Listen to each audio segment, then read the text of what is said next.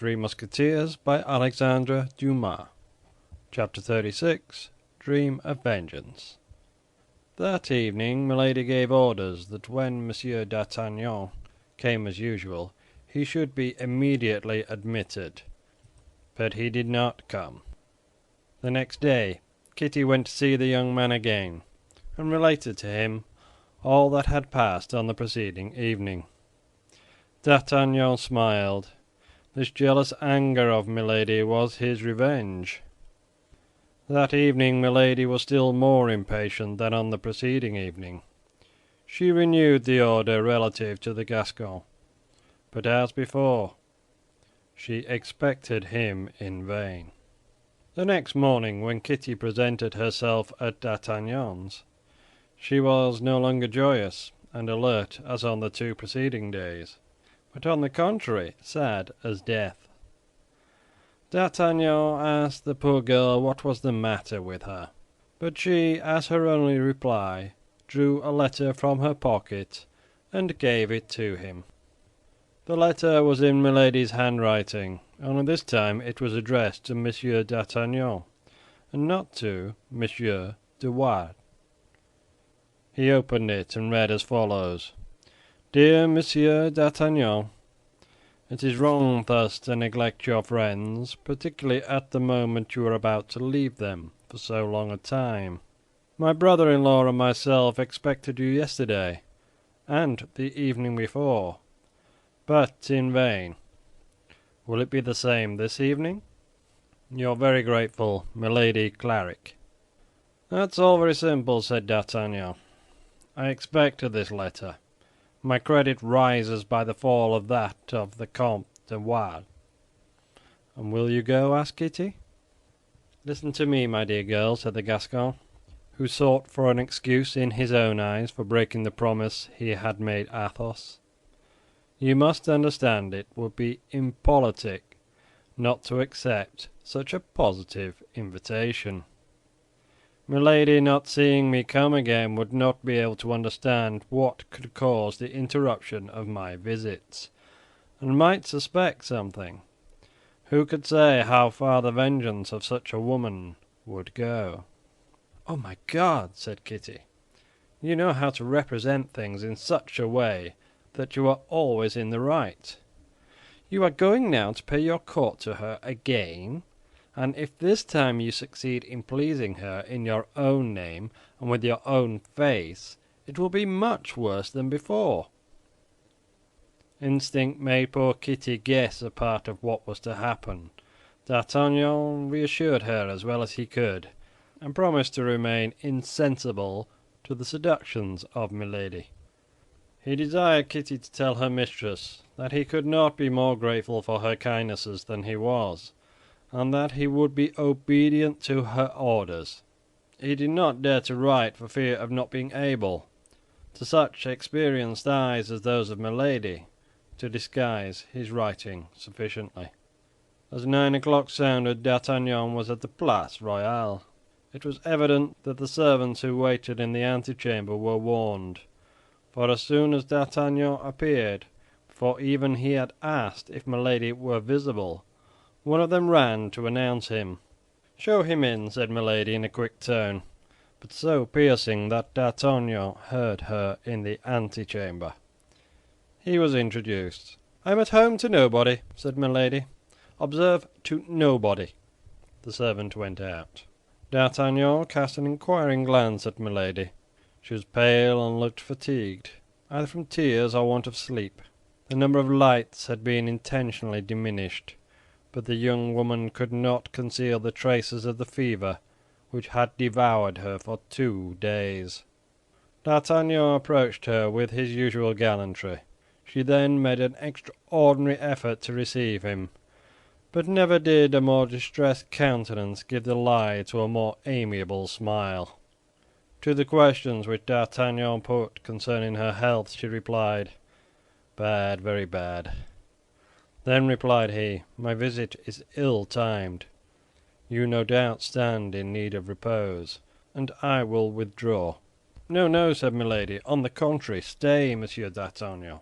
Your agreeable company will divert me." Oh, oh, thought D'Artagnan, she has never been so kind before. On guard. Milady assumed the most agreeable air possible, and conversed with more than her usual brilliancy. At the same time, the fever which for an instant abandoned her returned to give lustre to her eyes, color to her cheeks, and vermilion to her lips. D'Artagnan was again in the presence of the Circe who had before surrounded him with her enchantments. His love, which he believed to be extinct, but which was only asleep, awoke again in his heart. Milady smiled, and D'Artagnan felt that he could damn himself for that smile. There was a moment at which he felt something like remorse. By degrees Milady became more communicative. She asked D'Artagnan if he had a mistress. "Alas," said D'Artagnan, with the most sentimental air he could assume, "can you be cruel enough to put such a question to me? To me, who, from the moment I saw you, have only breathed and sighed through you and for you." Milady smiled with a strange smile. "Then you love me?" said she. "Have I any need to tell you so? Have you not perceived it?" "It may be, but you know the more hearts are worth the capture, the more difficult they are to be won." "Oh, difficulties do not affright me," said D'Artagnan. "I shrink before nothing but impossibilities." "Nothing is impossible," replied Milady, "to true love." "Nothing, madame?" "Nothing," replied Milady. "The devil!" thought D'Artagnan. "The note is changed. Is she going to fall in love with me, by chance, this fair inconstant? And will she be disposed to give me myself another sapphire, like that which she gave me for De Wardes?" D'Artagnan rapidly drew his seat nearer to Milady's. "Well now," she said, "let us see what you would do to prove the love of which you speak." "All that could be required of me. Order, I am ready." "For everything?" "For everything," cried D'Artagnan, who knew beforehand that he had not much to risk in engaging himself thus. "Well now, let us talk a little more seriously," said Milady, in her turn drawing her armchair nearer to D'Artagnan's chair. "I am all attention, madame," said he. Milady remained thoughtful and undecided for a moment. Then, as if appearing to have formed a resolution, she said, "I have an enemy." "You, madame?" said D'Artagnan, affecting surprise. "Is that possible? My God! Good and beautiful as you are." "A mortal enemy." "Indeed?" "An enemy who has insulted me so cruelly that between him and me it is war to the death. May I reckon on you as an auxiliary?" D'Artagnan at once perceived the ground which the vindictive creature wished to reach. "You may, madame," said he, with emphasis. "My arm and my life belong to you, like my love." "Then," said Milady, "since you are as generous as you are loving—" She stopped. "Well?" demanded D'Artagnan. "Well," replied Milady, after a moment of silence, "from the present time, cease to talk of impossibilities." "Do not overwhelm me with happiness," cried D'Artagnan, throwing himself on his knees, and covering with kisses the hands abandoned to him. "Avenge me of that infamous De Wardes," said Milady, between her teeth, "and I shall soon know how to get rid of you, you double idiot, you animated sword blade. Fall voluntarily into my arms, hypocritical and dangerous woman," said D'Artagnan, likewise to himself. "After having abused me with such effrontery, and afterward I will laugh at you, with him whom you wish me to kill." D'Artagnan lifted up his head. "I am ready," said he. "You have understood me, then, dear Monsieur d'Artagnan?" said Milady. "I could interpret one of your looks." "Then you would employ for me your arm, which has already acquired so much renown?" "Instantly." "But on my part," said Milady, "how should I repay such a service? I know these lovers. They are men who do nothing for nothing." "You know the only reply that I desire," said D'Artagnan, "the only one worthy of you and of me." And he drew nearer to her. She scarcely resisted. "Interested man!" cried she, smiling. "Ah!" cried D'Artagnan, really carried away by the passion this woman had the power to kindle in his heart.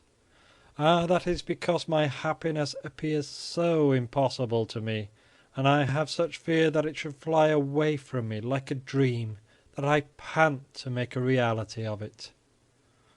"Well, merit this pretended happiness, then. I am at your orders," said D'Artagnan. "Quite certain?" said Milady, with the last doubt. "Only name to me the base man that has brought tears into your beautiful eyes." "Who told you that I had been weeping?" said she. "It appeared to me—" "Such women as I never weep," said Milady. "So much the better.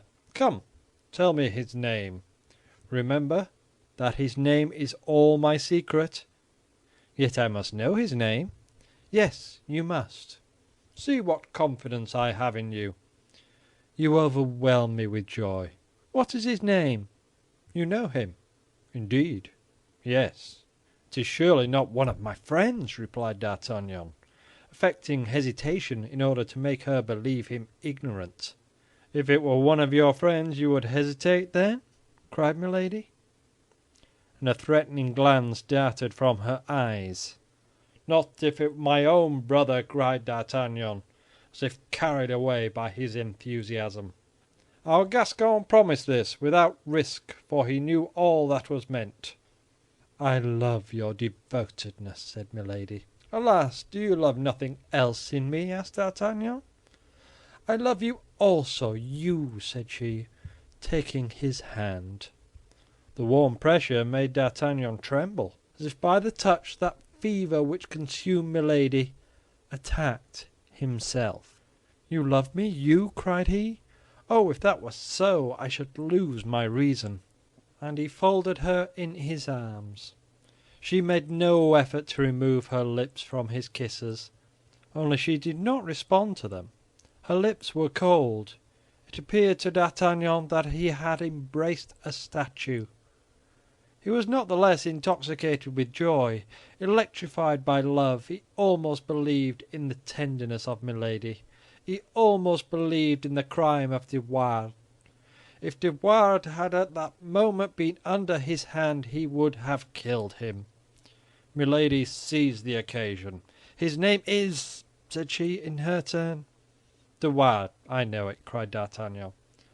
"And how do you know it?" asked Milady, seizing both his hands and endeavoring to read with her eyes to the bottom of his heart. D'Artagnan felt he had allowed himself to be carried away, and that he had committed an error. Tell me, I say," repeated Milady. "How do you know it?" "How do I know it?" said D'Artagnan. "Yes, I know it because yesterday Monsieur de Wardes, in a saloon where I was, showed a ring which he said he had received from you." "Wretch!" cried Milady. The epithet, as may be easily understood, resounded to the very bottom of D'Artagnan's heart. "Well?" continued she. "Well, I will avenge you of this wretch," replied D'Artagnan, giving himself the airs of a Don Japhet of Armenia. "Thanks, my brave friend," cried Milady. "And when shall I be avenged?" "Tomorrow, immediately, when you please." Milady was about to cry out "immediately," but she reflected that such precipitation would not be very gracious towards D'Artagnan. Besides, she had 1,000 precautions to take, 1,000 counsels to give to her defender, in order that he might avoid explanations with the count before witnesses. All this was answered by an expression of D'Artagnan's. "Tomorrow," said he, "you will be avenged, or I shall be dead." "No," said she, "you will avenge me, but you will not be dead. He is a coward. With women, perhaps, but not with men. I know something of him. But it seems you had not much reason to complain of your fortune in your contest with him. Fortune is a courtesan, favorable yesterday. She may turn her back tomorrow. Which means that you now hesitate? No, I do not hesitate. God forbid. But would it be just to allow me to go to a possible death without having given me at least something?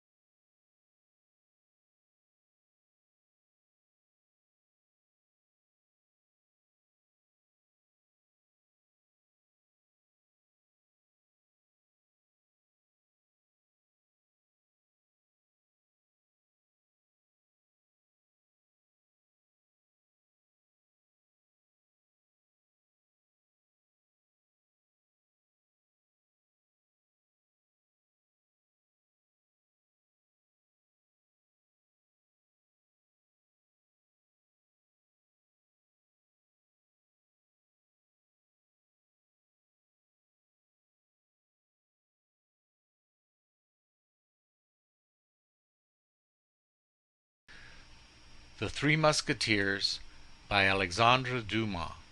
Chapter 37. Milady's Secret. D'Artagnan left the hotel instead of going up at once to Kitty's chamber as she endeavored to persuade him to do, and that for two reasons. The first, because by this means he should escape reproaches, recriminations, and prayers. The second, because he was not sorry to have an opportunity of reading his own thoughts and endeavoring, if possible, to fathom those of this woman. What was most clear in the matter was that D'Artagnan loved Milady like a madman, and that she did not love him at all. In an instant D'Artagnan perceived that the best way in which he could act would be to go home and write Milady a long letter, in which he would confess to her that he and De Wardes were, up to the present moment, absolutely the same, and that consequently he could not undertake, without committing suicide, to kill the Count de Wardes. But he also was spurred on by a ferocious desire of vengeance. He wished to subdue this woman in his own name, and as this vengeance appeared to him to have a certain sweetness in it, he could not make up his mind to renounce it. He walked 6 or 7 times round the Place Royale, turning at every 10 steps to look at the light in Milady's apartment, which was to be seen through the blinds. It was evident that this time the young woman was not in such haste to retire to her apartment as she had been the first. At length the light disappeared. With this light was extinguished the last irresolution in the heart of D'Artagnan. He recalled to his mind the details of the first night, and with a beating heart and a brain on fire he re-entered the hotel and flew toward Kitty's chamber. The poor girl, pale as death and trembling in all her limbs, wished to delay her lover, but Milady, with her ear on the watch, had heard the noise D'Artagnan had made, and opening the door said, "Come in." All this was of such incredible immodesty, of such monstrous effrontery, that D'Artagnan could scarcely believe what he saw or what he heard. He imagined himself to be drawn into one of those fantastic intrigues one meets in dreams. He, however, darted not the less quickly toward Milady, yielding to that magnetic attraction which the lodestone exercises over iron. As the door closed after them, Kitty rushed toward it. Jealousy, fury, offended pride, all the passions, in short, that dispute the heart of an outraged woman in love, urged her to make a revelation. But she reflected that she would be totally lost if she confessed having assisted in such machination, and above all, that D'Artagnan would also be lost to her forever. This last thought of love counseled her to make this last sacrifice. D'Artagnan, on his part, had gained the summit of all his wishes. It was no longer a rival who was beloved. It was himself who was apparently beloved. A secret voice whispered to him at the bottom of his heart that he was but an instrument of vengeance, that he was only caressed till he had given death. But pride, but self-love, but madness silenced this voice and stifled its murmurs. And then our Gascon, with that large quantity of conceit which we knew he possessed, compared himself with De Wardes, and asked himself why, after all, he should not be beloved for himself. He was absorbed entirely by the sensations of the moment. Milady was no longer for him that woman of fatal intentions who had for a moment terrified him. She was an ardent, passionate mistress, abandoning herself to love, which she also seemed to feel. 2 hours thus glided away. When the transports of the two lovers were calmer, Milady, who had not the same motives for forgetfulness that D'Artagnan had, was the first to return to reality, and asked the young man if the means which were on the morrow to bring on the encounter between him and De Wardes were already arranged in his mind. But D'Artagnan, whose ideas had taken quite another course, forgot himself like a fool, and answered gallantly that it was too late to think about duels and sword thrusts. This coldness toward the only interest that occupied her mind terrified Milady, whose questions became more pressing. Then D'Artagnan, who had never seriously thought of this impossible duel, endeavored to turn the conversation, but he could not succeed. Milady kept him within the limits she had traced beforehand, with her irresistible spirit and her iron will. D'Artagnan fancied himself very cunning when advising Milady to renounce, by pardoning De Wardes, the furious project she had formed. But at the first word the young woman started, and exclaimed in a sharp, bantering tone which sounded strangely in the darkness, "Are you afraid, dear Monsieur d'Artagnan?" "You cannot think so, dear love," replied D'Artagnan. "But now suppose this poor Count de Wardes were less guilty than you think him." "At all events," said Milady seriously, "he has deceived me, and from the moment he deceived me he merited death." "He shall die, then, since you condemn him," said D'Artagnan, in so firm a tone that it appeared to Milady an undoubted proof of devotion. This reassured her. We cannot say how long the night seemed to Milady, but D'Artagnan believed it to be hardly 2 hours before the daylight peeped through the window blinds and invaded the chamber with its paleness. Seeing D'Artagnan about to leave her, Milady recalled his promise to avenge her on the Comte de Wardes. "I'm quite ready," said D'Artagnan, "but in the first place I should like to be certain of one thing." "And what is that?" asked Milady. "That is, whether you really love me." "I have given you proof of that, it seems to me." "And I am yours, body and soul." "Thanks, my brave lover, but as you are satisfied of my love, you must in your turn satisfy me of yours. Is it not so?" "Certainly, but if you love me as much as you say," replied D'Artagnan, "do you not entertain a little fear on my account?" "What have I to fear?" "Why, that I might be dangerously wounded, killed even." "Impossible!" cried Milady. "You are such a valiant man and such an expert swordsman." "You would not then prefer a method," resumed D'Artagnan, "which would equally avenge you while rendering the combat useless?" Milady looked at her lover in silence. The pale light of the first rays of day gave to her clear eyes a strangely frightful expression. "Really," said she, "I believe you now begin to hesitate." "No, I do not hesitate, but I really pity this poor Comte de Wardes, since you have ceased to love him. I think that a man must be so severely punished by the loss of your love that he stands in need of no other chastisement." "Who told you that I loved him?" asked Milady sharply. "At least I am now at liberty to believe, without too much fatuity, that you love another," said the young man in a caressing tone, "and I repeat that I'm really interested for the Count." "You?" asked Milady. "Yes, I." "And why you?" "Because I alone know—" "What?" "That he is far from being, or rather having been, so guilty toward you as he appears." "Indeed," said Milady in an anxious tone. "Explain yourself, for I really cannot tell what you mean." And she looked at D'Artagnan, who embraced her tenderly with eyes that seemed to burn themselves away. "Yes, I am a man of honor," said D'Artagnan, determined to come to an end. "And since your love is mine, and I am satisfied I possess it, for I do possess it, do I not?" "Entirely. Go on." "Well, I feel as if transformed. A confession weighs on my mind." "A confession?" "If I had the least doubt of your love, I would not make it. But you love me, my beautiful mistress, do you not?" "Without doubt." "Then, if through excess of love I have rendered myself culpable toward you, you will pardon me?" "Perhaps." D'Artagnan tried with his sweetest smile to touch his lips to Milady's, but she evaded him. "This confession," said she, growing paler, "what is this confession?" "You gave De Wardes a meeting on Thursday last in this very room, did you not?"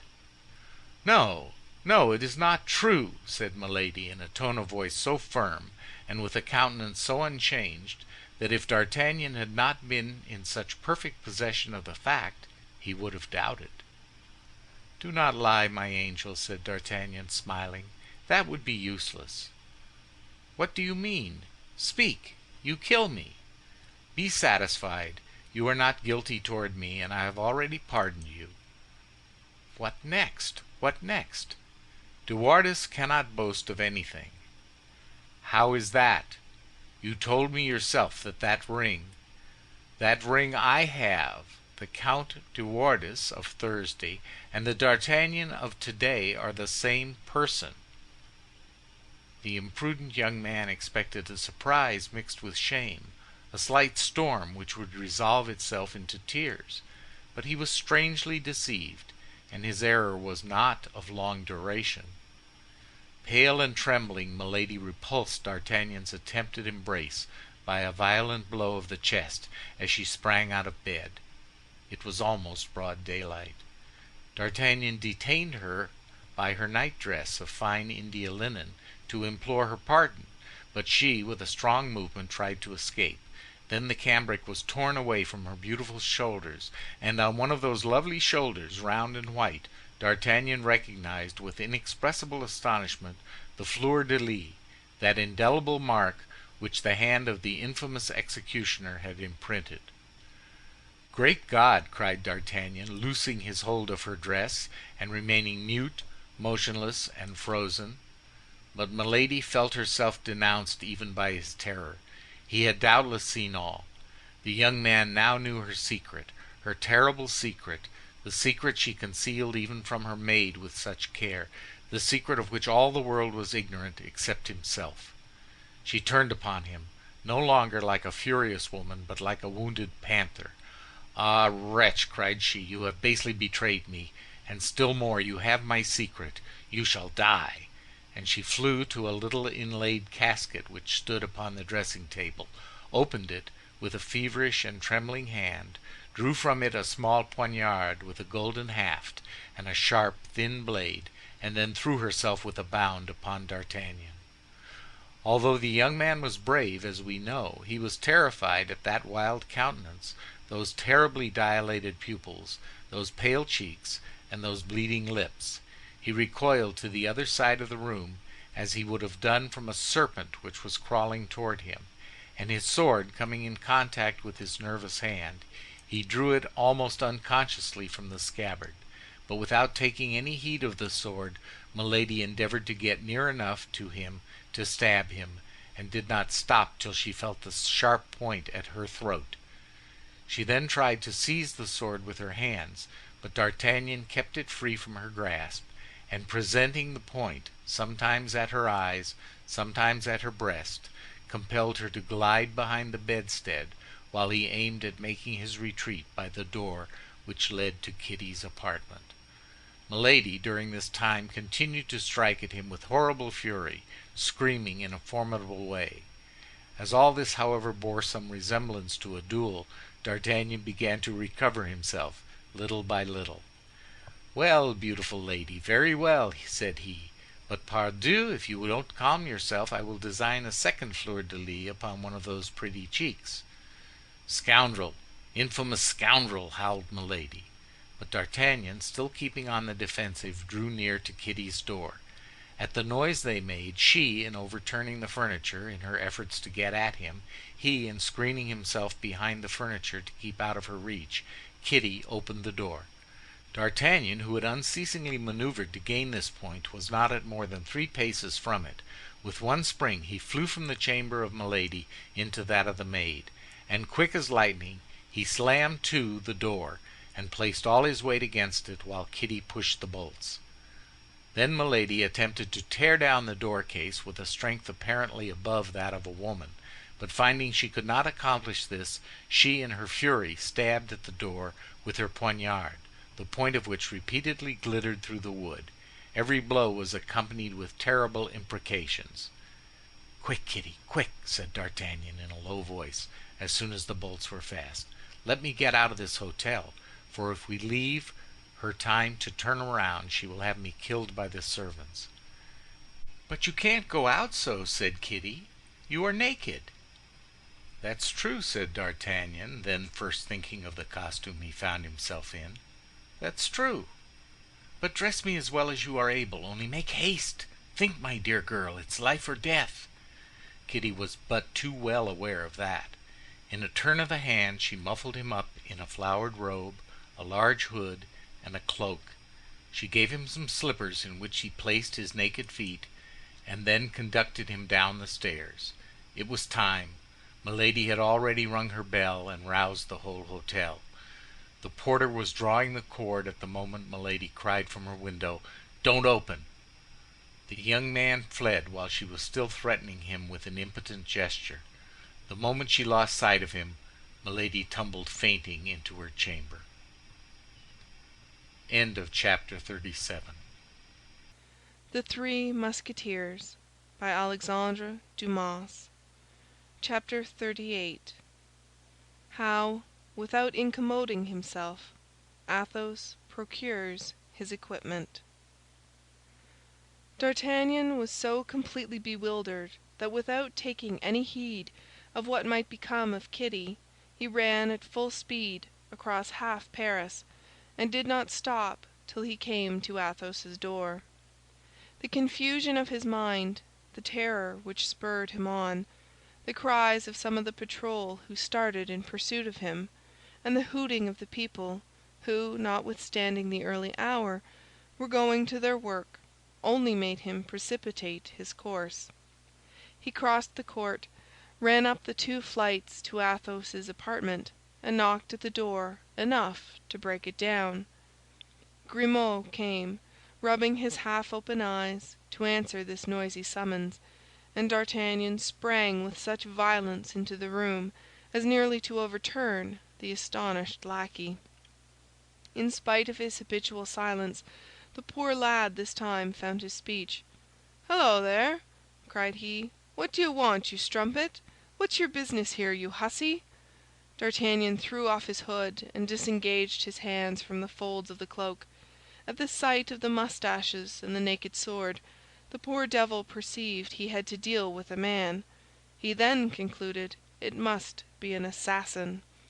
"Help! Murder! Help!" cried he. "Hold your tongue, you stupid fellow," said the young man. "I am D'Artagnan. Don't you know me? Where is your master?" "You, Monsieur d'Artagnan?" cried Grimaud. "Impossible!" "Grimaud," said Athos, coming out of his apartment in a dressing-gown. "Grimaud, I thought I heard you permitting yourself to speak?" "Ah, monsieur, it is—" "Silence!" Grimaud contented himself with pointing D'Artagnan out to his master with his finger. Athos recognized his comrade, and phlegmatic as he was, he burst into a laugh which was quite excused by the strange masquerade before his eyes, petticoats falling over his shoes, sleeves tucked up, and mustaches stiff with agitation. "Don't laugh, my friend," cried D'Artagnan. "For heaven's sake, don't laugh, for upon my soul it's no laughing matter." And he pronounced these words with such a solemn air and with such a real appearance of terror that Athos eagerly seized his hand, crying, "Are you wounded, my friend? How pale you are!" "No, but I have just met with a terrible adventure. Are you alone, Athos?" "Parbleu! Who do you expect to find with me at this hour?" "Well, well," and D'Artagnan rushed into Athos's chamber. "Come, speak," said the latter, closing the door and bolting it, that they might not be disturbed. "Is the king dead? Have you killed the cardinal? You are quite upset. Come, come, tell me. I am dying with curiosity and uneasiness." "Athos," said D'Artagnan, getting rid of his female garments and appearing in his shirt, "prepare yourself to hear an incredible and unheard-of story." "Well, but put on this dressing-gown first," said the Musketeer to his friend. D'Artagnan donned the robe as quickly as he could, mistaking one sleeve for the other, so greatly was he still agitated. "Well?" said Athos. "Well," replied D'Artagnan, bending his mouth to Athos's ear and lowering his voice, "Milady is marked with a fleur-de-lis upon her shoulder." "Ah!" cried the Musketeer, as if he had received a ball in his heart. "Let us see," said D'Artagnan. "Are you sure that the other is dead?" "The other?" said Athos, in so stifled a voice that D'Artagnan scarcely heard him. "Yes, she of whom you told me one day at Amiens." Athos uttered a groan, and let his head sink on his hands. "This is a woman of 26 or 28 years." "Fair," said Athos, "is she not?" "Very." "Blue and clear eyes, of a strange brilliancy, with black eyelids and eyebrows?" "Yes." "Tall, well made. She has lost a tooth next to the eye tooth on the left?" "Yes." "The fleur-de-lis is small, rosy in color, and looks as if efforts had been made to efface it by the application of poultices?" "Yes." "But you say she is English?" "She is called Milady, but she may be French. Lord de Winter is only her brother-in-law." "I will see her, D'Artagnan." "Beware, Athos, beware! You tried to kill her. She is a woman to return you the like, and not to fail." "She will not dare to say anything. That would be to denounce herself." "She is capable of anything or everything. Did you ever see her furious?" "No," said Athos. "A tigress, a panther! Ah, my dear Athos, I am greatly afraid I have drawn a terrible vengeance on both of us."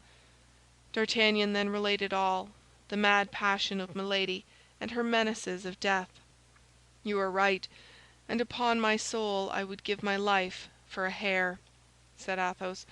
"Fortunately, the day after tomorrow we leave Paris.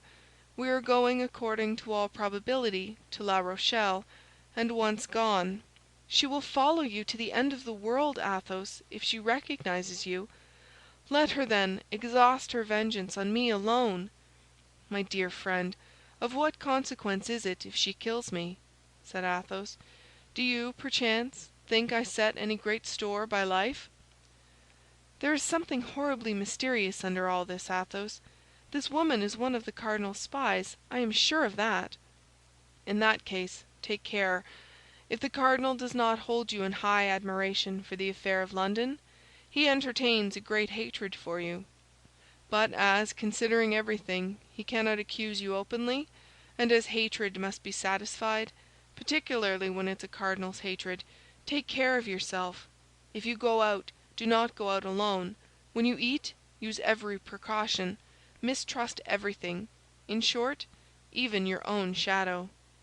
"Fortunately," said D'Artagnan, "all this will be only necessary till after tomorrow evening, for when once with the army, we shall have, I hope, only men to dread."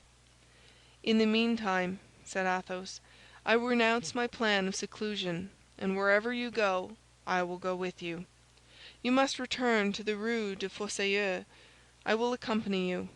"But however near it may be," replied D'Artagnan, "I cannot go thither in this guise." "That's true," said Athos, and he rang the bell. Grimaud entered. Athos made him a sign to go to D'Artagnan's residence and bring back some clothes. Grimaud replied by another sign that he understood perfectly, and set off. "All this will not advance your outfit," said Athos, "for if I am not mistaken, you have left the best of your apparel with Milady, and she will certainly not have the politeness to return it to you. Fortunately, you have the sapphire." "The jewel is yours, my dear Athos. Did you not tell me it was a family jewel?" "Yes, my grandfather gave 2,000 crowns for it, as he once told me. It formed part of the nuptial present he made his wife, and it is magnificent. My mother gave it to me, and I, fool as I was, instead of keeping the ring as a holy relic, gave it to this wretch. Then, my friend, take back this ring, to which I see you attach much value." "I take back the ring after it has passed through the hands of that infamous creature? Never! That ring is defiled, D'Artagnan." "Sell it, then." "Sell a jewel which came from my mother? I vow I should consider it a profanation." "Pledge it, then. You can borrow at least 1,000 crowns on it. With that sum you can extricate yourself from your present difficulties, and when you are full of money again, you can redeem it, and take it back cleansed from its ancient stains, as it will have passed through the hands of usurers." Athos smiled. "You are a capital companion, D'Artagnan," said he.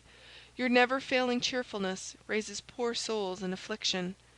Well, let us pledge the ring, but upon one condition." "What?" "That there shall be 500 crowns for you and 500 crowns for me." "Don't dream it, Athos. I don't need the quarter of such a sum, I who am still only in the Guards, and by selling my saddles I shall procure it. What do I want? A horse for Planchet, that's all. Besides, you forget that I have a ring likewise." "To which you attach more value, it seems, than I do to mine. At least, I have thought so."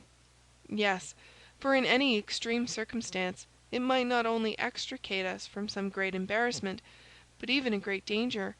It is not only a valuable diamond, but it is an enchanted talisman." "I don't at all understand you, but I believe all you say to be true. Let us return to my ring, or rather to yours. You shall take half the sum that will be advanced upon it, or I will throw it into the Seine, and I doubt, as was the case with Polycrates, whether any fish will be sufficiently complaisant to bring it back to us." "Well, I will take it, then," said D'Artagnan. At this moment Grimaud returned, accompanied by Planchet. The latter, anxious about his master and curious to know what had happened to him, had taken advantage of the opportunity and brought the garments himself. D'Artagnan dressed himself, and Athos did the same. When the two were ready to go out, the latter made Grimaud the sign of a man taking aim, and the lackey immediately took down his musketoon and prepared to follow his master. They arrived without accident at the Rue des Fossoyeurs. Bonacieux was standing at the door and looking at D'Artagnan hatefully. "Make haste, dear lodger," said he. "There is a very pretty girl waiting for you upstairs, and you know women don't like to be kept waiting." "That's Kitty," said D'Artagnan to himself, and darted into the passage. Sure enough, upon the landing leading to the chamber, and crouching against the door, he found the poor girl, all in a tremble. As soon as she perceived him, she cried, "You have promised your protection! You have promised to save me from her anger! Remember, it is you who have ruined me!" "Yes, yes, to be sure, Kitty," said D'Artagnan. "Be at ease, my girl. But what happened after my departure?" "How can I tell?" said Kitty. "The lackeys were brought by the cries she made. She was mad with passion. There exist no imprecations she did not pour out against you. Then I thought she would remember it was through my chamber you had penetrated hers, and that then she would suppose I was your accomplice. So I took what little money I had and the best of my things, and I got away. Poor dear girl! But what can I do with you? I am going away the day after tomorrow. Do what you please, Monsieur Chevalier. Help me out of Paris. Help me out of France." "I cannot take you, however, to the siege of La Rochelle," said D'Artagnan. "No, but you can place me in one of the provinces with some lady of your acquaintance? In your own country, for instance?" "My dear little love, in my country the ladies do without chambermaids. But stop, I can manage your business for you. Planchet, go and find Aramis. Request him to come here directly. We have something very important to say to him." "I understand," said Athos. "But why not Porthos? I should have thought that his duchess—" "Oh, Porthos's duchess is dressed by her husband's clerks," said D'Artagnan, laughing. "Besides, Kitty would not like to live in the Rue aux Ours. Isn't it so, Kitty?" "I do not care where I live," said Kitty, "provided I am well concealed, and nobody knows where I am." "Meanwhile, Kitty, when we are about to separate, and you are no longer jealous of me—" "Monsieur Chevalier, far off or near," said Kitty, "I shall always love you." "Where the devil will constancy niche itself next?" murmured Athos. "And I also," said D'Artagnan, "I also. I shall always love you, be sure of that. But now answer me. I attach great importance to the question I am about to put to you. Did you never hear talk of a young woman who was carried off one night?" "There now! Oh, Monsieur Chevalier, do you love that woman still?" "No, no, it is one of my friends who loves her, Monsieur Athos, this gentleman here." "I?" cried Athos, with an accent like that of a man who perceives he is about to tread upon an adder. "You, to be sure," said D'Artagnan, pressing Athos's hand. "You know the interest we both take in this poor little Madame Bonacieux. Besides, Kitty will tell nothing, will you, Kitty? You understand, my dear girl," continued D'Artagnan, "she is the wife of that frightful baboon you saw at the door as you came in." "Oh, my God, you remind me of my fright! If he should have known me again!" "How? Known you again? Did you ever see that man before?" "He came twice to Milady's." "That's it. About what time?" "Why, about 15 or 18 days ago." "Exactly so." "And yesterday evening he came again." "Yesterday evening?"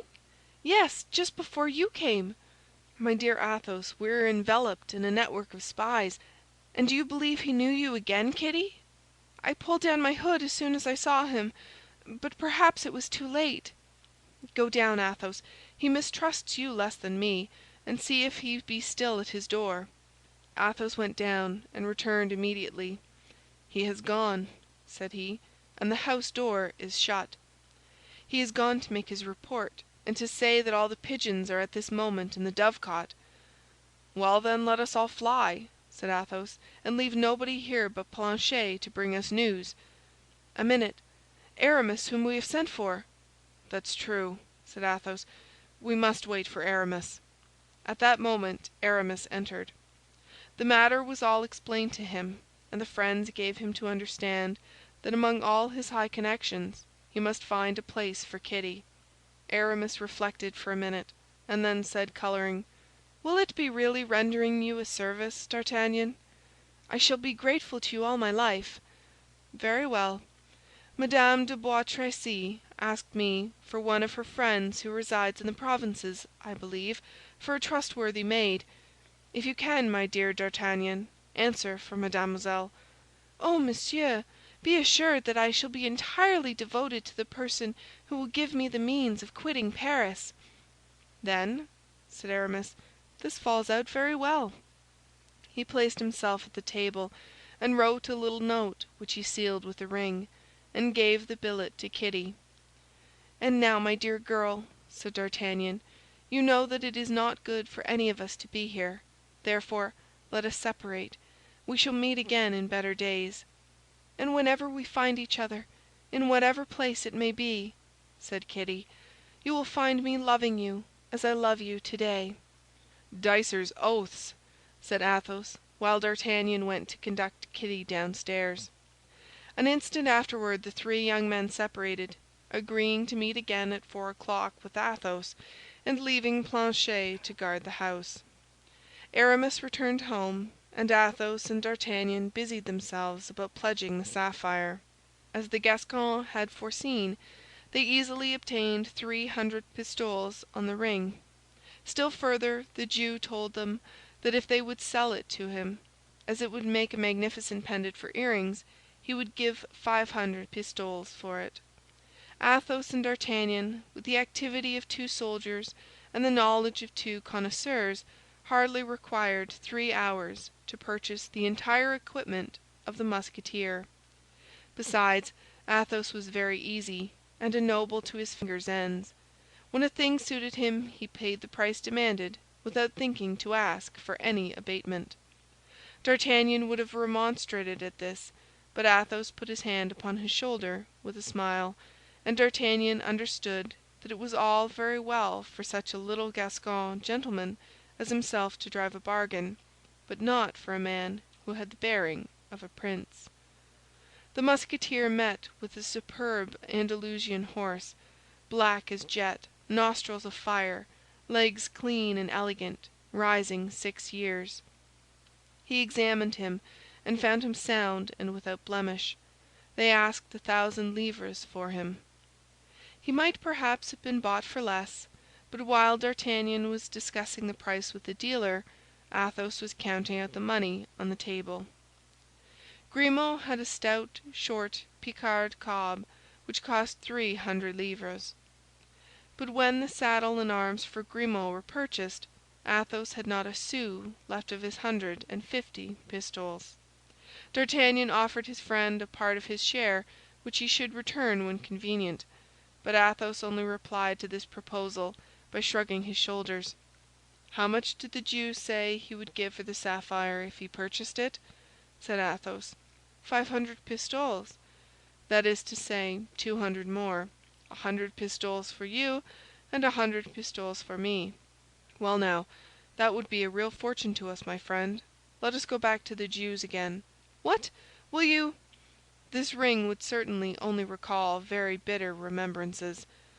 Then we shall never be masters of 300 pistoles to redeem it, so that we really should lose 200 pistoles by the bargain. Go and tell him the ring is his, D'Artagnan, and bring back the 200 pistoles with you. Reflect, Athos! Ready money is needful for the present time, and we must learn how to make sacrifices. Go, D'Artagnan, go. Grimaud will accompany you with his musketoon."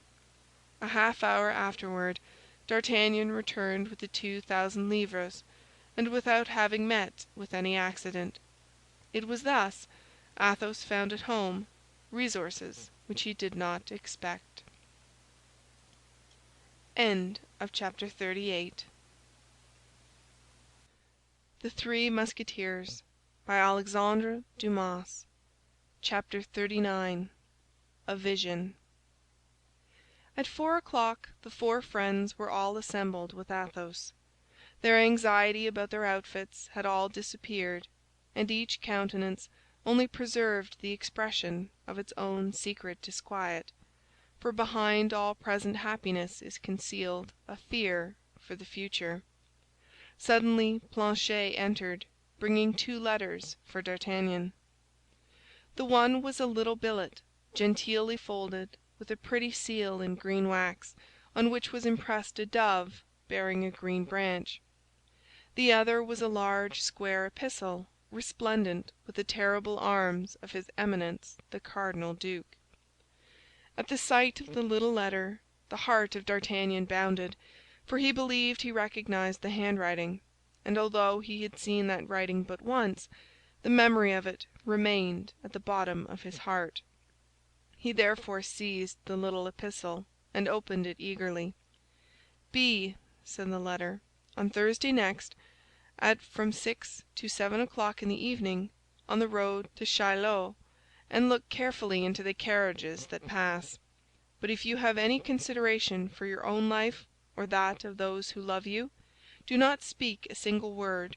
Do not make a movement which may lead anyone to believe you have recognized her who exposes herself to everything for the sake of seeing you but for an instant. No signature. "That's a snare," said Athos. "Don't go, D'Artagnan." "And yet," replied D'Artagnan, "I think I recognize the writing." "It may be counterfeit," said Athos. "Between 6 and 7 o'clock the road of Chaillot is quite deserted. You might as well go and ride in the forest of Bondy." "But suppose we all go?" said D'Artagnan. "What the devil! They won't devour us all four lackeys, horses, arms, and all? And besides, it will be a chance for displaying our new equipments," said Porthos. "But if it is a woman who writes," said Aramis, "and that woman desires not to be seen, remember you compromise her, D'Artagnan, which is not the part of a gentleman." "We will remain in the background," said Porthos, "and he will advance alone." "Yes, but a pistol shot is easily fired from a carriage which goes at a gallop." "Bah!" said D'Artagnan, "they will miss me. If they fire, we will ride after the carriage and exterminate those who may be in it. They must be enemies." "He is right," said Porthos. "Battle. Besides, we must try our own arms." "Bah! Let us enjoy that pleasure," said Aramis, with his mild and careless manner. "As you please," said Athos. "Gentlemen," said D'Artagnan, "it is half-past 4, and we have scarcely time to be on the road of Chaillot by 6. "Besides, if we go out too late, nobody will see us," said Porthos, "and that will be a pity. Let us get ready, gentlemen." "But the second letter," said Athos. "You forget that. It appears to me, however, that the seal denotes that it deserves to be opened. For my part, I declare, D'Artagnan, I think it of much more consequence than the little piece of waste paper you have so cunningly slipped into your bosom." D'Artagnan blushed. "Well," said he, "let us see, gentlemen, what are his Eminence's commands." And D'Artagnan unsealed the letter and read: "Monsieur d'Artagnan, of the King's Guards, Company Désaisseurs, is expected at the Palais Cardinal this evening at 8 o'clock. La Houdinière, Captain of the Guards." "The devil!" said Athos. "Here's a rendezvous much more serious than the other." "I will go to the second after attending the first," said D'Artagnan. "One is for 7 o'clock and the other for 8. There will be time for both." "Hum!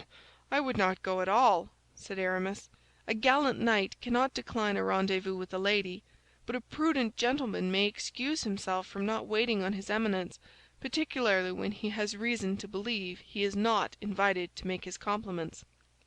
"I am of Aramis's opinion," said Porthos.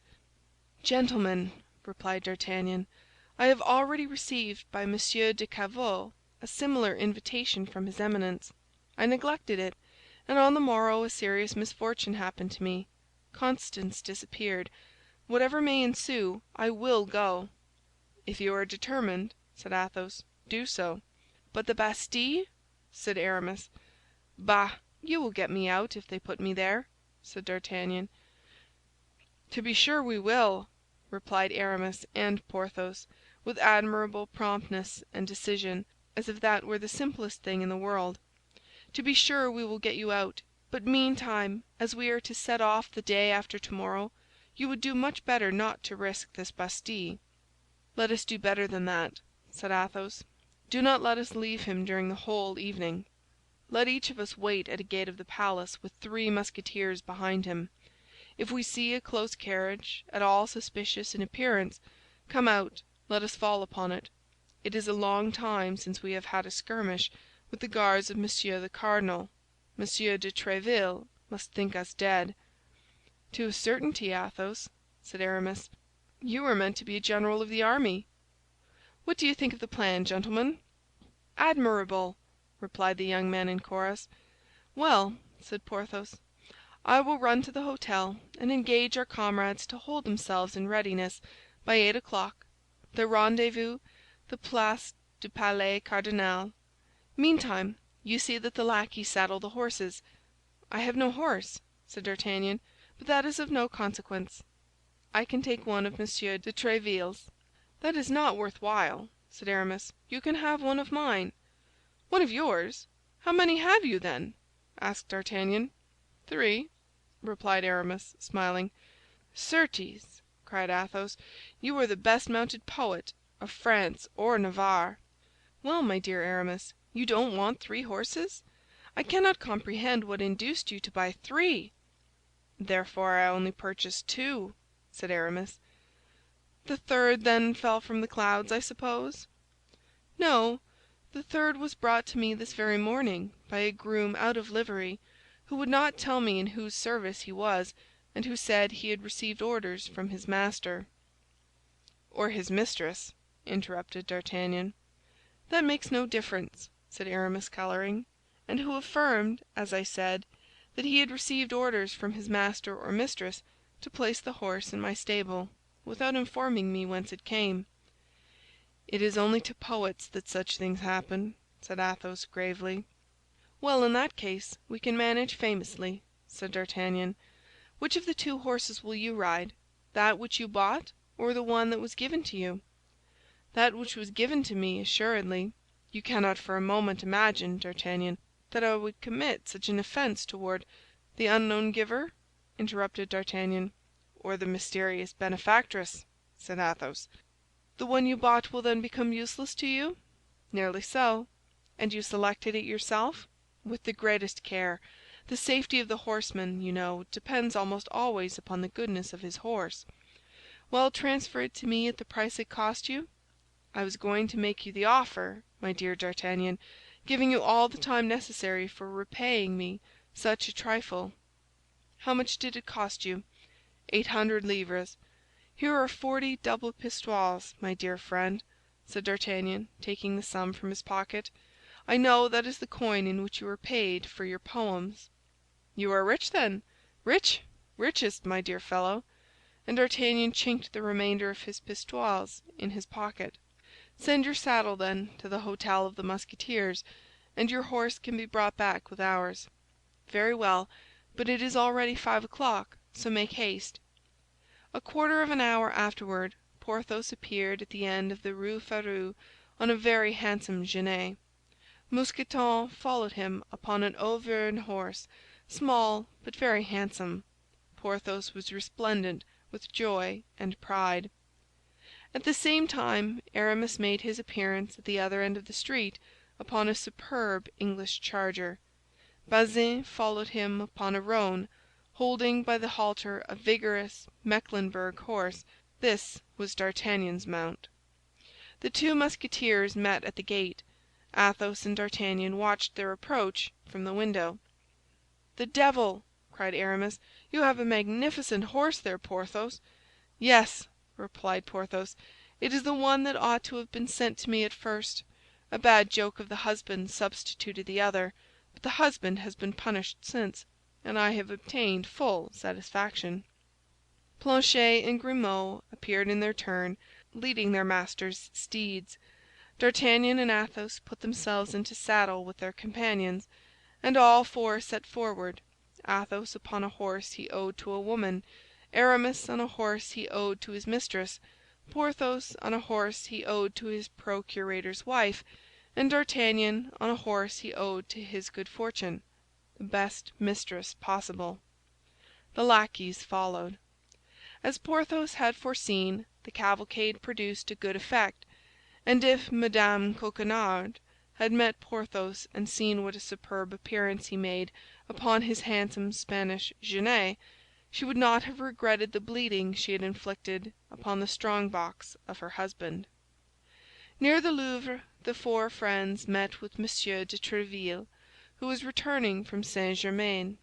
He stopped them to offer his compliments upon their appointments, which in an instant drew round them 100 gapers. D'Artagnan profited by the circumstance to speak to M. de Tréville of the letter with the great red seal and the cardinal's arms. It is well understood that he did not breathe a word about the other. M. de Tréville approved of the resolution he had adopted, and assured him that if on the morrow he did not appear, he himself would undertake to find him, let him be where he might. At this moment the clock of La Samaritaine struck 6. The 4 friends pleaded an engagement and took leave of M. de Tréville. A short gallop brought them to the road of Chaillot. The day began to decline. Carriages were passing and repassing. D'Artagnan, keeping at some distance from his friends, darted a scrutinizing glance into every carriage that appeared, but saw no face with which he was acquainted. At length, after waiting a quarter of an hour, and just as twilight was beginning to thicken, a carriage appeared, coming at a quick pace on the road of Sèvres. A presentiment instantly told D'Artagnan that this carriage contained the person who had appointed the rendezvous. The young man was himself astonished to find his heart beat so violently. Almost instantly a female head was put out at the window, with 2 fingers placed upon her mouth, either to enjoin silence or to send him a kiss. D'Artagnan uttered a silent cry of joy. This woman, or rather this apparition, for the carriage passed with the rapidity of a vision, was Mme. Bonacieux. By an involuntary movement, and in spite of the injunction given, D'Artagnan put his horse into a gallop, and in a few strides overtook the carriage; but the window was hermetically closed. The vision had disappeared.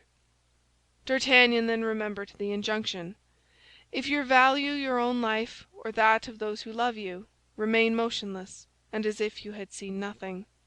He stopped, therefore, trembling not for himself, but for the poor woman who had evidently exposed herself to great danger by appointing this rendezvous.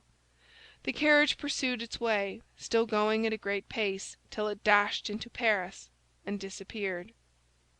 D'Artagnan remained fixed to the spot, astounded and not knowing what to think. If it was Mme. Bonacieux, and if she was returning to Paris, why this fugitive rendezvous? Why this simple exchange of a glance? Why this lost kiss? If, on the other side, it was not she, which was still quite possible, for the little light that remained rendered a mistake easy, might it not be the commencement of some plot against him through the allurement of this woman for whom his love was known? His 3 companions joined him.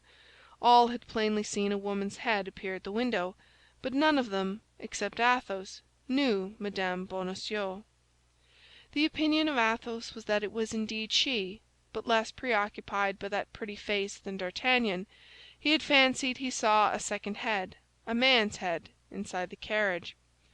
"If that be the case," said D'Artagnan, "they are doubtless transporting her from one prison to another. But what can they intend to do with the poor creature, and how shall I ever meet her again?"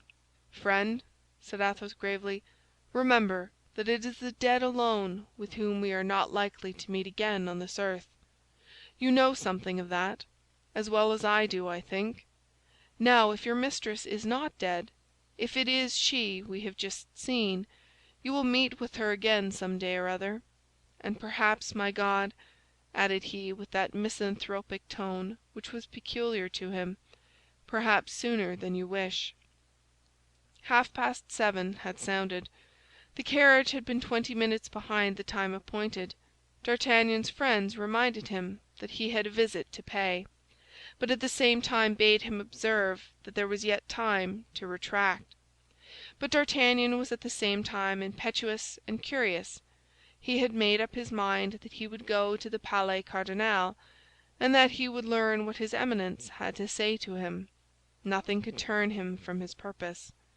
They reached the Rue Saint-Honois, and in the Place du Palais Cardinal they found the 12 invited Musketeers walking about in expectation of their comrades. There only they explained to them the matter in hand. D'Artagnan was well known among the honorable corps of the king's Musketeers, in which it was known he would one day take his place. He was considered beforehand as a comrade. It resulted from these antecedents that everyone entered heartily into the purpose for which they met.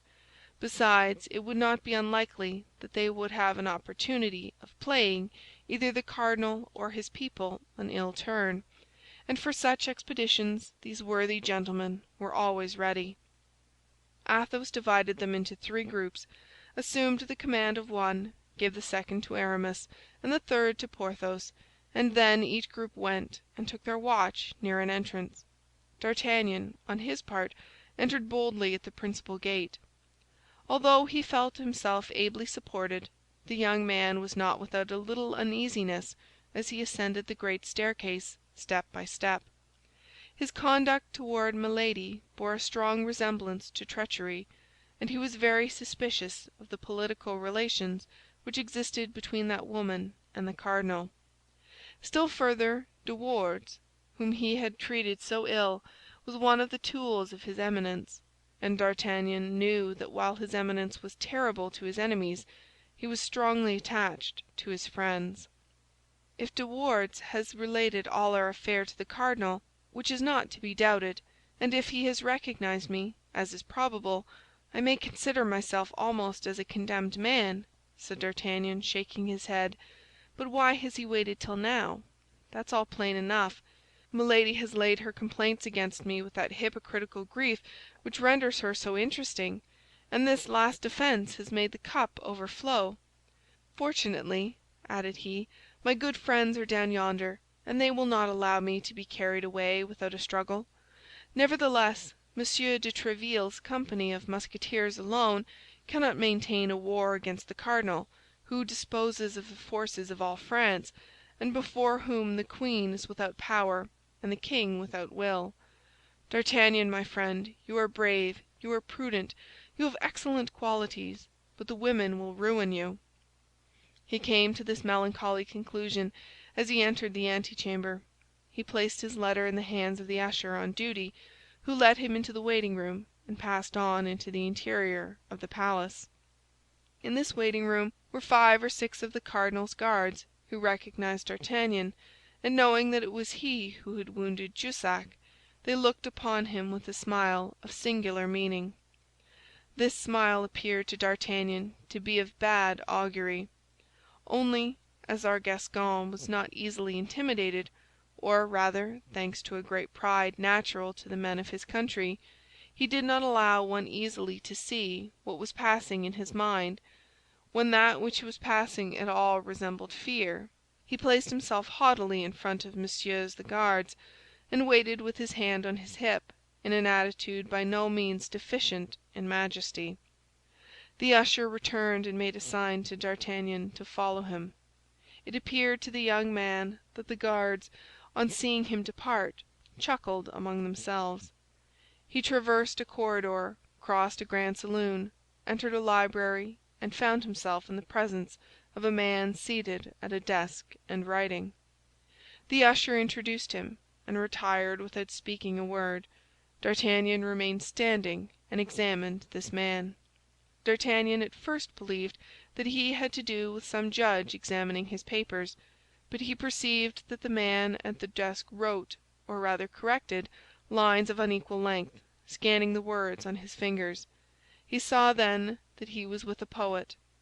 At the end of an instant the poet closed his manuscript, upon the cover of which was written "Mirame, a tragedy in 5 acts," and raised his head. D'Artagnan recognized the cardinal. Chapter 39. The Three Musketeers, by Alexandre Dumas. Chapter 40. A terrible vision. The cardinal leaned his elbow on his manuscript, his cheek upon his hand, and looked intently at the young man for a moment. No one had a more searching eye than the Cardinal de Richelieu, and D'Artagnan felt this glance run through his veins like a fever. He, however, kept a good countenance, holding his hat in his hand and awaiting the good pleasure of his Eminence, without too much assurance, but also without too much humility. "Monsieur," said the cardinal, "are you a D'Artagnan from Béarn?" "Yes, Monseigneur," replied the young man. "There are several branches of the D'Artagnans at Tarbes and in its environs," said the cardinal. "To which do you belong?" "I am the son of him who served in the religious wars under the great King Henry, the father of his gracious Majesty." "That is well.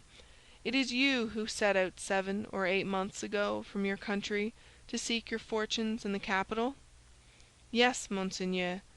"You came through Meung, where something befell you. I don't very well know what, but still something." "Monseigneur," said D'Artagnan, "this was what happened to me."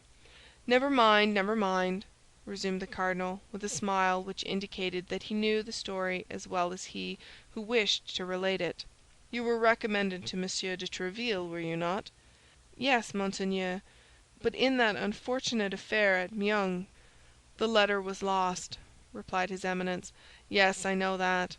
But Monsieur de Tréville is a skilled physiognomist who knows men at first sight, and he placed you in the company of his brother-in-law, Monsieur Dessessart, leaving you to hope that one day or other you should enter the Musketeers."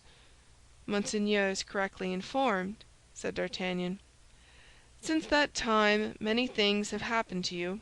You were walking one day behind the Chartreux, when it would have been better if you had been elsewhere. Then you took with your friends a journey to the waters of Forges. They stopped on the road, but you continued yours. That is all very simple. You had business in England." "Monseigneur," said D'Artagnan, quite confused, "I went hunting at Windsor, or elsewhere. That concerns nobody. I know, because it is my office to know everything. On your return, you were received by an august personage, and I perceive with pleasure that you preserve the souvenir she gave you." D'Artagnan placed his hand upon the queen's diamond, which he wore, and quickly turned the stone inward, but it was too late.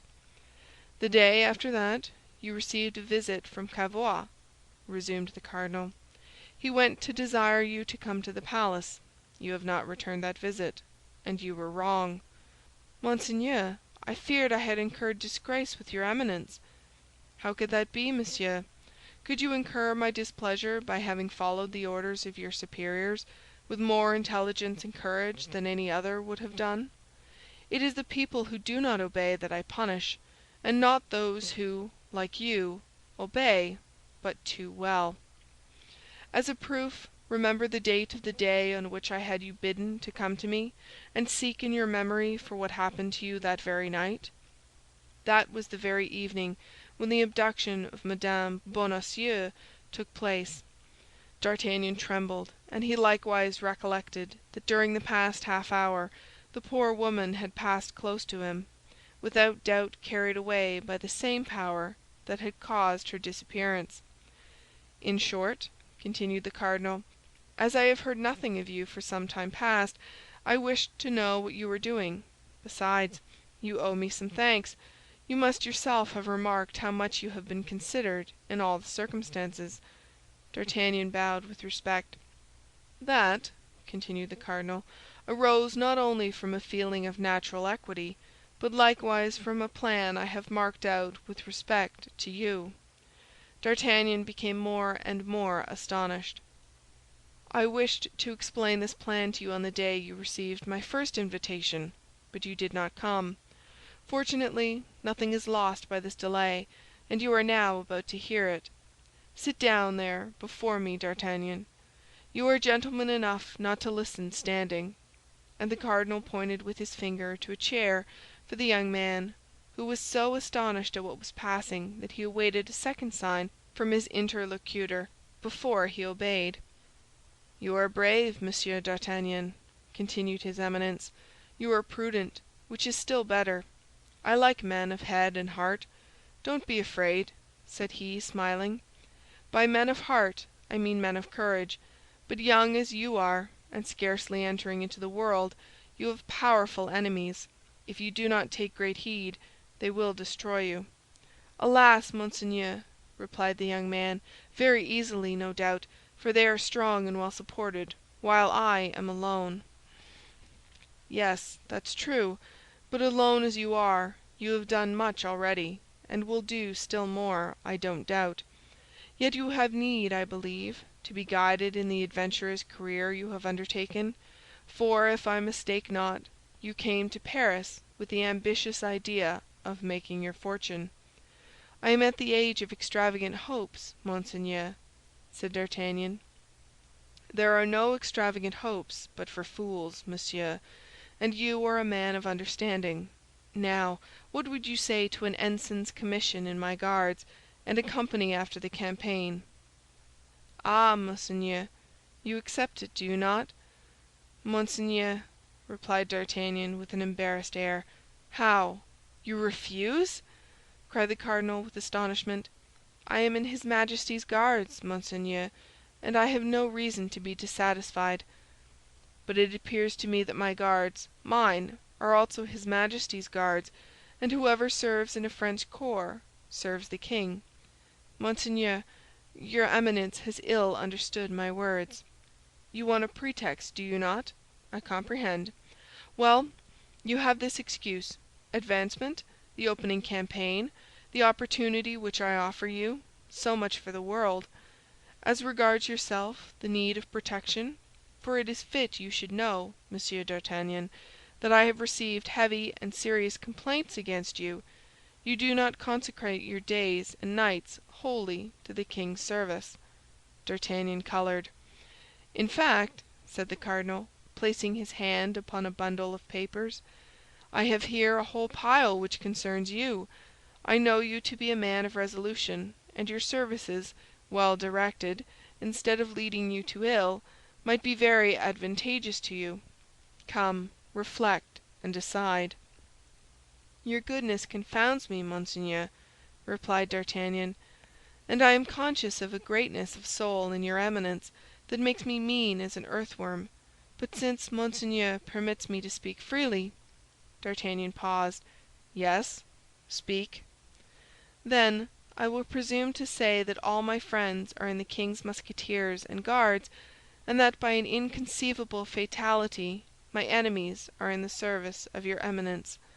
I should, therefore, be ill received here and ill regarded there if I accepted what Monseigneur offers me. Do you happen to entertain the haughty idea that I have not yet made you an offer equal to your value?"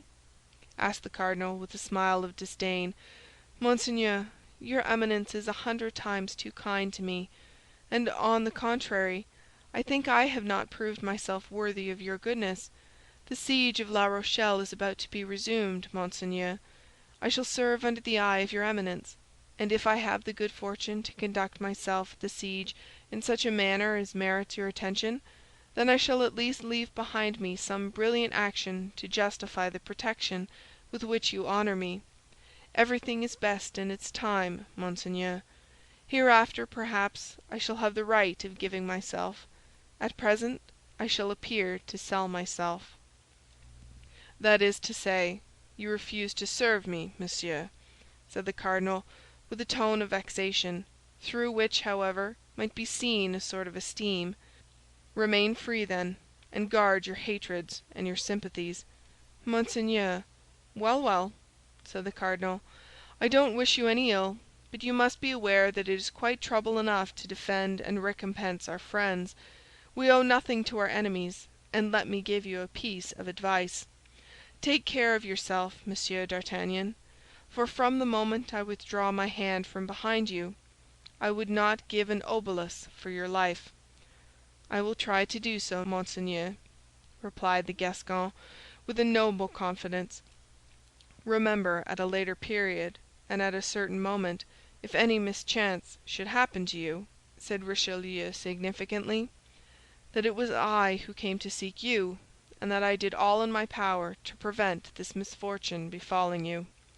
"I shall entertain, whatever may happen," said D'Artagnan, placing his hand upon his breast and bowing, "an eternal gratitude toward your Eminence for that which you now do for me." "Well, let it be, then, as you have said, Monsieur d'Artagnan. We shall see each other again after the campaign. I will have my eye upon you, for I shall be there," replied the cardinal, pointing with his finger to a magnificent suit of armor he was to wear. "And on our return, well, we will settle our account." "Young man," said Richelieu, "if I shall be able to say to you at another time what I have said to you today, I promise you to do so."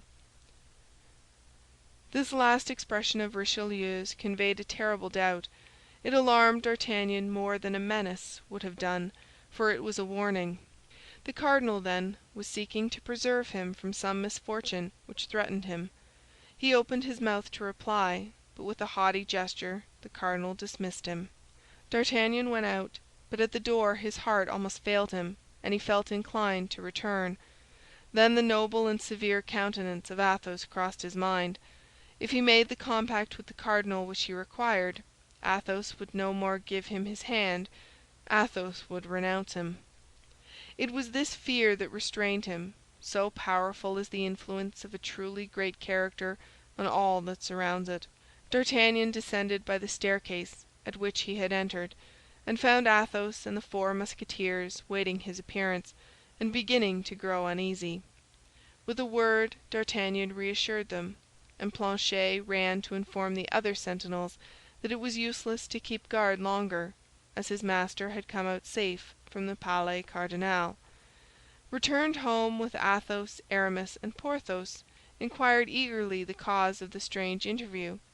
But D'Artagnan confined himself to telling them that Monsieur de Richelieu had sent for him to propose to him to enter into his Guards with the rank of ensign, and that he had refused. "And you were right," cried Aramis and Porthos, with one voice. Athos fell into a profound reverie, and answered nothing. But when they were alone, he said, "You have done that which you ought to have done, D'Artagnan, but perhaps you have been wrong." D'Artagnan sighed deeply, for this voice responded to a secret voice of his soul, which told him that great misfortunes awaited him. The whole of the next day was spent in preparations for departure. D'Artagnan went to take leave of Monsieur de Tréville. At that time it was believed that the separation of the Musketeers and the Guards would be but momentary, the king holding his Parliament that very day and proposing to set out the day after. Monsieur de Tréville contented himself with asking D'Artagnan if he could do anything for him, but D'Artagnan answered that he was supplied with all he wanted. That night brought together all those comrades of the Guards of Monsieur Dessessart and the company of the Musketeers of Monsieur de Tréville, who had been accustomed to associate together. They were parting to meet again when it pleased God, and if it pleased God. That night, then, was somewhat riotous, as may be imagined. In such cases extreme preoccupation is only to be combated by extreme carelessness. At the first sound of the morning trumpet the friends separated, the Musketeers hastening to the hôtel of Monsieur de Tréville, the Guards to that of Monsieur Dessessart. Each of the captains then led his company to the Louvre, where the king held his review. The king was dull and appeared ill, which detracted a little from his usual lofty bearing. In fact, the evening before, a fever had seized him in the midst of the Parliament, while he was holding his bed of justice. He had, not the less, decided upon setting out that same evening, and in spite of the remonstrances that had been offered to him, he persisted in having the review, hoping by setting it at defiance to conquer the disease which began to lay hold upon him. The review over, the Guards set forward alone on their march, the Musketeers waiting for the king, which allowed Porthos time to go and take a turn in his superb equipment in the Rue aux Ours. The procurator's wife saw him pass in his new uniform and on his fine horse. She loved Porthos too dearly to allow him to part thus. She made him a sign to dismount and come to her. Porthos was magnificent. His spurs jingled, his cuirass glittered, his sword knocked proudly against his ample limbs. This time the clerks evinced no inclination to laugh. Such a real ear-clipper did Porthos appear.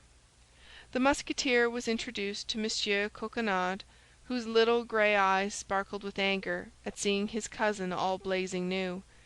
Nevertheless, one thing afforded him inward consolation. It was expected by everybody that the campaign would be a severe one.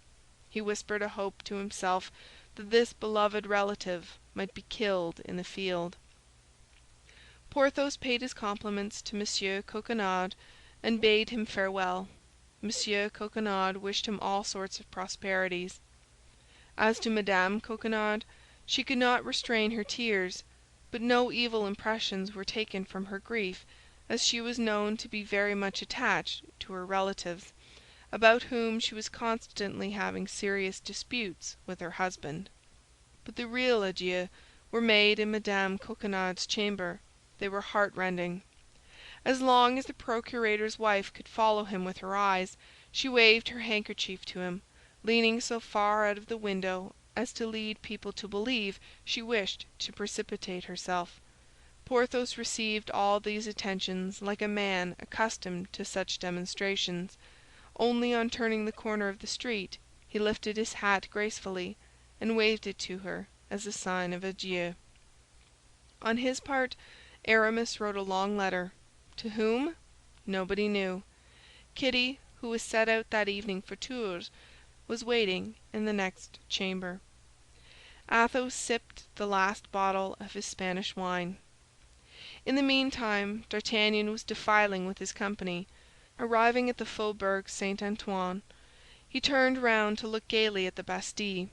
But as it was the Bastille alone he looked at, he did not observe Milady, who, mounted upon a light chestnut horse, designated him with her finger to two ill-looking men who came close up to the ranks to take notice of him. To a look of interrogation which they made, Milady replied by a sign that it was he. Then, certain that there could be no mistake in the execution of her orders, she started her horse and disappeared. The two men followed the company, and on leaving the Faubourg Saint-Antoine, mounted two horses properly equipped, which a servant without livery had waiting for them.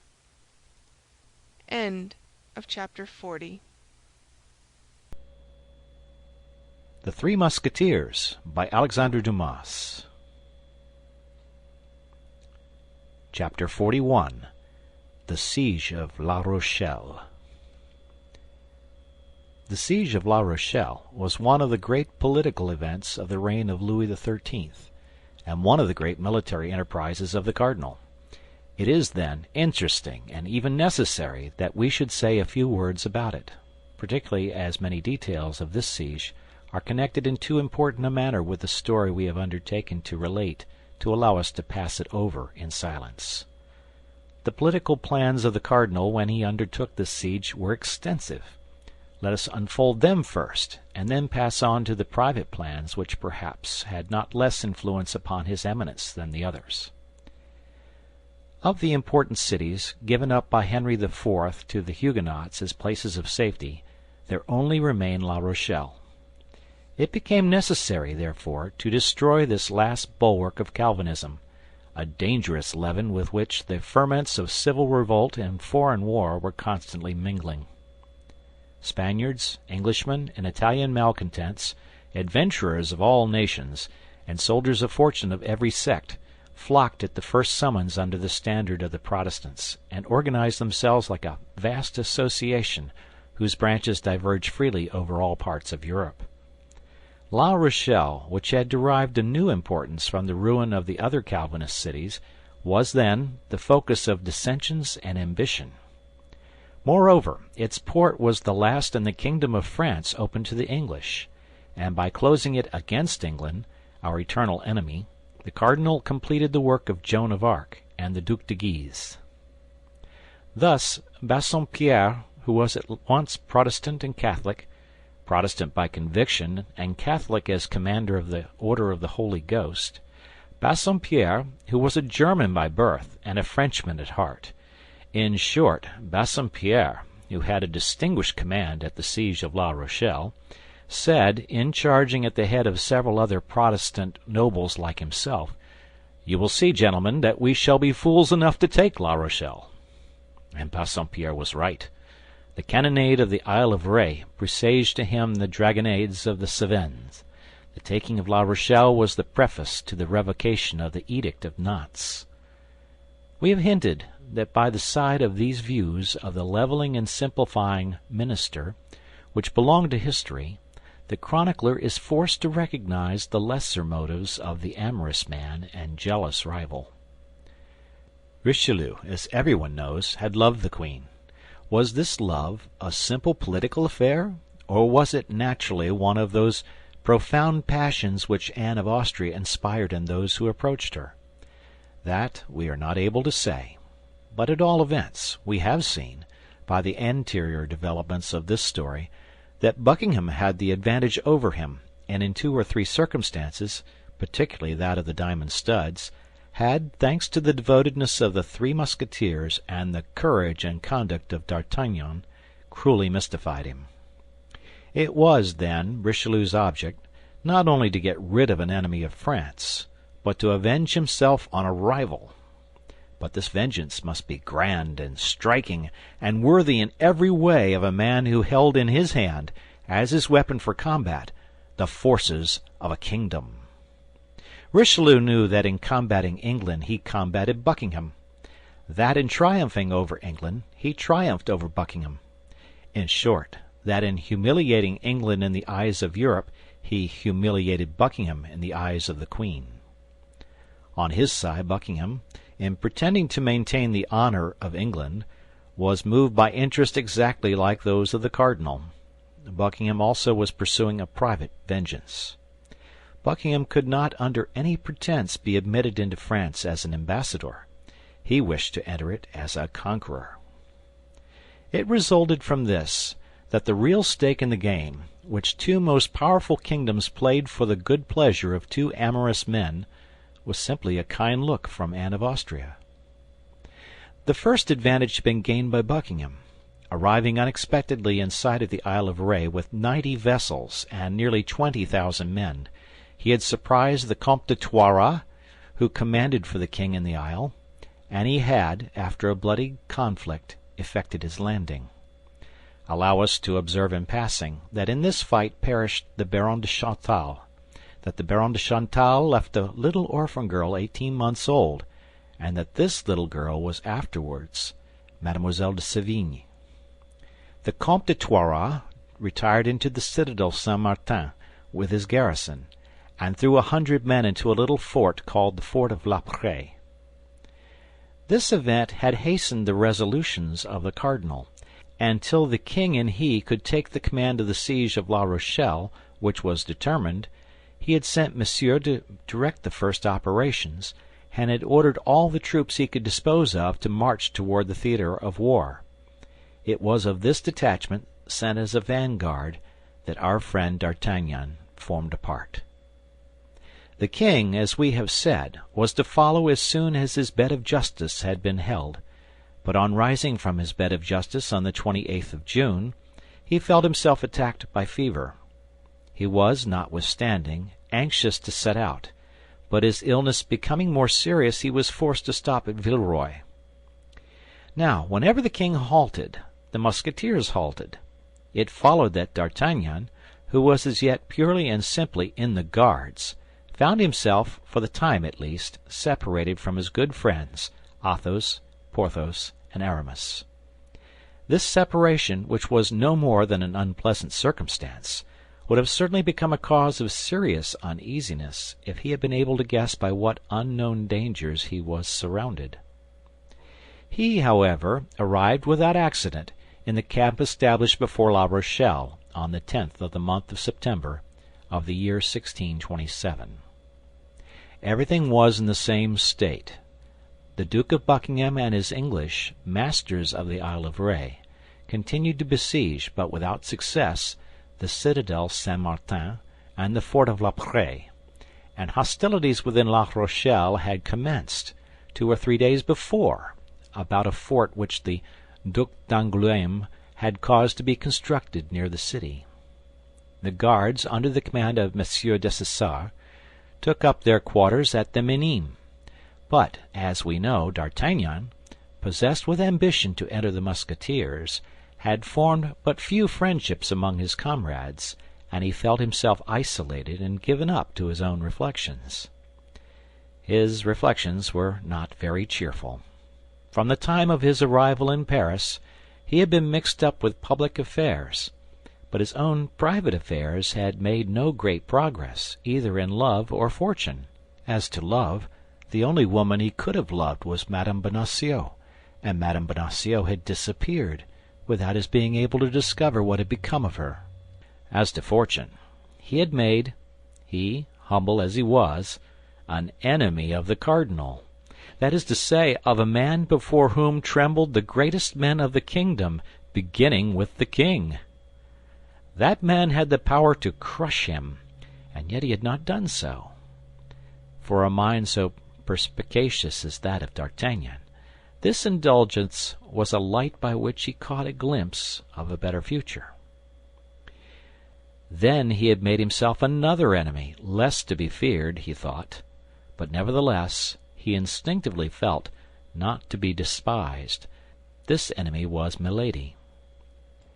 In exchange for all this, he had acquired the protection and goodwill of the queen, but the favor of the queen was at the present time an additional cause of persecution, and her protection, as it was known, protected badly, as witness Chalais and Madame Bonacieux.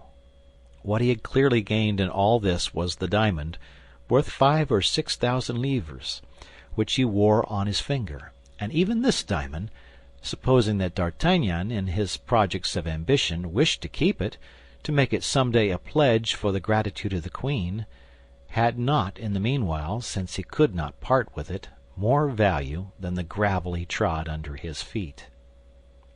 We say the gravel he trod under his feet, for D'Artagnan made these reflections while walking solitarily along a pretty little road which led from the camp to the village of Angoutin. Now, these reflections had led him further than he had intended, and the day was beginning to decline when, by the last ray of the setting sun, he thought he saw the barrel of a musket glitter from behind a hedge. D'Artagnan had a quick eye and a prompt understanding. He comprehended that the musket had not come there of itself, and that he who bore it had not concealed himself behind a hedge with any friendly intentions. He determined, therefore, to direct his course as clear from it as he could when, on the opposite side of the road, from behind a rock, he perceived the extremity of another musket. This was evidently an ambuscade.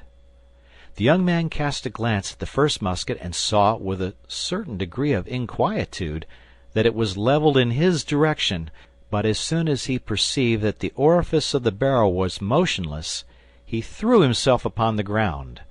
At the same instant the gun was fired, and he heard the whistling of a ball pass over his head. No time was to be lost. D'Artagnan sprang up with a bound, and at the same instant the ball from the other musket tore up the gravel on the very spot on the ground where he had thrown himself with his face to the ground. D'Artagnan was not one of those foolhardy men who seek a ridiculous death in order that it may be said of them that they did not retreat a single step. Besides, courage was out of the question here. D'Artagnan had fallen into an ambush. "If there is a third shot," said he to himself, "I am a lost man." He immediately, therefore, took to his heels and ran toward the camp, with the swiftness of a young man of his country, so renowned for their agility. But whatever might be his speed, the first who fired, having had time to reload, fired a second shot, and this time so well aimed that it struck his hat and carried it 10 paces from him. As he, however, had no other hat, he picked up this as he ran, and arrived at his quarters very pale and quite out of breath. He sat down without saying a word to anybody, and began to reflect. This event might have 3 causes.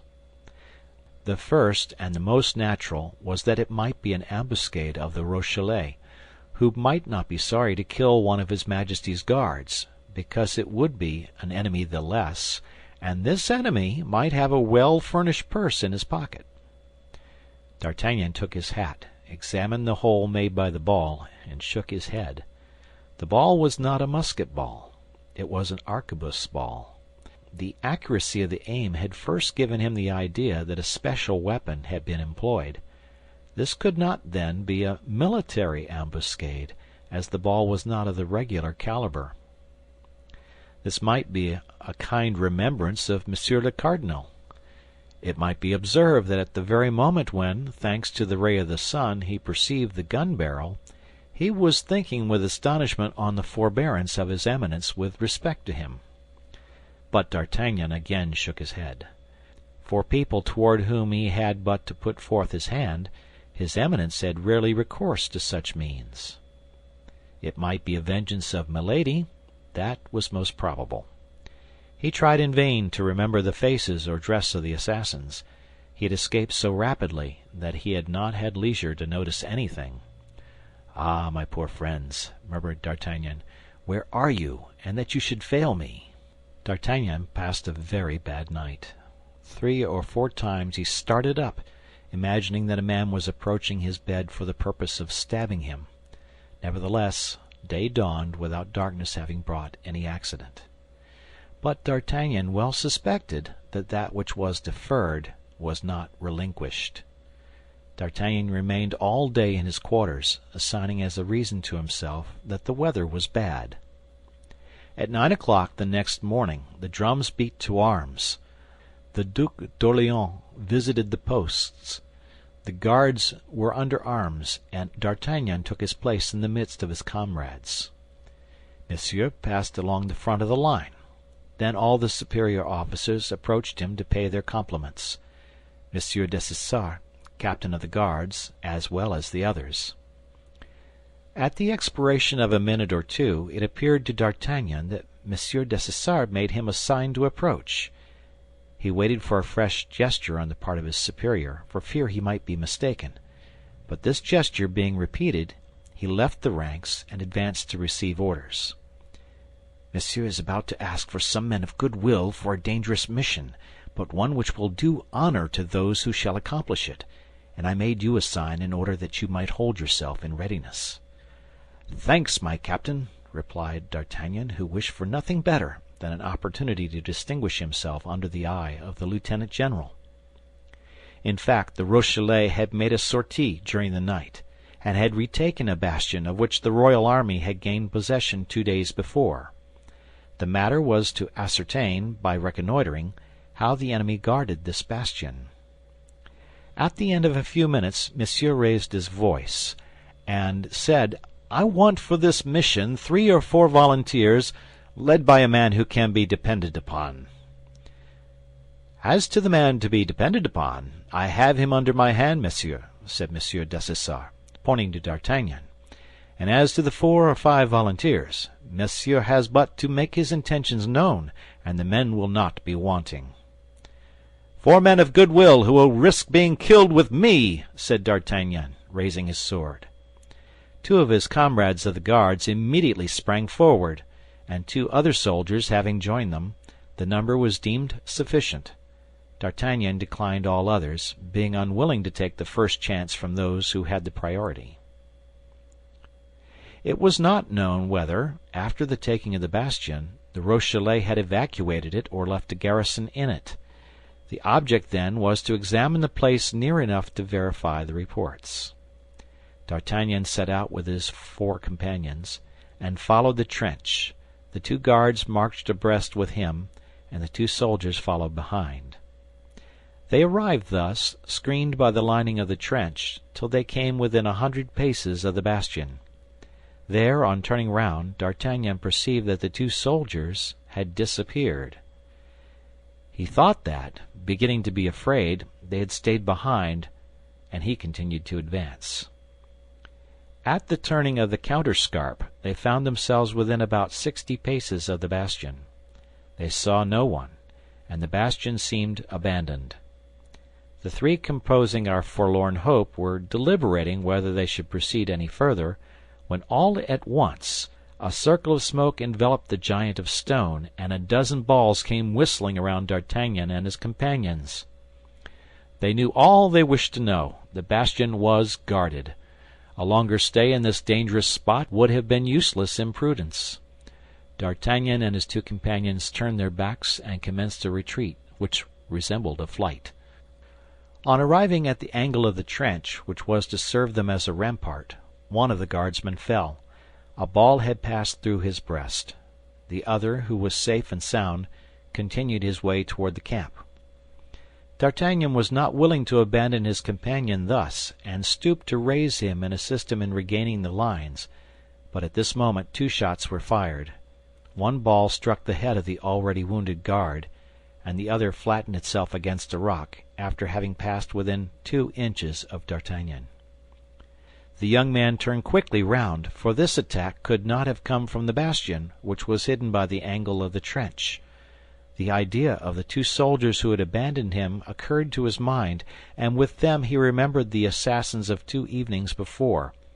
he resolved this time to know with whom he had to deal, and fell upon the body of his comrade as if he were dead. He quickly saw two heads appear above an abandoned work within 30 paces of him. They were the heads of the two soldiers. D'Artagnan had not been deceived. These two men had only followed for the purpose of assassinating him, hoping that the young man's death would be placed to the account of the enemy. As he might be only wounded and might denounce their crime, they came up to him with the purpose of making sure. Fortunately, deceived by D'Artagnan's trick, they neglected to reload their guns. When they were within 10 paces of him, D'Artagnan, who in falling had taken care not to let go his sword, sprang up close to them. The assassins comprehended that if they fled toward the camp without having killed their man, they should be accused by him. Therefore their first idea was to join the enemy. One of them took his gun by the barrel and used it as he would a club. He aimed a terrible blow at D'Artagnan, who avoided it by springing to one side, but by this movement he left a passage free to the bandit, who darted off toward the bastion. As the Rochellais who guarded the bastion were ignorant of the intentions of the man they saw coming toward them, they fired upon him, and he fell, struck by a ball which broke his shoulder. Meantime, D'Artagnan had thrown himself upon the other soldier, attacking him with his sword. The conflict was not long. The wretch had nothing to defend himself with but his discharged arquebuse. The sword of the guardsman slipped along the barrel of the now useless weapon, and passed through the thigh of the assassin, who fell. D'Artagnan immediately placed the point of his sword at his throat. "Oh, do not kill me!" cried the bandit. "Pardon, pardon, my officer! I will tell you all." "Is your secret of enough importance to me to spare your life for it?" asked the young man, withholding his arm.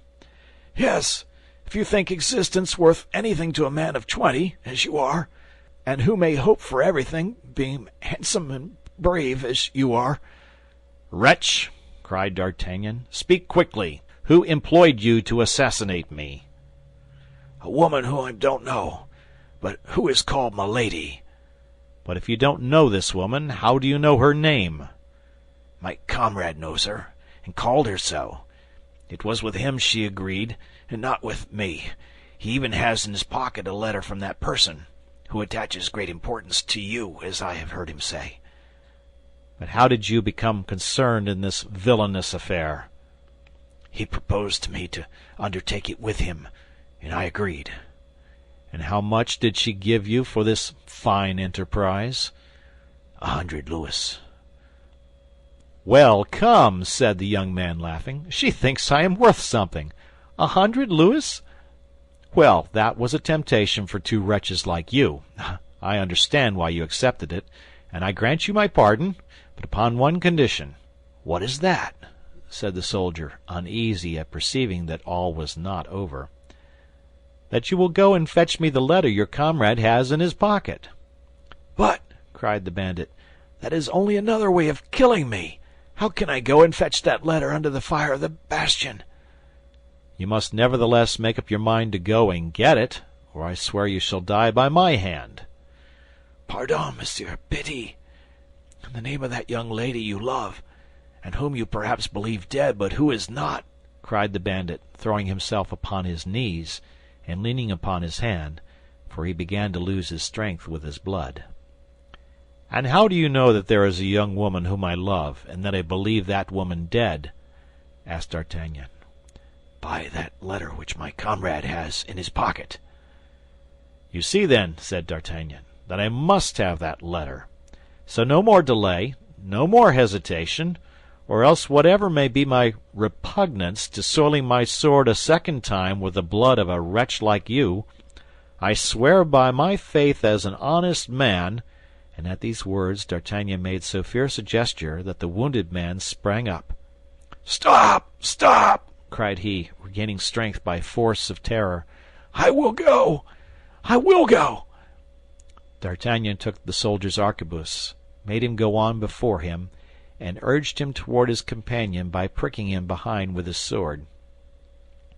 It was a frightful thing to see this wretch, leaving a long track of blood on the ground he passed over, pale with approaching death. trying to drag himself along without being seen to the body of his accomplice, which lay 20 paces from him. Terror was so strongly painted on his face, covered with a cold sweat, that D'Artagnan took pity on him, and casting upon him a look of contempt, "Stop," said he. "I will show you the difference between a man of courage and such a coward as you. Stay where you are. I will go myself." And with a light step, an eye on the watch, observing the movements of the enemy and taking advantage of the accidents of the ground, D'Artagnan succeeded in reaching the second soldier. There were 2 means of gaining his object: to search him on the spot, or to carry him away, making a buckler of his body, and search him in the trench. D'Artagnan preferred the second means, and lifted the assassin onto his shoulders at the moment the enemy fired. A slight shock, the dull noise of 3 balls which penetrated the flesh, a last cry, a convulsion of agony, proved to D'Artagnan that the would-be assassin had saved his life. D'Artagnan regained the trench, and threw the corpse beside the wounded man, who was as pale as death. Then he began to search. A leather pocketbook, a purse, in which was evidently a part of the sum which the bandit had received, with a dice-box and dice, completed the possessions of the dead man. He left the box and dice where they fell, threw the purse to the wounded man, and eagerly opened the pocketbook. Among some unimportant papers, he found the following letter, that which he had sought at the risk of his life. "Since you have lost sight of that woman, and she is now in safety in the convent, which you should never have allowed her to reach, try at least not to miss the man. If you do, you know that my hand stretches far, and you shall pay very dearly for the 100 louis you have from me." No signature. Nevertheless, it was plain the letter came from Milady. He consequently kept it as a piece of evidence, and being in safety behind the angle of the trench, he began to interrogate the wounded man. He confessed that he had undertaken with his comrade, the same who was killed, to carry off a young woman who was to leave Paris by the Barrière de la Villette, but having stopped to drink at a cabaret, they had missed the carriage by 10 minutes. "But what were you to do with the woman?" asked D'Artagnan, with anguish. "We were to have conveyed her to a hotel in the Place Royale," said the wounded man. "Yes, yes," murmured D'Artagnan. "That's the place. Milady's own residence." Then the young man tremblingly comprehended what a terrible thirst for vengeance urged this woman on to destroy him, as well as all who loved him, and how well she must be acquainted with the affairs of the court, since she had discovered all. There could be no doubt she owed this information to the cardinal. But amid all this he perceived, with a feeling of real joy, that the queen must have discovered the prison in which poor Madame Bonacieux was explaining her devotion, and that she had freed her from that prison, and the letter he had received from the young woman, and her passage along the road of Chaillot like an apparition, were now explained. Then, also, as Athos had predicted, it became possible to find Madame Bonacieux, and a convent was not impregnable. This idea completely restored clemency to his heart. He turned toward the wounded man, who had watched with intense anxiety all the various expressions on his countenance, and holding out his arm to him, said, "Come, I will not abandon you thus. Lean upon me, and let us return to the camp." "Yes," said the man, who could scarcely believe in such magnanimity. "but is it not to have me hanged?" "You have my word," said he. "For the second time I give you your life." The wounded man sank upon his knees, to again kiss the feet of his preserver. But D'Artagnan, who had no longer a motive for staying so near the enemy, abridged the testimonials of his gratitude. The guardsmen who had returned at the first discharge announced the death of his 4 companions. They were therefore much astonished and delighted in the regiment when they saw the young man come back safe and sound. D'Artagnan explained the sword wound of his companion by a sortie which he had improvised. He described the death of the other soldier, and the perils they had encountered. This recital was for him the occasion of veritable triumph. The whole army talked of this expedition for a day, and Monsieur paid him his compliments upon it. Besides this, as every great action bears its recompense with it, the brave exploit of D'Artagnan resulted in the restoration of the tranquillity he had lost. In fact, D'Artagnan believed that he might be tranquil, as one of his two enemies was killed and the other devoted to his interests. This tranquillity proved one thing, that D'Artagnan did not yet know Milady. End of chapter. The Three Musketeers by Alexandre Dumas. Chapter 42. The Anjou Wine. After the most disheartening news of the king's health, a report of his convalescence began to prevail in the camp, and as he was very anxious to be in person at the siege, it was said that as soon as he could mount a horse, he would set forward.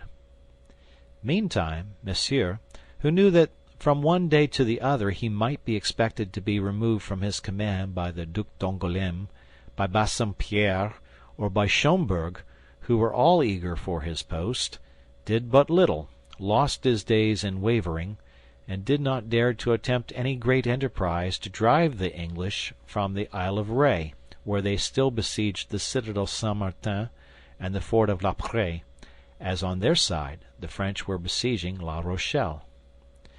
D'Artagnan, as we have said, had become more tranquil, as always happens after a past danger, particularly when the danger seems to have vanished.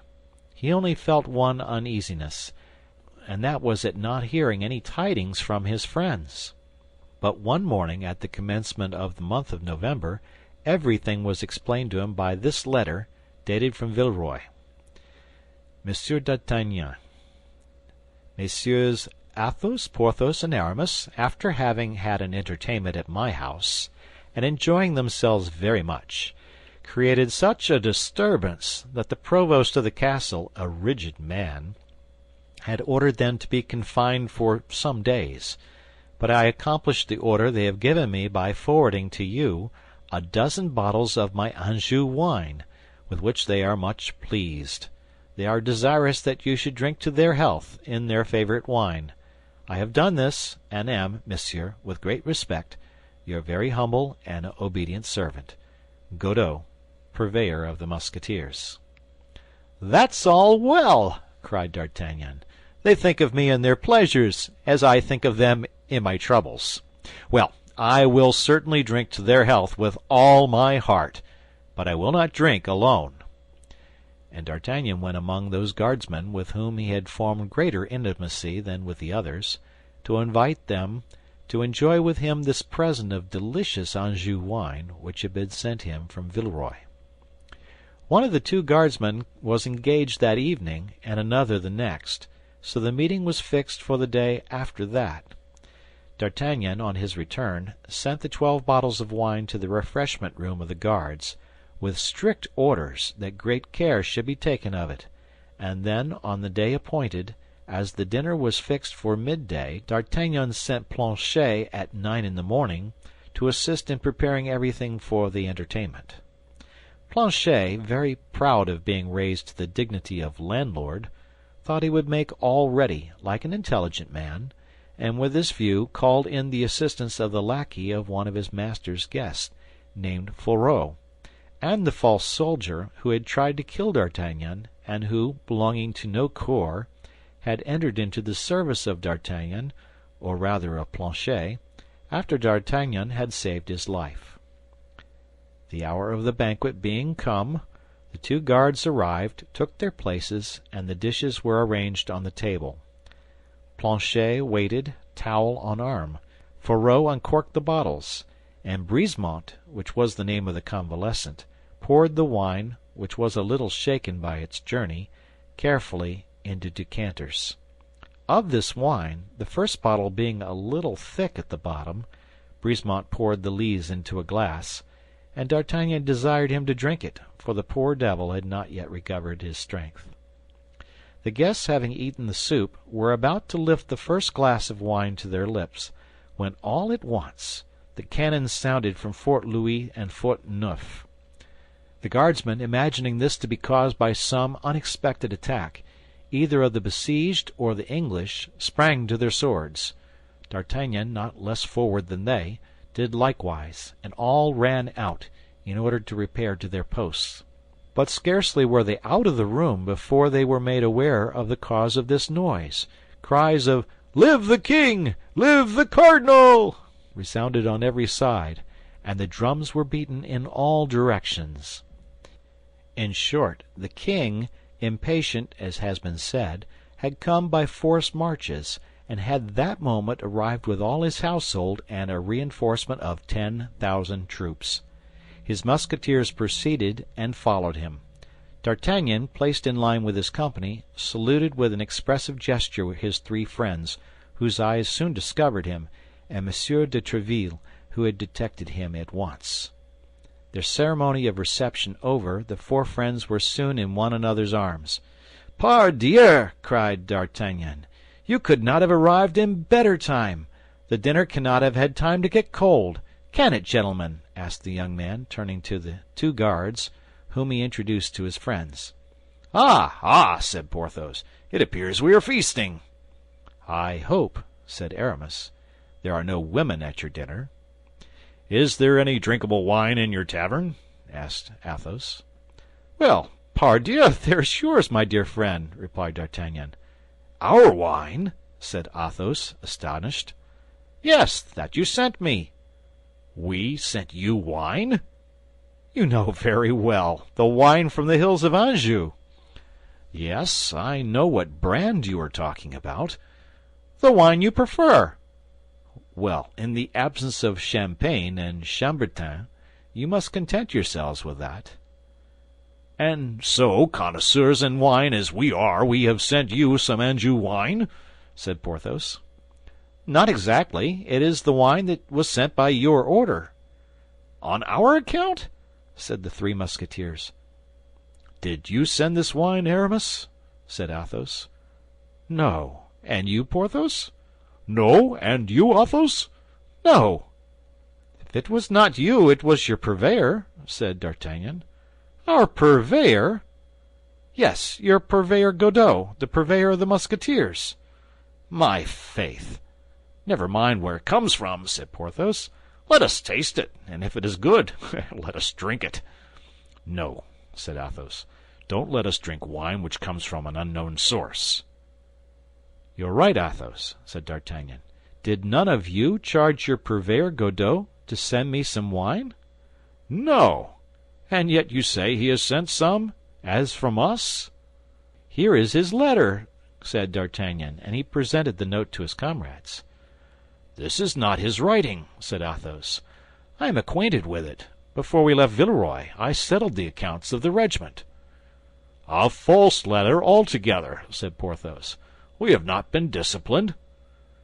"D'Artagnan," said Aramis in a reproachful tone, "how could you believe that we had made a disturbance?" D'Artagnan grew pale, and a convulsive trembling shook all his limbs. "Thou alarmest me," said Athos, who had never used thee and thou but upon very special occasions. "What has happened?" "Look you, my friends," cried D'Artagnan, "a horrible suspicion crosses my mind. Can this be another vengeance of that woman?" It was now Athos who turned pale. D'Artagnan rushed towards the refreshment room, the three Musketeers and the two guards following him. The first object that met the eyes of D'Artagnan on entering the room was Brisemont, stretched upon the ground and rolling in horrible convulsions. Planchet and Fourreau, as pale as death, were trying to give him succor, but it was plain that all assistance was useless. All the features of the dying man were distorted with agony. "Ah!" cried he, on perceiving D'Artagnan. "Ah! This is frightful! You pretend to pardon me, and you poison me!" "I?" cried D'Artagnan. "I, wretch? What do you say?" "I say it was you who gave me the wine. I say that it was you who desired me to drink it. I say you wish to avenge yourself on me, and I say that it is horrible." "Do not think so, Brisemont," said D'Artagnan. "Do not think so. I swear to you, I protest." "Oh, but God is above. God will punish you. My God, grant that he may one day suffer what I suffer." "Upon the Gospel," said D'Artagnan, throwing himself down by the dying man, "I swear to you that the wine was poisoned, and that I was going to drink of it as you did." "I do not believe you," cried the soldier, and he expired amid horrible tortures. "Frightful, frightful," murmured Athos, while Porthos broke the bottles and Aramis gave orders, a little too late, that a confessor should be sent for. "Oh, my friends," said D'Artagnan, "you come once more to save my life, not only mine, but that of these gentlemen. Gentlemen," continued he, addressing the Guardsmen, "I request that you will be silent with regard to this adventure. Great personages may have had a hand in what you have seen, and if talked about, the evil would only recoil upon us." "Ah, monsieur!" stammered Planchet, more dead than alive. "Ah, monsieur, what an escape I have had!" "How, sirrah? Were you going to drink my wine?" "To the health of the king, monsieur. I was going to drink a small glass of it if Fourreau had not told me I was called." "Alas," said Fourreau, whose teeth chattered with terror, "I wanted to get him out of the way that I might drink myself." "Gentlemen," said D'Artagnan, addressing the Guardsmen, "you may easily comprehend that such a feast can only be very dull after what has taken place. So accept my excuses, and put off the party till another day, I beg of you." The two Guardsmen courteously accepted D'Artagnan's excuses, and perceiving that the four friends desired to be alone, retired. When the young Guardsman and the Three Musketeers were without witnesses, they looked at one another with an air which plainly expressed that each of them perceived the gravity of their situation. "In the first place," said Athos, "let us leave this chamber. The dead are not agreeable company, particularly when they have died a violent death." "Planchet," said D'Artagnan, "I commit the corpse of this poor devil to your care. Let him be interred in holy ground. He committed a crime, it is true, but he repented of it." And the four friends quit the room, leaving to Planchet and Fourreau the duty of paying mortuary honors to Brisemont. The hosts gave them another chamber, and served them with fresh eggs and some water, which Athos went himself to draw at the fountain. In a few words, Porthos and Aramis were posted as to the situation. "Well," said D'Artagnan to Athos, "you see, my dear friend, that this is war to the death." Athos shook his head. "Yes, yes," replied he, "I perceive that plainly. But do you really believe it is she?" "I am sure of it." "Nevertheless, I confess I still doubt." "But the fleur-de-lis on her shoulder?" "She is some Englishwoman who has committed a crime in France and has been branded in consequence." "Athos, she is your wife, I tell you," repeated D'Artagnan. "Only reflect how much the two descriptions resemble each other." "Yes, but I should think the other must be dead. I hanged her so effectually." It was D'Artagnan who now shook his head in his turn. "But in either case, what is to be done?" said the young man. "The fact is, one cannot remain thus, with a sword hanging eternally over his head," said Athos. "We must extricate ourselves from this position." "But how?" "Listen. You must try to see her, and have an explanation with her. Say to her, 'Peace or war, my word as a gentleman never to say anything of you, never to do anything against you. On your side, a solemn oath to remain neutral with respect to me. If not, I will apply to the chancellor, I will apply to the king, I will apply to the hangman, I will move the courts against you, I will denounce you as branded, I will bring you to trial, and if you are acquitted, well, by the faith of a gentleman, I will kill you at the corner of some wall, as I would a mad dog." "I like the means well enough," said D'Artagnan, "but where and how to meet with her?" "Time, dear friend, Time brings round opportunity. Opportunity is the martingale of man. The more we have ventured, the more we gain, when we know how to wait. Yes, but to wait surrounded by assassins and poisoners. Bah, said Athos. God has preserved us hitherto. God will preserve us still. Yes, besides, we are men, and everything considered, it is our lot to risk our lives. But she, asked he in an undertone. What she? Asked Athos. Constance. Madame Bonacieux. Ah, that's true, said Athos. My poor friend, I had forgotten you are in love. Well, but, said Aramis, have you not learned by the letter you found on the wretched corpse that she is in a convent? One might be very comfortable in a convent, and as soon as the siege of La Rochelle is terminated, I promise you, on my part— Good, cried Athos, good! Yes, my dear Aramis, we all know that your views have a religious tendency. I am only temporarily a Musketeer, said Aramis humbly. It is some time since we heard from his mistress, said Athos in a low voice. But take no notice. We know all about that.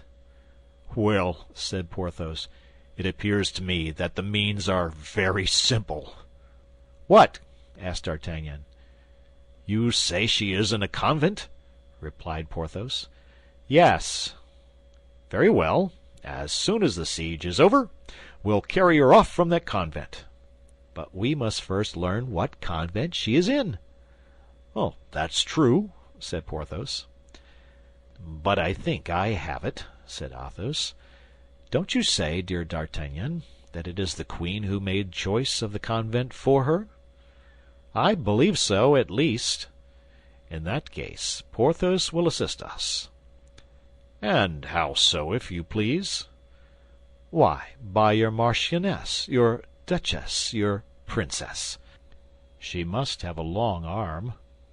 Hush, said Porthos, placing a finger on his lips. I believe her to be a cardinalist. She must know nothing of the matter. Then, said Aramis, I take upon myself to obtain intelligence of her. You, Aramis? cried the three friends. You? And how? By the queen's almoner, to whom I am very intimately allied, said Aramis, coloring. And on this assurance, the four friends, who had finished their modest repast, separated with the promise of meeting again that evening. D'Artagnan returned to less important affairs, and the three Musketeers repaired to the king's quarters, where they had to prepare their lodging. End of chapter. The Three Musketeers by Alexandre Dumas. Chapter 43. The Sign of the Red Dovecote. Meanwhile the king, who, with more reason than the cardinal, showed his hatred for Buckingham, although scarcely arrived, was in such a haste to meet the enemy that he commanded every disposition to be made to drive the English from the Isle of Ré, and afterward to press the siege of La Rochelle. But notwithstanding his earnest wish, he was delayed by the dissensions which broke out between Messieurs Bassompierre and Schomberg against the Duc d'Angoulême. Messieurs Bassompierre and Schomberg were marshals of France, and claimed their right of commanding the army under the orders of the king. But the cardinal, who feared that Bassompierre, a Huguenot at heart, might press but feebly the English and Rochellais, his brothers in religion, supported the Duc d'Angoulême, whom the king, at his instigation, had named lieutenant-general. The result was that to prevent Messieurs Bassompierre and Schomberg from deserting the army, a separate command had to be given to each. Bassompierre took up his quarters on the north of the city between Leu and Dompierre, the Duc d'Angoulême on the east from Dompierre to Perigny, and Monsieur de Schomberg on the south from Perigny to Angoutin. The quarters of Monsieur were at Dompierre. The quarters of the king were sometimes at Estrée, sometimes at Jarry. The cardinal's quarters were upon the downs at the bridge of La Pierre, in a simple house without any entrenchment, so that Monsieur watched Bassompierre, the king the Duc d'Angoulême, and the cardinal Monsieur de Schomberg. As soon as this organization was established, they set about driving the English from the Isle. The juncture was favorable, The English, who require above everything good eating in order to be good soldiers, only eating salt meat and bad biscuit, had many invalids in their camp. Still further, the sea, very rough at this period of the year all along the sea-coast, destroyed every day some little vessel, and the shore, from the point of l'Aiguillon to the trenches, was at every tide literally covered with the wrecks of pinnacles, robergs, and feluccas. The result was that even if the king's troops remained quietly in their camp, it was evident that one day or another Buckingham, who only continued in the Isle from obstinacy, would be obliged to raise the siege. But as M. de Toiras gave information that everything was preparing in the enemy's camp for a fresh assault, the king judged that it would be best to put an end to the affair, and gave the necessary orders for decisive action. As it is not our intention to give a journal of the siege, but on the contrary only to describe such of the events of it as are connected with the story we are relating, we will content ourselves with saying in 2 words that the expedition succeeded to the great astonishment of the king and the great glory of the cardinal. The English, repulsed foot by foot, beaten in all encounters, and defeated in the passage of the Isle of Loire, were obliged to re-embark, leaving on the field of battle 2,000 men, among whom were 5 colonels, 3 lieutenant colonels, 250 captains, 20 gentlemen of rank, 4 pieces of cannon, and 60 flags, which were taken to Paris by Claude de Saint-Simon, and suspended with great pomp in the arches of Notre Dame. Te Deums were chanted in camp, and afterward throughout France. The cardinal was left free to carry on the siege without having, at least at the present, anything to fear on the part of the English. But it must be acknowledged this response was but momentary.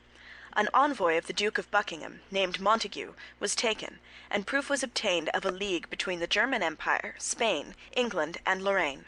This league was directed against France. Still further, in Buckingham's lodging, which he had been forced to abandon more precipitately than he expected, papers were found which confirmed this alliance, and which, as the cardinal asserts in his memoirs, strongly compromised Madame de Chevreuse, and consequently the queen. It was upon the cardinal that all the responsibility fell, for one is not a despotic minister without responsibility. All, therefore, of the vast resources of his genius were at work day and night, engaged in listening to the least report heard in any of the great kingdoms of Europe. The cardinal was acquainted with the activity, and more particularly the hatred, of Buckingham. If the league which threatened France triumphed, all his influence would be lost. Spanish policy and Austrian policy would have their representatives in the cabinet of the Louvre, where they had as yet but partisans, and he, Richelieu, the French minister, the national minister, would be ruined. The king, even while obeying him like a child, hated him as a child hates his master, and would abandon him to the personal vengeance of Monsieur and the Queen. He would then be lost, and France perhaps with him. All this must be prepared against. Courtiers, becoming every instant more numerous, succeeded one another day and night in the little house of the Bridge of La Pierre, in which the cardinal had established his residence. There were monks who wore the frock with such an ill grace that it was easy to perceive they belonged to the church militant, women a little inconvenienced by their costume as pages, and whose large trousers could not entirely conceal their rounded forms, and peasants with blackened hands but with fine limbs, savouring of the man of quality a league off. There were also less agreeable visits, for 2 or 3 times reports were spread that the cardinal had nearly been assassinated. It is true that the enemies of the cardinal said that it was he himself who set these bungling assassins to work, in order to have, if wanted, the right of using reprisals. But we must not believe everything ministers say, nor everything their enemies say. These attempts did not prevent the cardinal, to whom his most inveterate detractors have never denied personal bravery, from making nocturnal excursions, sometimes to communicate to the Duc d'Angoulême important orders, sometimes to confer with the king, and sometimes to have an interview with a messenger whom he did not wish to see at home. On their part, the Musketeers, who had not much to do with the siege, were not under very strict orders, and led a joyous life. It was the more easy for our 3 companions in particular, for, being friends of Monsieur de Tréville, they obtained from him special permission to be absent after the closing of the camp. Now, one evening, when D'Artagnan, who was in the trenches, was not able to accompany them, Athos, Porthos, and Aramis, mounted on their battle steeds, enveloped in their war cloaks, with their hands upon their pistol butts, were returning from a drinking place called the Red Dovecote, which Athos had discovered 2 days before upon the route to Jarry, following the road which led to the camp and quite on their guard, as we have stated, for fear of an ambuscade, when about a quarter of a league from the village of Busneau, they fancied they heard the sound of horses approaching them. They immediately all three halted, closed in, and waited, occupying the middle of the road. In an instant, and as the moon broke from behind a cloud, they saw at a turning of the road 2 horsemen, who on perceiving them stopped in their turn, appearing to deliberate whether they should continue their route or go back. The hesitation created some suspicion in the 3 friends, and Athos, advancing a few paces in front of the others, cried in a firm voice, "Who goes there?" "Who goes there yourselves?" replied one of the horsemen. "That is not an answer," replied Athos. "Who goes there? Answer, or we charge." "Beware of what you are about, gentlemen," said a clear voice which seemed accustomed to command. "It is some superior officer making his night round," said Athos. "What do you wish, gentlemen?" "Who are you?" said the same voice, in the same commanding tone. "Answer in your turn, or you may repent of your disobedience." "King's Musketeers," said Athos, more and more convinced that he who interrogated them had the right to do so.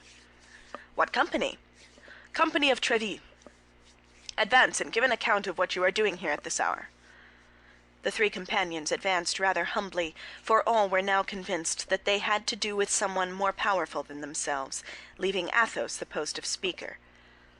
One of the 2 riders, he who had spoken second, was 10 paces in front of his companion.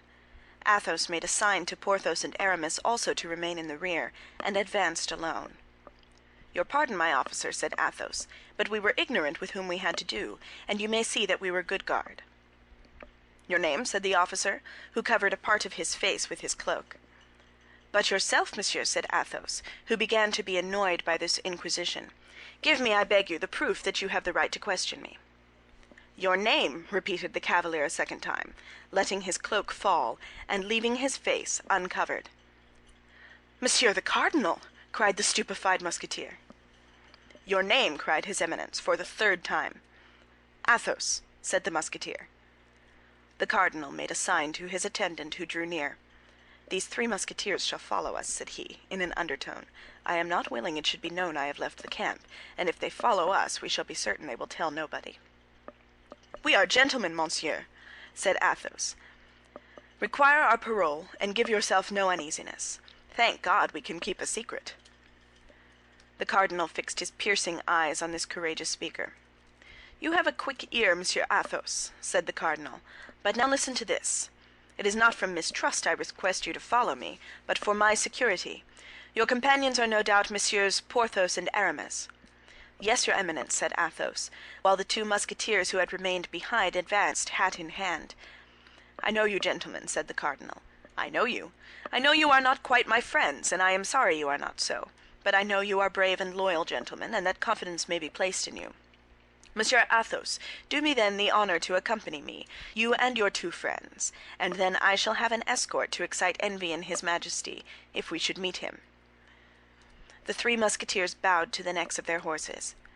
"Well, upon my honor," said Athos, "your Eminence is right in taking us with you. We have seen several ill-looking faces on the road, and we have even had a quarrel at the Red Dovecote with 4 of those faces." "A quarrel? And what for, gentlemen?" said the cardinal. "You know I don't like quarrelers."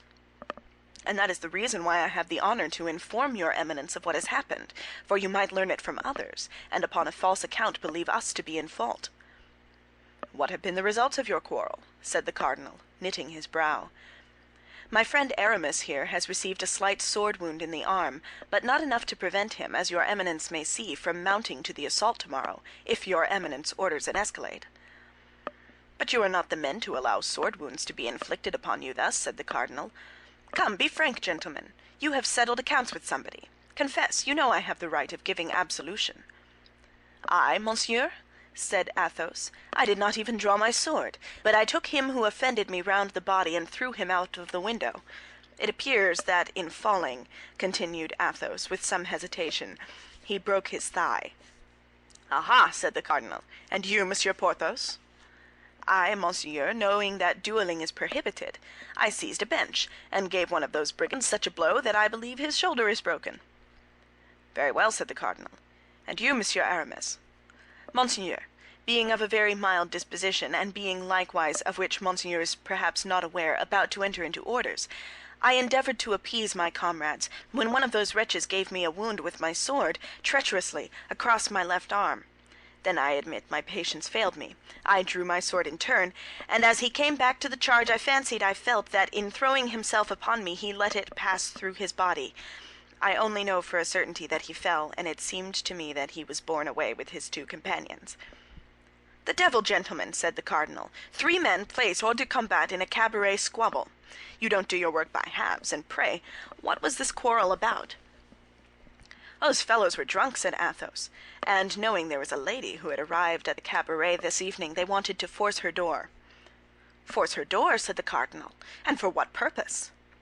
"To do her violence, without a doubt," said Athos. "I have the honor of informing your eminence that these men were drunk." "And was this lady young and handsome?" asked the cardinal, with a certain degree of anxiety. "We did not see her, monseigneur," said Athos. "You did not see her?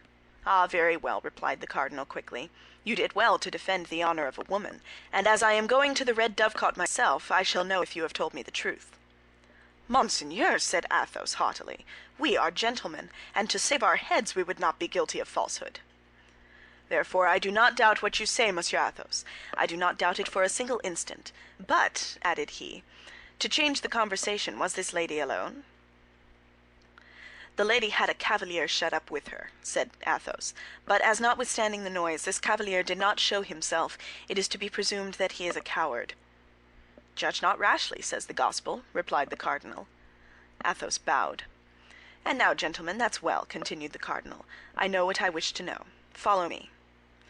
The 3 Musketeers passed behind his Eminence, who again enveloped his face in his cloak, and put his horse in motion, keeping from 8 to 10 paces in advance of his 4 companions. They soon arrived at the silent, solitary inn. No doubt the host knew what illustrious visitor was expected, and had consequently sent intruders out of the way. 10 paces from the door, the cardinal made a sign to his esquire and the 3 Musketeers to halt. A saddled horse was fastened to the window shutter. The cardinal knocked 3 times, and in a peculiar manner. A man, enveloped in a cloak, came out immediately, and exchanged some rapid words with the cardinal, after which he mounted his horse and set off in the direction of Surgères, which was likewise the way to Paris. "Advance, gentlemen," said the cardinal. "You have told me the truth, my gentlemen," said he, addressing the Musketeers, "and it will not be my fault if our encounter this evening be not advantageous to you. In the meantime, follow me." The cardinal alighted. The 3 Musketeers did likewise. The cardinal threw the bridle of his horse to his esquire. The 3 Musketeers fastened the horses to the shutters. The host stood at the door. For him, the cardinal was only an officer coming to visit a lady. "Have you any chamber on the ground floor where these gentlemen can wait near a good fire?" said the cardinal. The host opened the door of a large room, in which an old stove had just been replaced by a large and excellent chimney. "I have this," said he. "That will do," replied the cardinal. "Enter, gentlemen, and be kind enough to wait for me. I shall not be more than half an hour." And while the 3 Musketeers entered the ground-floor room, the cardinal, without asking further information, ascended the staircase like a man who has no need of having his road pointed out to him. End of chapter 43. The Three Musketeers by Alexandre Dumas. Chapter 44. The Utility of Stovepipes. It was evident that without suspecting it, and actuated solely by their chivalrous and adventurous character, our 3 friends had just rendered a service to someone the cardinal honored with his special protection. Now, who was that someone? That was the question the 3 Musketeers put to one another. Then, seeing that none of their replies could throw any light on the subject, Porthos called the host and asked for dice. Porthos and Aramis placed themselves at the table and began to play. Athos walked about in a contemplative mood. While thinking and walking, Athos passed and repassed before the pipe of the stove, broken in halves, the other extremity passing into the chamber above, and every time he passed and repassed, he heard a murmur of words, which at length fixed his attention. Athos went close to it, and distinguished some words that appeared to merit so great an interest that he made a sign to his friends to be silent, remaining himself bent with his ear directed to the opening of the lower orifice. "Listen, Milady," said the cardinal. "The affair is important. Sit down and let us talk it over." "Milady," murmured Athos. "I listen to your Eminence with greatest attention," replied a female voice, which made the Musketeer start. "A small vessel with an English crew, whose captain is on my side, awaits you at the mouth of Charente, at Fort of the Point. He will set sail tomorrow morning." "I must go thither tonight?" "Instantly. That is to say, when you have received my instructions. 2 men, whom you will find at the door on going out, will serve you as escort.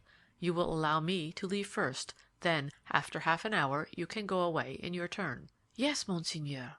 Now let us return to the mission with which you wish to charge me, and as I desire to continue to merit the confidence of your Eminence, deign to unfold it to me in terms clear and precise, that I may not commit an error." There was an instant of profound silence between the two interlocutors. It was evident that the cardinal was weighing beforehand the terms in which he was about to speak, and that Milady was collecting all her intellectual faculties to comprehend the things he was about to say, and to engrave them in her memory when they should be spoken. Athos took advantage of this moment to tell his 2 companions to fasten the door inside, and to make them a sign to come and listen with him. The 2 Musketeers, who loved their ease, brought a chair for each of themselves and one for Athos. All 3 sat down with their heads together and their ears on the alert. "You will go to London," continued the cardinal. "Arrived in London, you will seek Buckingham." "I beg your Eminence to observe," said Milady, "that since the affair of the diamond studs, about which the duke always suspected me, his Grace distrusts me." "Well, this time," said the cardinal, "it is not necessary to steal his confidence, but to present yourself frankly and loyally as a negotiator." "Frankly and loyally," repeated Milady, with an unspeakable expression of duplicity. "Yes, frankly and loyally," replied the cardinal in the same tone. "All this negotiation must be carried on openly." "I will follow your Eminence's instruction to the letter. I only wait till you give them." "You will go to Buckingham in my behalf, and you will tell him I am acquainted with all the preparations he has made, but that they give me no uneasiness, since, at the first step he takes, I will ruin the queen." "Will he believe that your Eminence is in a position to accomplish the threat thus made?" "Yes, for I have the proofs." "I must be able to present these proofs for his appreciation." "Without doubt. And you will tell him I will publish the report of Bois Robert and the Marquis de Beautru upon the interview which the duke had at the residence of Madame the Constable with the queen on the evening Madame the Constable gave a masquerade. You will tell him, in order that he may not doubt, that he came here in the costume of the Great Mogul, which the Chevalier de Guise was to have worn, and that he purchased this exchange for the sum of 3,000 pistoles." "Well, monseigneur?" "All the details of his coming into and going out of the palace, on the night when he introduced himself in the character of an Italian fortune-teller, you will tell him, that he may not doubt the correctness of my information, that he had under his cloak a large white robe dotted with black tears, death's heads, and crossbones. For in case of a surprise he was to pass for the phantom of the White Lady who, as all the world knows, appears at the Louvre every time any great event is impending." "Is that all, monseigneur?" "Tell him also that I am acquainted with all the details of the adventure at Amiens, that I will have a little romance made of it, wittily turned, with a plan of the garden and portraits of the principal actors in that nocturnal romance." "I will tell him that." "Tell him further that I hold Montague in my power, that Montague is in the Bastille, that no letters were found upon him, it is true, but that torture may make him tell much of what he knows, and even what he does not know." "Exactly." "Then add that his Grace has, in the precipitation with which he quit the Ile de Ré, forgotten and left behind him in his lodging a certain letter from Madame de Chevreuse, which singularly compromises the queen, inasmuch as it proves not only that Her Majesty can love the enemies of the king, but that she can conspire with the enemies of France. You recollect perfectly all I have told you, do you not?" "Your Eminence will judge. The ball of Madame the Constable, the night at the Louvre, the evening at Amiens, the arrest of Montague, the letter of Madame de Chevreuse." "That's it," said the cardinal, "that's it. You have an excellent memory, Milady." "But," resumed she, to whom the cardinal addressed this flattering compliment, "if, in spite of all these reasons, the duke does not give way and continues to menace France?" "The duke is in love to madness, or rather to folly," replied Richelieu, with great bitterness. Like the ancient paladins, he has only undertaken this war to obtain a look from his lady love. If he becomes certain that this war will cost the honor, and perhaps the liberty of the lady of his thoughts, as he says, I will answer for it, he will look twice." "And yet," said Milady, with a persistence that proved she wished to see clearly to the end of the mission with which she was about to be charged, "if he persists—" "If he persists," said the cardinal, "that is not probable." "It is possible," said Milady. "If he persists—" His Eminence made a pause and resumed. "If he persists, well, then I shall hope for one of those events which change the destinies of states." "If your Eminence would quote to me some one of these events in history," said Milady, "perhaps I should partake of your confidence as to the future." "Well, here, for example," said Richelieu, "when, in 1610, for a cause similar to that which moves the duke, King Henry IV, of glorious memory, was about at the same time to invade Flanders and Italy, in order to attack Austria on both sides. Well, did not there happen an event which saved Austria? Why should not the King of France have the same chance as the Emperor?" "Your Eminence means, I presume, the knife stab in the Rue de la Ferronnerie?" "Precisely," said the cardinal. "Does not your Eminence fear that the punishment inflicted upon Ravaillac may deter anyone who might entertain the idea of imitating him?" "There will be, in all times and in all countries, particularly if religious divisions exist in those countries, fanatics who ask nothing better than to become martyrs. Ay, and observe, it just occurs to me that the Puritans are furious against Buckingham, and their preachers designate him as the Antichrist." "Well?" said Milady. "Well," continued the cardinal in an indifferent tone, "the only thing to be sought for at this moment is some woman, handsome, young, and clever, who has cause of quarrel with the duke. The duke has had many affairs of gallantry, and if he has fostered his amours by promises of eternal constancy, he must likewise have sown the seeds of hatred by his eternal infidelities." "No doubt," said Milady, coolly, "such a woman may be found." "Well, such a woman, who would place the knife of Jacques Clement or of Ravaillac in the hands of a fanatic, would save France." "Yes, but she would then be the accomplice of an assassination." "Were the accomplices of Ravaillac or of Jacques Clement ever known?"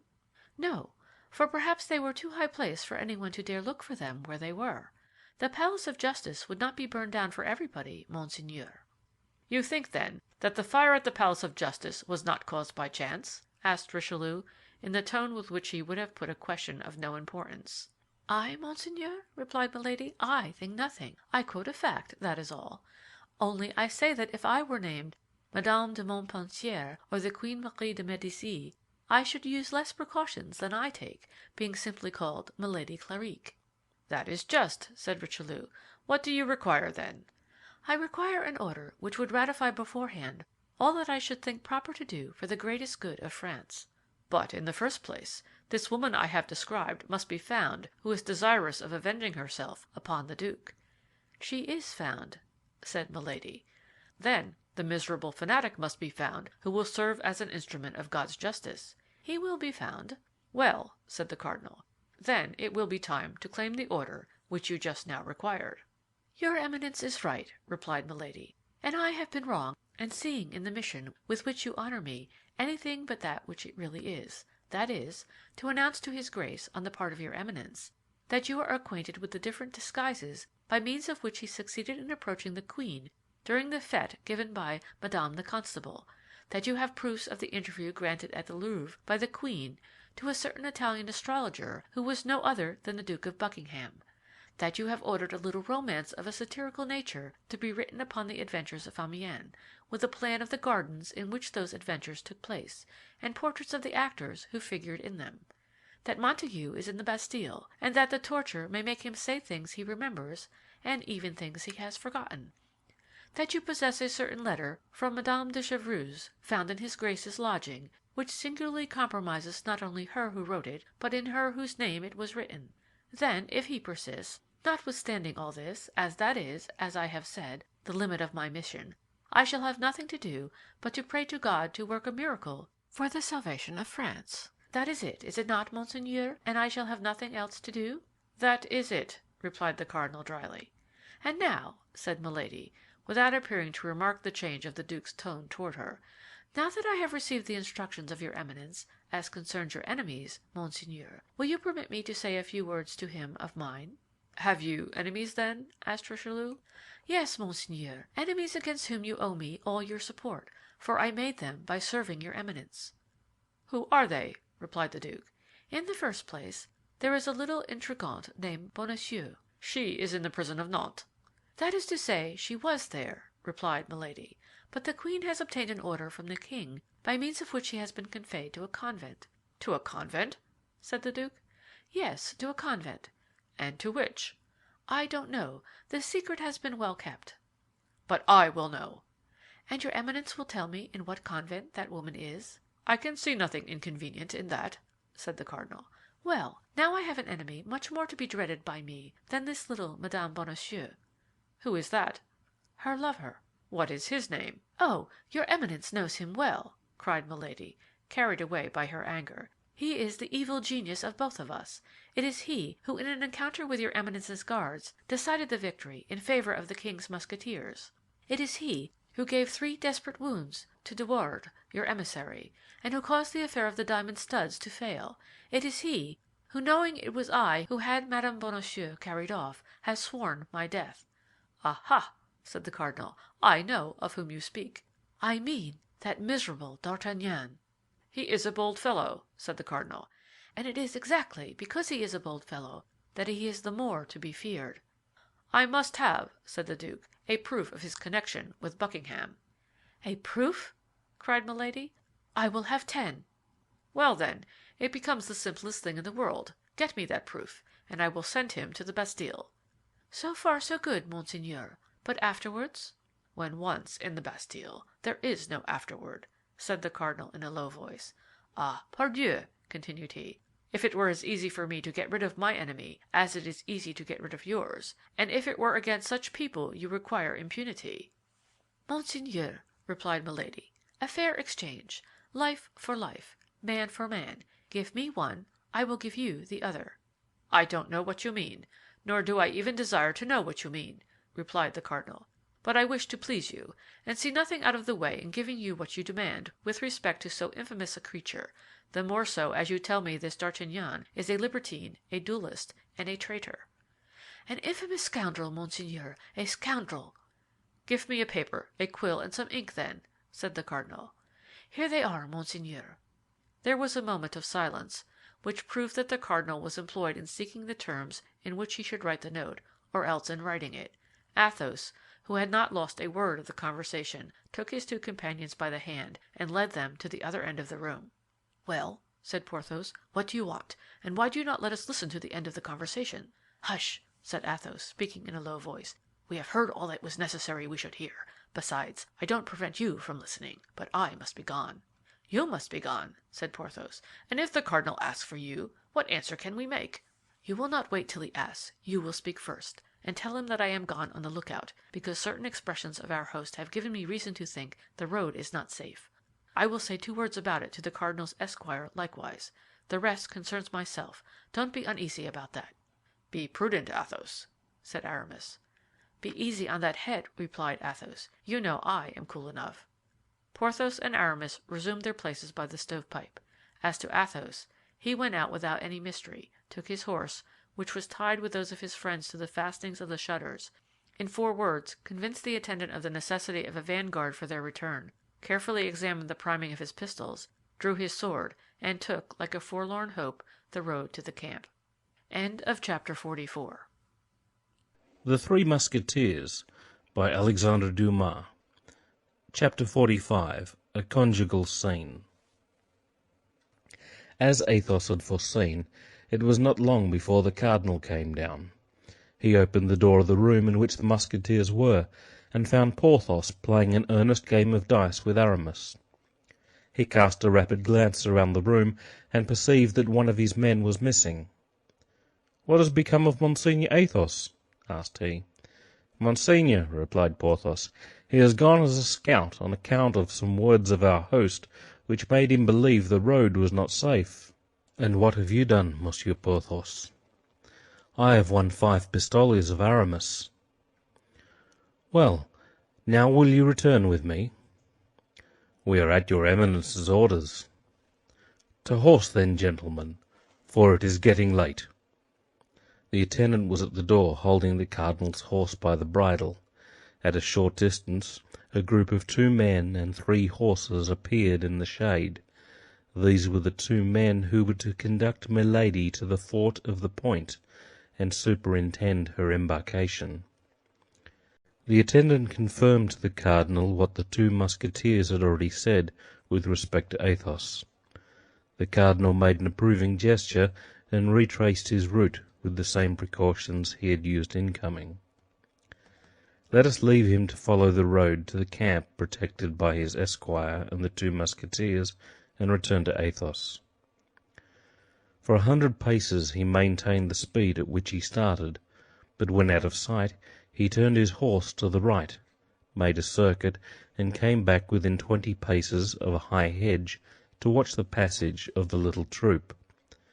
Having recognized the laced hats of his companions and the golden fringe of the cardinal's cloak, he waited till the horsemen had turned the angle of the road, and having lost sight of them, he returned at a gallop to the inn, which was opened to him without hesitation. The host recognized him. "My officer," said Athos, "has forgotten to give a piece of very important information to the lady, and has sent me back to repair his forgetfulness." "Go up," said the host. "She is still in her chamber." Athos availed himself of the permission, ascended the stairs with his lightest step, gained the landing, and through the open door perceived Milady putting on her hat. He entered the chamber and closed the door behind him. At the noise he made in pushing the bolt, Milady turned around. Athos was standing before the door, enveloped in his cloak, with his hat pulled down over his eyes. On seeing this figure, mute and immovable as a statue, Milady was frightened. "Who are you, and what do you want?" cried she. "Humph," murmured Athos, "it is certainly she." And letting fall his cloak, and raising his hat, he advanced towards Milady. "Do you know me, madam?" said he. Milady made one step forward, and then drew back, as if she had seen a serpent. "So far well," said Athos. "I perceive you know me." "Le Comte de la Fère," murmured Milady, becoming exceedingly pale, and drawing back till the wall prevented her from going any further. "Yes, Milady," replied Athos, "the Comte de la Fère in person, who comes expressly from the other world to have the pleasure of paying you a visit. Sit down, madame, and let us talk, as the cardinal said." Milady, under the influence of inexpressible terror, sat down without uttering a word. "You certainly are a demon sent upon the earth," said Athos. "Your power is great, I know, but you also know that with the help of God men have often conquered the most terrible demons. You have once before thrown yourself in my path. I thought I had crushed you, madame, but either I was deceived, or hell has resuscitated you." Milady, at these words, which recalled frightful remembrances, hung down her head with a suppressed groan. "Yes, hell has resuscitated you," continued Athos. "Hell has made you rich, hell has given you another name, hell has almost made you another face, but it has neither effaced the stains from your soul, nor the brand from your body." Milady arose, as if moved by a powerful spring, and her eyes flashed lightning. Athos remained sitting. "You believed me to be dead, did you not, as I believed you to be? And the name of Athos as well concealed the Comte de la Fère, and the name Milady Clarik concealed Anne de Breuil. Was it not so you were called when your honoured brother married us? Our position is truly a strange one," continued Athos, laughing. "We have only lived up to the present time because we believed each other dead, and because a remembrance is less oppressive than a living creature, though remembrance is sometimes devouring." "But," said Milady, in a hollow, faint voice, "what brings you back to me, and what do you want with me?" I wish to tell you that though remaining invisible to your eyes, I have not lost sight of you. You know what I have done? I can relate to you, day by day, your actions, from your entrance to the service of the cardinal to this evening. A smile of incredulity passed over the pale lips of Milady. Listen, it was you who cut off the 2 diamond studs from the shoulder of the Duke of Buckingham. It was you who had Madame Bonacieux carried off. It was you who, in love with De Wardes, and thinking to pass the night with him, opened the door to Monsieur d'Artagnan. It was you who, believing that De Wardes had deceived you, wished to have him killed by his rival. It was you who, when this rival had discovered your infamous secret, wished to have him killed in his turn by 2 assassins, whom you had sent in pursuit of him. It was you who, finding the balls had missed their mark, sent poisoned wine with a forged letter to make your victim believe that the wine had come from his friends. In short, it was you who have but now in this chamber, seated in this chair I now fill, made an engagement with Cardinal Richelieu to cause the Duke of Buckingham to be assassinated, in exchange for the promise he has made you to allow you to assassinate D'Artagnan. Milady was livid. "You must be Satan!" cried she. "Perhaps," said Athos, "but at all events listen well to this. Assassinate the Duke of Buckingham, or cause him to be assassinated. I care very little about that. I don't know him. Besides, he is an Englishman. But do not touch with the tip of your finger a single hair of D'Artagnan, who is a faithful friend, whom I love and defend, or I swear to you that by the head of my father, the crime which you shall have endeavoured to commit, or shall have committed, shall be the last." "Monsieur d'Artagnan has cruelly insulted me," said Milady, in a hollow tone. "Monsieur d'Artagnan shall die." "Indeed! Is it possible to insult you, madame?" said Athos, laughing. "He has insulted you, and he shall die." "He shall die," replied Milady. "She first, and he afterwards." Athos was seized with a kind of vertigo. The sight of this creature, whom had nothing of the woman about her, recalled awful remembrances. He thought how one day, in a less dangerous situation than the one in which he was now placed, he had already endeavoured to sacrifice her to his honour. His desire for blood returned, burning his brain and pervading his frame like a raging fever.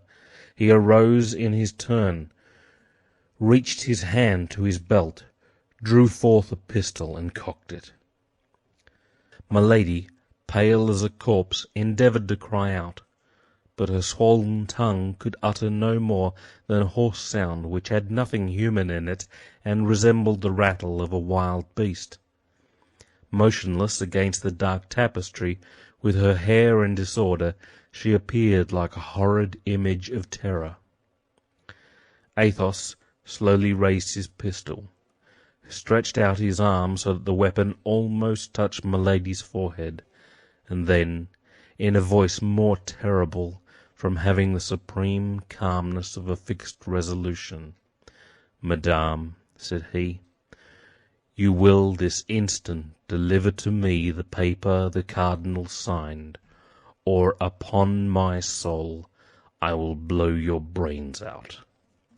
With another man, Milady might have preserved some doubt, but she knew Athos.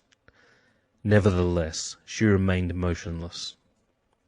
"You have 1 second to decide," said he. Milady saw by the contraction of his countenance that the trigger was about to be pulled. She reached her hand quickly to her bosom, drew out a paper, and held it towards Athos. "Take it," said she, "and be accursed." Athos took the paper, returned the pistol to his belt, approached the lamp to be assured that it was paper, unfolded it, and read: December 3, 1627. It is by my order and for the good of the state that the bearer of this has done what he has done. Richelieu. And now, said Athos, resuming his cloak and putting on his hat, now that I have drawn your teeth, viper, bite if you can. And he left the chamber without once looking behind him.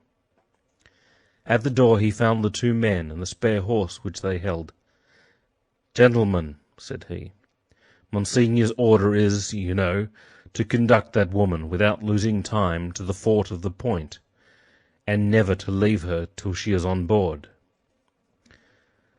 As these words agreed wholly with the order they had received, they bowed their heads in a sign of assent. With regards to Athos,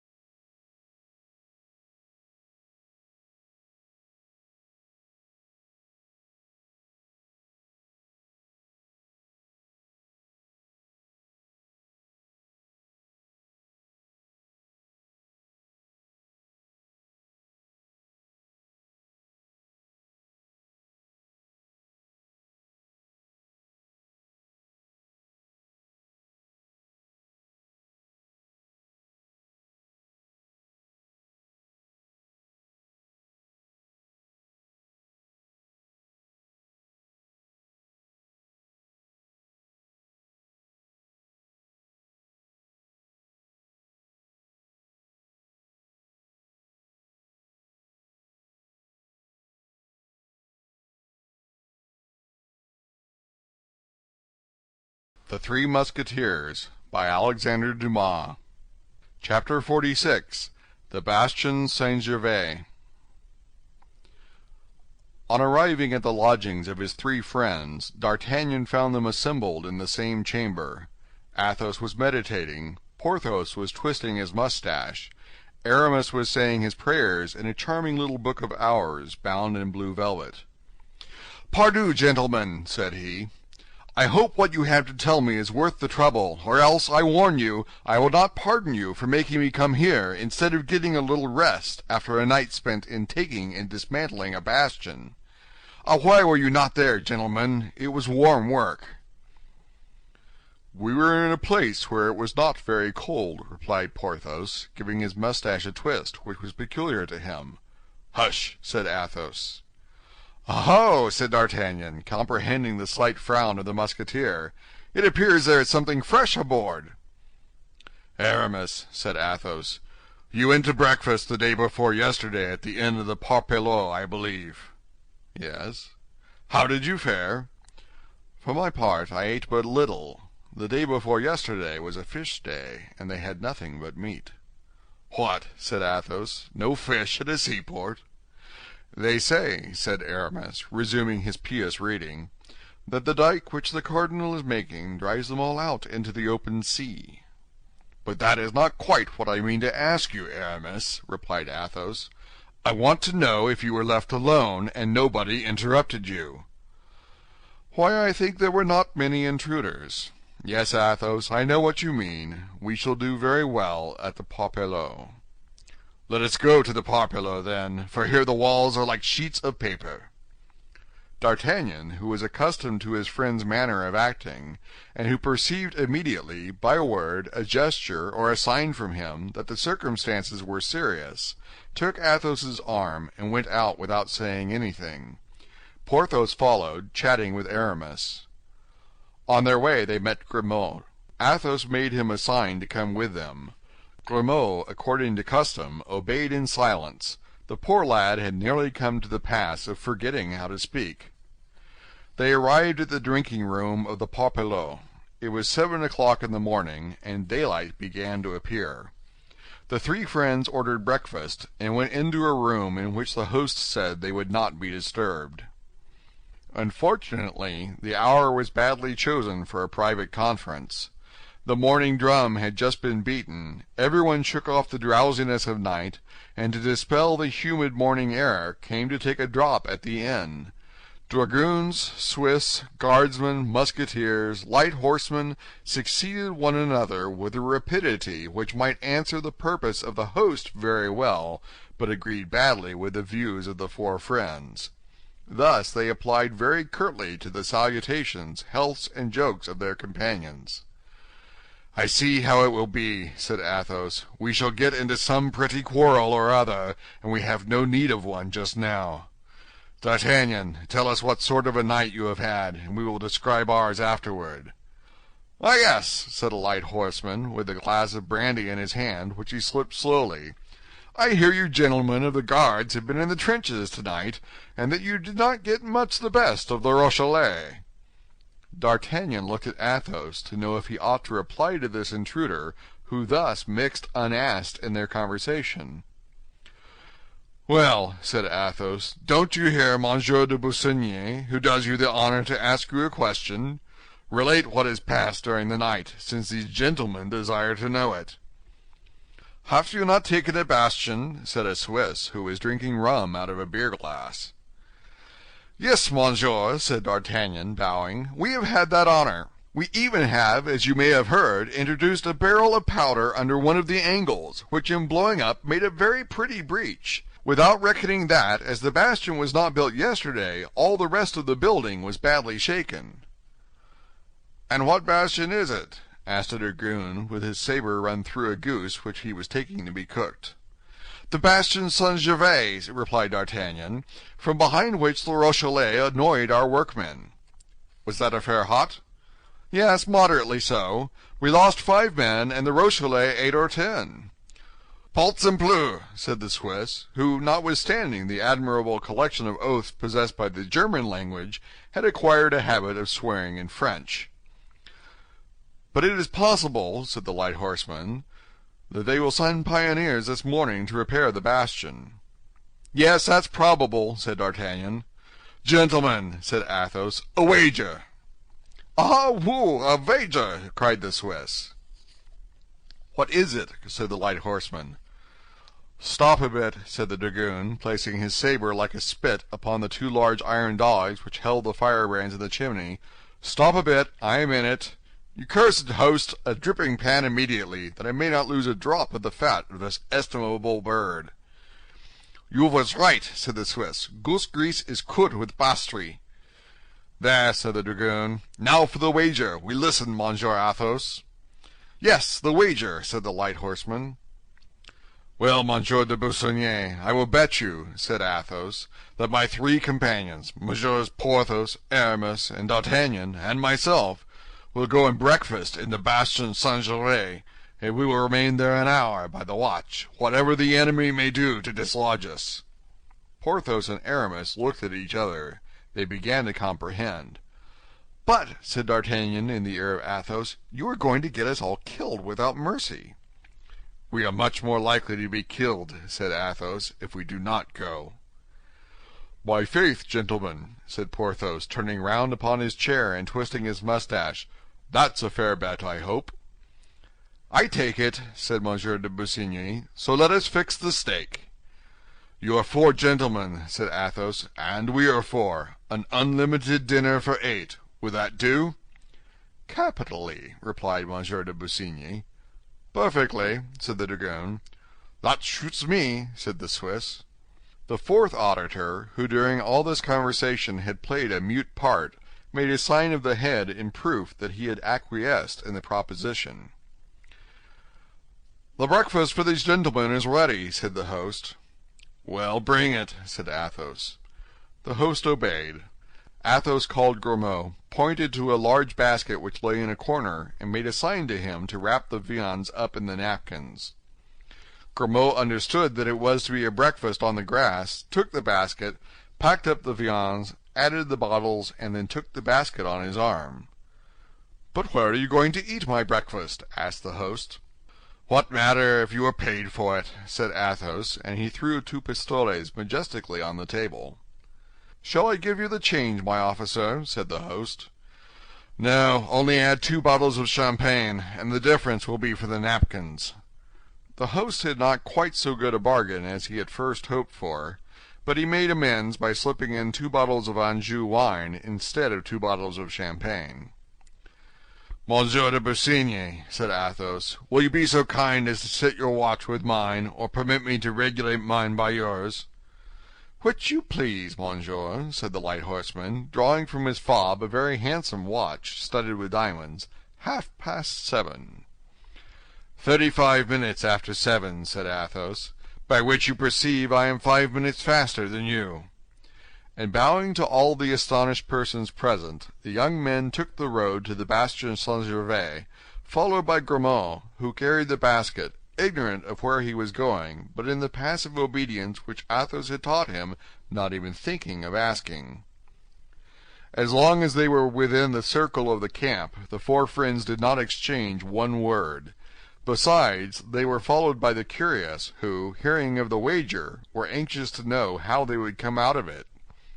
But once they passed the line of circumvallation and found themselves in the open plain, D'Artagnan, who was completely ignorant of what was going forward, thought it was time to demand an explanation. "And now, my dear Athos," said he, "do me the kindness to tell me where we are going." "Why, you see plainly enough we are going to the bastion." "But what are we going to do there?" "You know well that we go to breakfast there." "But why did we not breakfast at the Parpaillot?"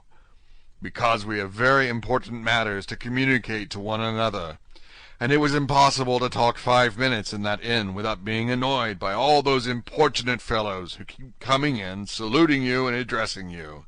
Here, at least," said Athos, pointing to the bastion, "they will not come and disturb us."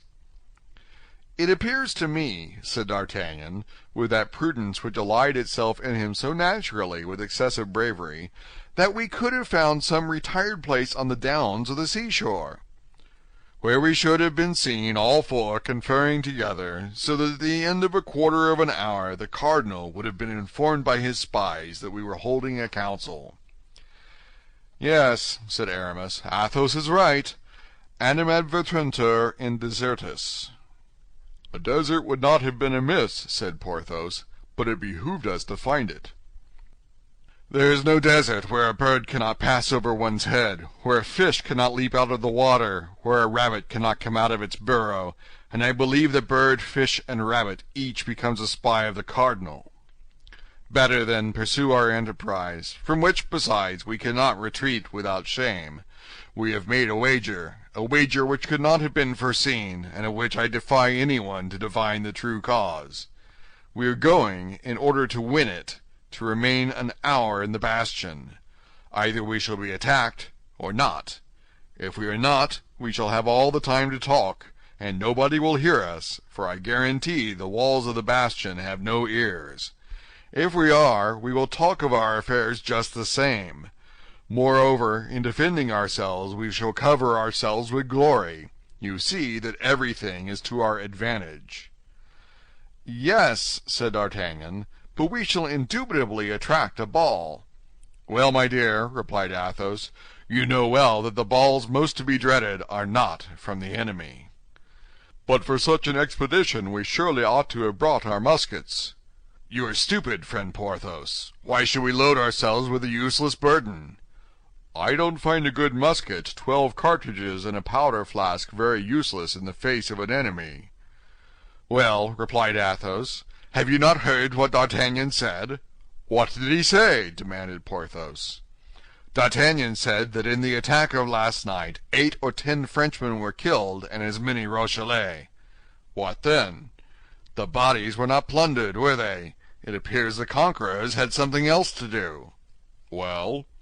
"Well, we shall find their muskets, their cartridges, and their flasks, and instead of 4 musketoons and 12 balls, we shall have 15 guns and 100 charges to fire." "Oh, Athos," said Aramis, "truly you are a great man." Porthos nodded in sign of agreement. D'Artagnan alone did not seem convinced. Grimaud no doubt shared the misgivings of the young man, for seeing that they continued to advance toward the bastion, something he had till then doubted, he pulled his master by the skirt of his coat. "Where are we going?" asked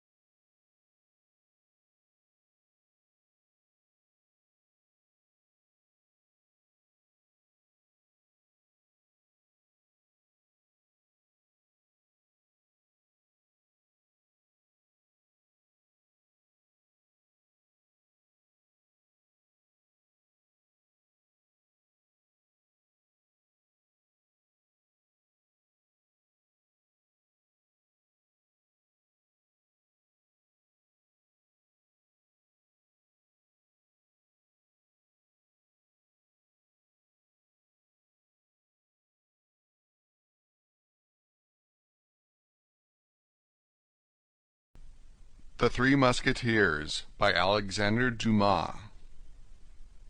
Chapter 47. The Council of the Musketeers.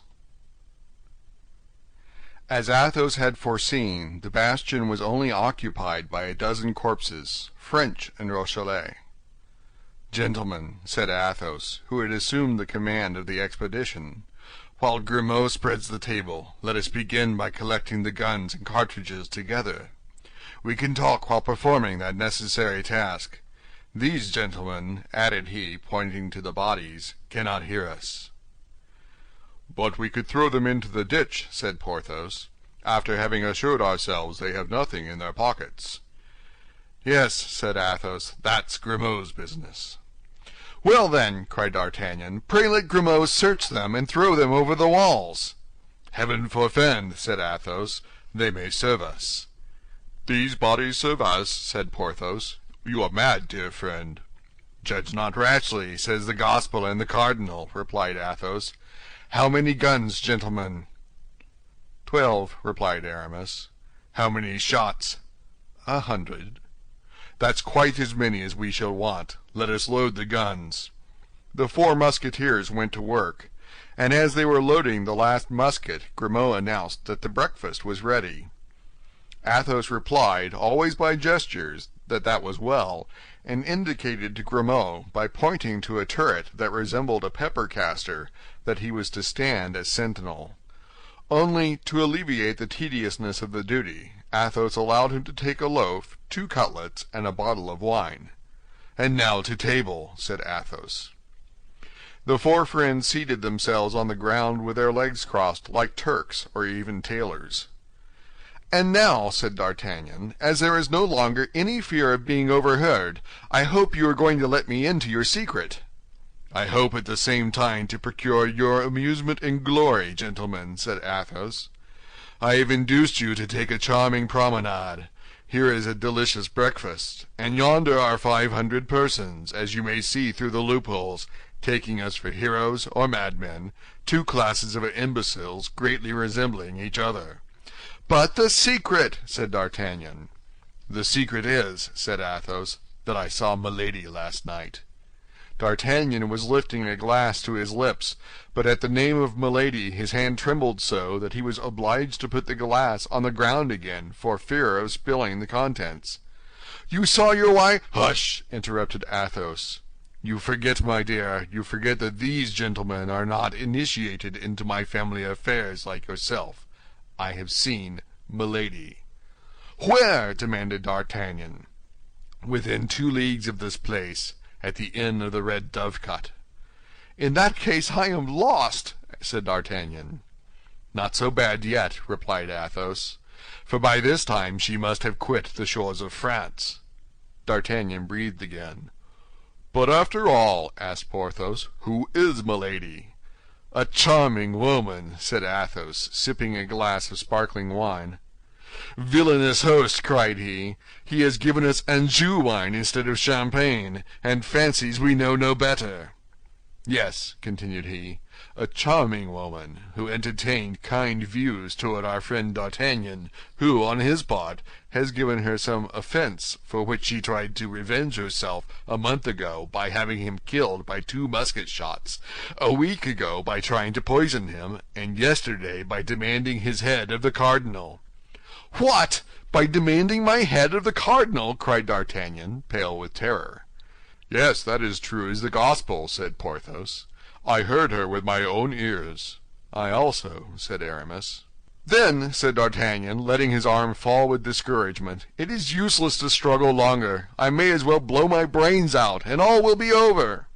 "That's the last folly to be committed," said Athos, "seeing it is the only one for which there is no remedy." "But I can never escape," said D'Artagnan, "with such enemies.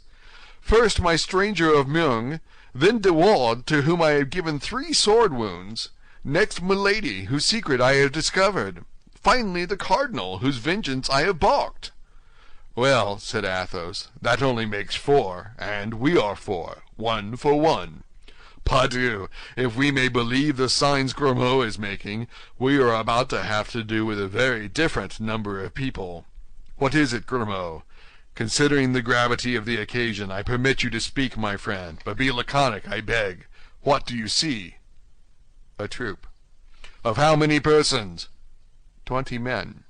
"What sort of men?" 16 pioneers, 4 soldiers. "How far distant?" 500 paces. "Good. We have just time to finish this fowl, and to drink 1 glass of wine. To your health, D'Artagnan." "To your health," repeated Porthos and Aramis. "Well, then, to my health, although I am very much afraid that your good wishes will not be of great service to me." "Bah!" said Athos. "God is great, as say the followers of Mohammed, and the future is in his hands." Then, swallowing the contents of his glass, which he put down close to him, Athos arose carelessly, took the musket next to him, and drew near to one of the loopholes. Porthos, Aramis, and D'Artagnan followed his example. As to Grimaud, he received orders to place himself behind the 4 friends in order to reload their weapons. "Pardieu," said Athos, "it was hardly worth while to distribute ourselves for 20 fellows armed with pickaxes, mattocks, and shovels. Grimaud had only to make them a sign to go away, and I am convinced they would have left us in peace." "I doubt that," replied D'Artagnan, "for they are advancing very resolutely. Besides, in addition to the pioneers, there are 4 soldiers and a brigadier armed with muskets." "That's because they don't see us," said Athos. "My faith," said Aramis, "I must confess I feel a great repugnance to fire on these poor devils of civilians." "He is a bad priest," said Porthos, "who has pity for heretics." "In truth," said Athos, "Aramis is right. I will warn them." "What the devil are you going to do?" cried D'Artagnan. "You will be shot." But Athos heeded not his advice.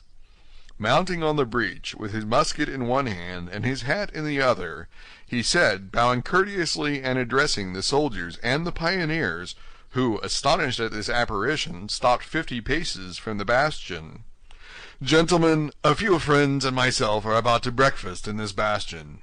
Now you know nothing is more disagreeable than being disturbed when one is at breakfast. We request you, then, if you really have business here, to wait till we have finished our repast, or to come again a short time hence, unless, which would be far better, you form the salutary resolution to quit the side of the rebels, and come and drink with us to the health of the King of France." "Take care, Athos!" cried D'Artagnan. "Don't you see they are aiming?" "Yes, yes," said Athos, "but they are only civilians, very bad marksmen, who will be sure not to hit me." In fact, at the same instant 4 shots were fired, and the balls were flattened against the wall around Athos, but not one touched him. 4 shots replied to them almost instantaneously, but much better aimed than those of the aggressors. 3 soldiers fell dead, and one of the pioneers was wounded. "Grimaud," said Athos, still on the breach, "another musket." Grimaud immediately obeyed. On their part, the 3 friends had reloaded their arms. A second discharge followed the first. The brigadier and 2 pioneers fell dead. The rest of the troop took to flight. "Now, gentlemen, a sortie!" cried Athos. And the 4 friends rushed out of the fort, gained the field of battle, picked up the 4 muskets of the privates and the half-pike of the brigadier, and convinced that the fugitives would not stop till they reached the city, turned again toward the bastion, bearing with them the trophies of their victory. "Reload the muskets, Grimaud," said Athos, "and we, gentlemen, will go on with our breakfast, and resume our conversation. Where were we?" "I recollect you were saying," said D'Artagnan, "that after having demanded my head of the cardinal, Milady had quit the shores of France. Whither goes she?" added he, strongly interested in the route Milady followed. "She goes into England," said Athos. "With what view?" "With the view of assassinating, or causing to be assassinated, the Duke of Buckingham." D'Artagnan uttered an exclamation of surprise and indignation. "But this is infamous!" cried he. "As to that," said Athos, "I beg you to believe that I care very little about it.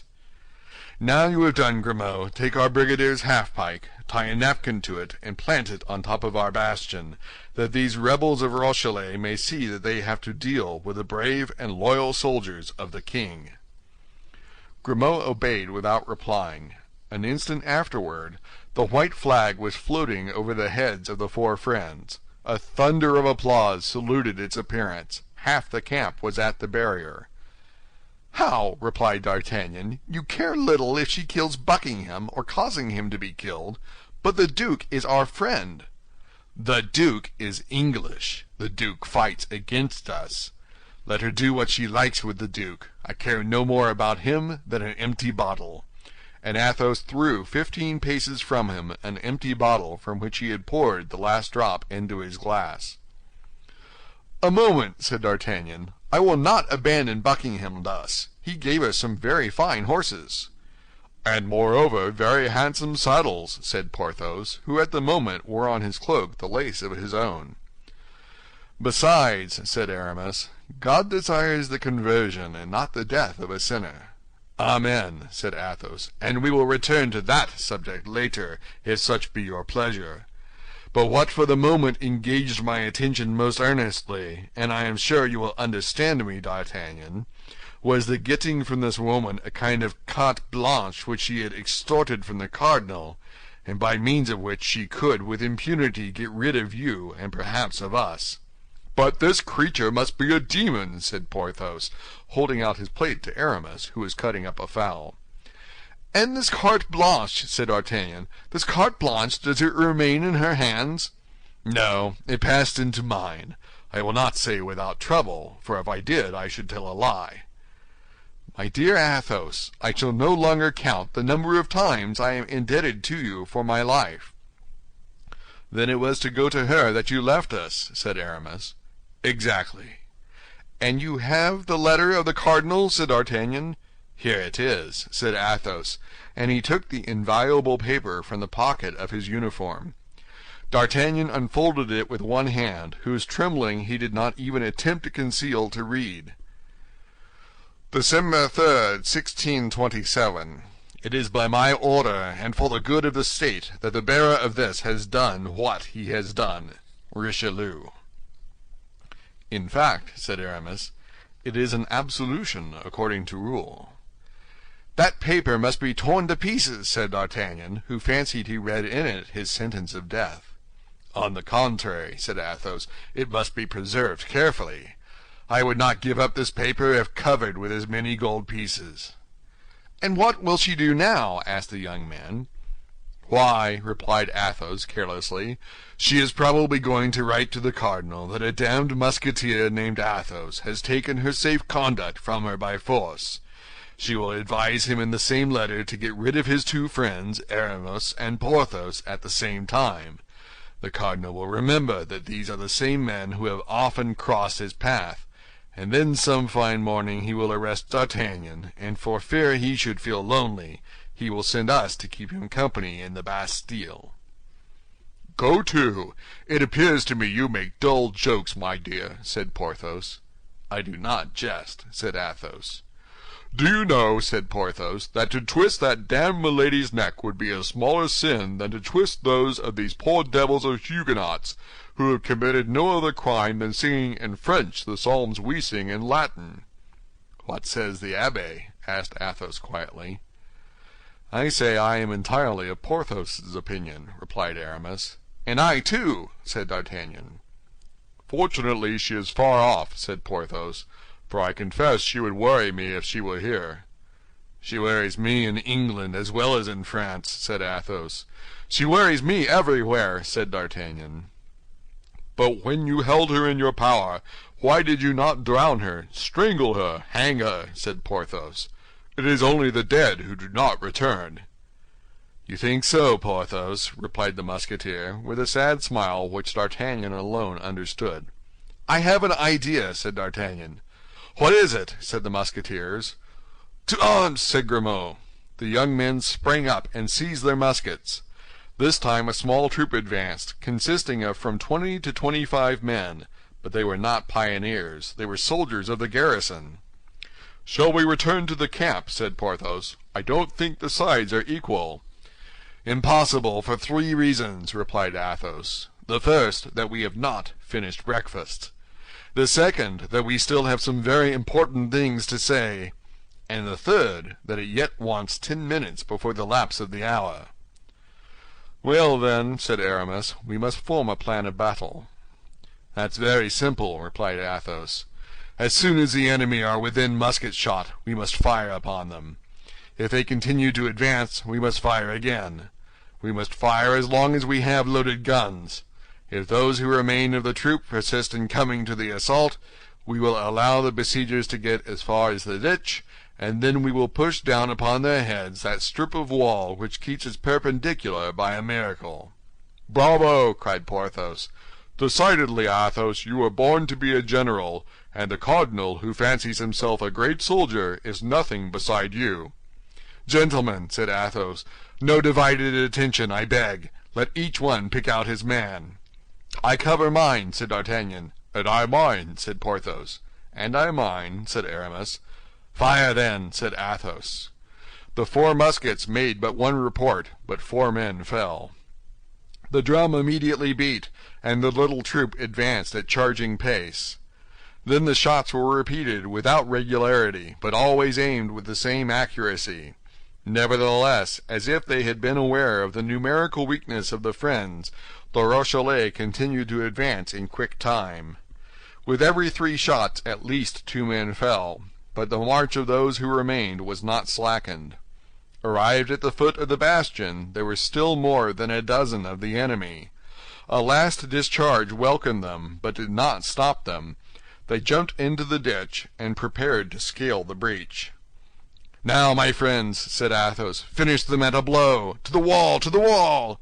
And the 4 friends, seconded by Grimaud, pushed with the barrels of their muskets an enormous sheet of the wall, which bent as if pushed by the wind, and detaching itself from its base, fell with a horrible crash into the ditch. Then a fearful crash was heard, a cloud of dust mounted toward the sky, and all was over. "Can we have destroyed them all, from the first to the last?" said Athos. "My faith, it appears so," said D'Artagnan. "No," cried Porthos, "there go 3 or 4 limping away." In fact, 3 or 4 of these unfortunate men, covered with dirt and blood, fled along the hollow way, and at length regained the city. These were all who were left of the little troop. Athos looked at his watch. "Gentlemen," said he, "we have been here an hour, and our wager is won, but we will be fair players. Besides, D'Artagnan has not told us his idea yet."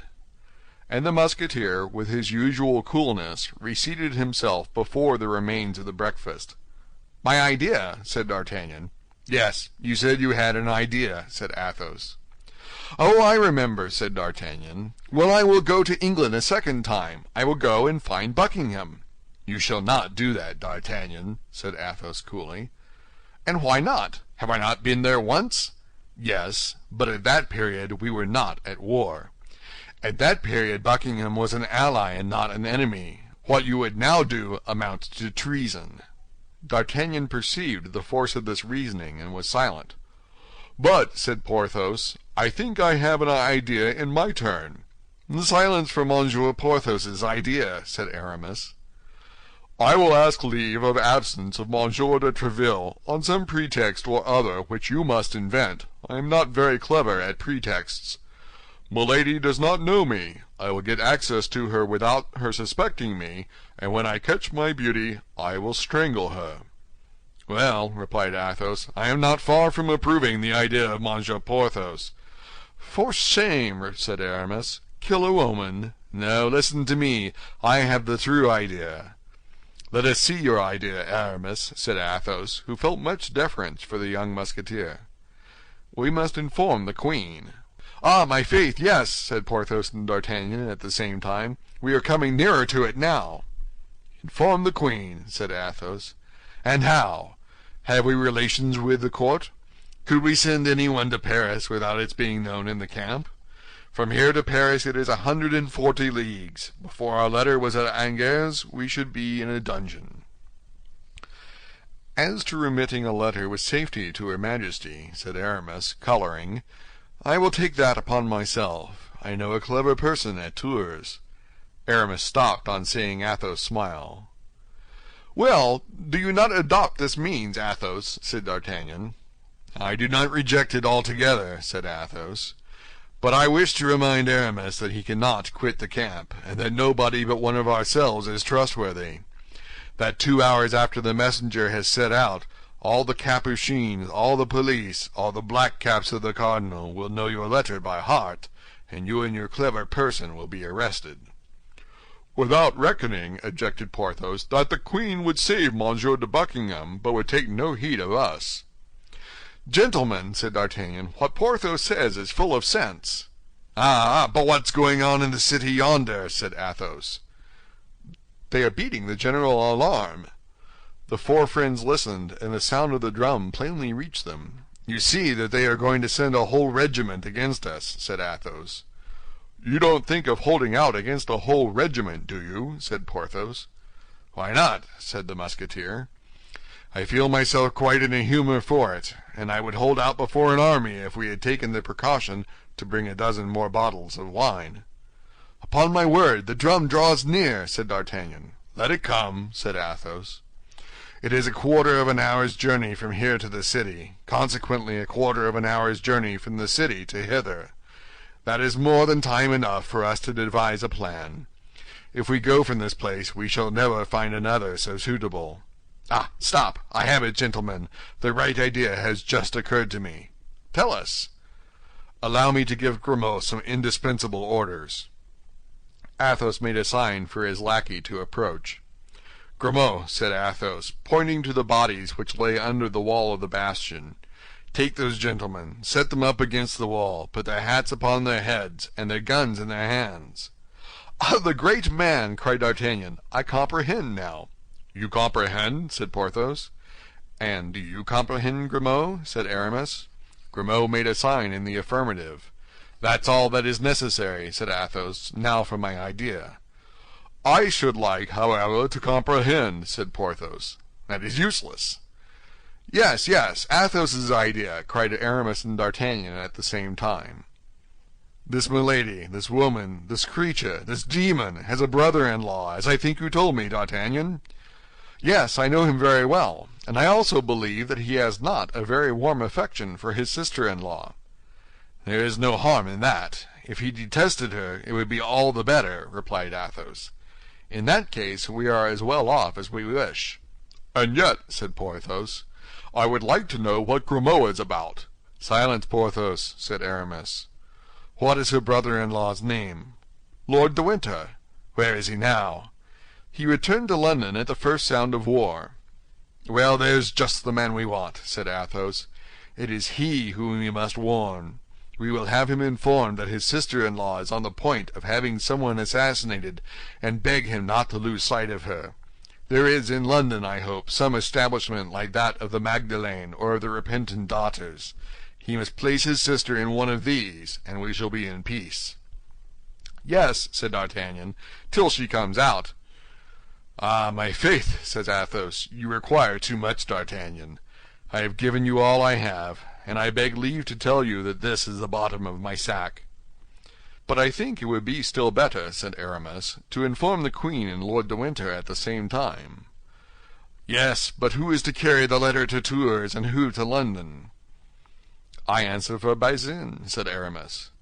"And I for Planchet," said D'Artagnan. "Aye," said Porthos, "if we cannot leave the camp, our lackeys may." "To be sure they may, and this very day we will write the letters," said Aramis. "Give the lackeys money, and they will start." "We will give them money?" replied Athos. "Have you any money?" The four friends looked at one another, and a cloud came over the brows which but lately had been so cheerful. "Look out!" cried D'Artagnan. "I see black points and red points moving yonder. Why did you talk of a regiment, Athos? It is a veritable army." "My faith, yes," said Athos. "There they are. See the sneaks come, without drum or trumpet. Ah, have you finished, Grimaud?" Grimaud made a sign in the affirmative, and pointed to a dozen bodies which he had set up in the most picturesque attitudes. Some carried arms, others seemed to be taking aim, and the remainder appeared merely to be sword in hand. "Bravo!" said Athos. "That does honor to your imagination."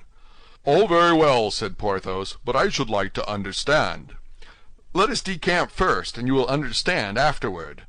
"A moment, gentlemen, a moment. Give Grimaud time to clear away the breakfast." "Ah," said Aramis, "the black points and the red points are visibly enlarging. I am of D'Artagnan's opinion. We have no time to lose in regaining our camp." "My faith," said Athos, "I have nothing to say against a retreat. We bet upon 1 hour, and we have stayed an hour and a half. Nothing can be said. Let us be off, gentlemen, let us be off." Grimaud was already ahead, with the basket and the dessert. The four friends followed, 10 paces behind him. "What the devil shall we do now, gentlemen?" cried Athos.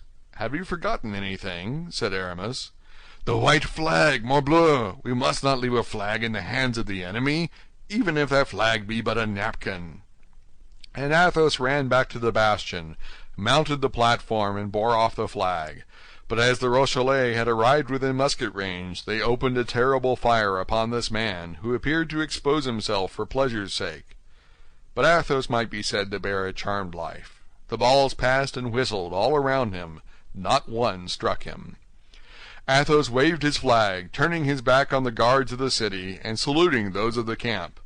On both sides loud cries arose, on the one side cries of anger, and on the other cries of enthusiasm. A second discharge followed the first, and 3 balls by passing through it made the napkin really a flag. Cries were heard from the camp, "Come down, come down!" Athos came down. His friends who anxiously awaited him saw him returned with joy. "Come along, Athos, come along!" cried D'Artagnan. "Now we have found everything except money. It would be stupid to be killed." But Athos continued to march majestically, whatever remarks his companions made. And they, finding their remarks useless, regulated their pace by his. Grimaud and his basket were far in advance, out of the range of the balls. At the end of an instant they heard a furious fusillade. "What's that?" asked Porthos. "What are they firing at now? I hear no balls whistle, and I see nobody." "They are firing at the corpses," replied Athos. "But the dead cannot return their fire." "Certainly not."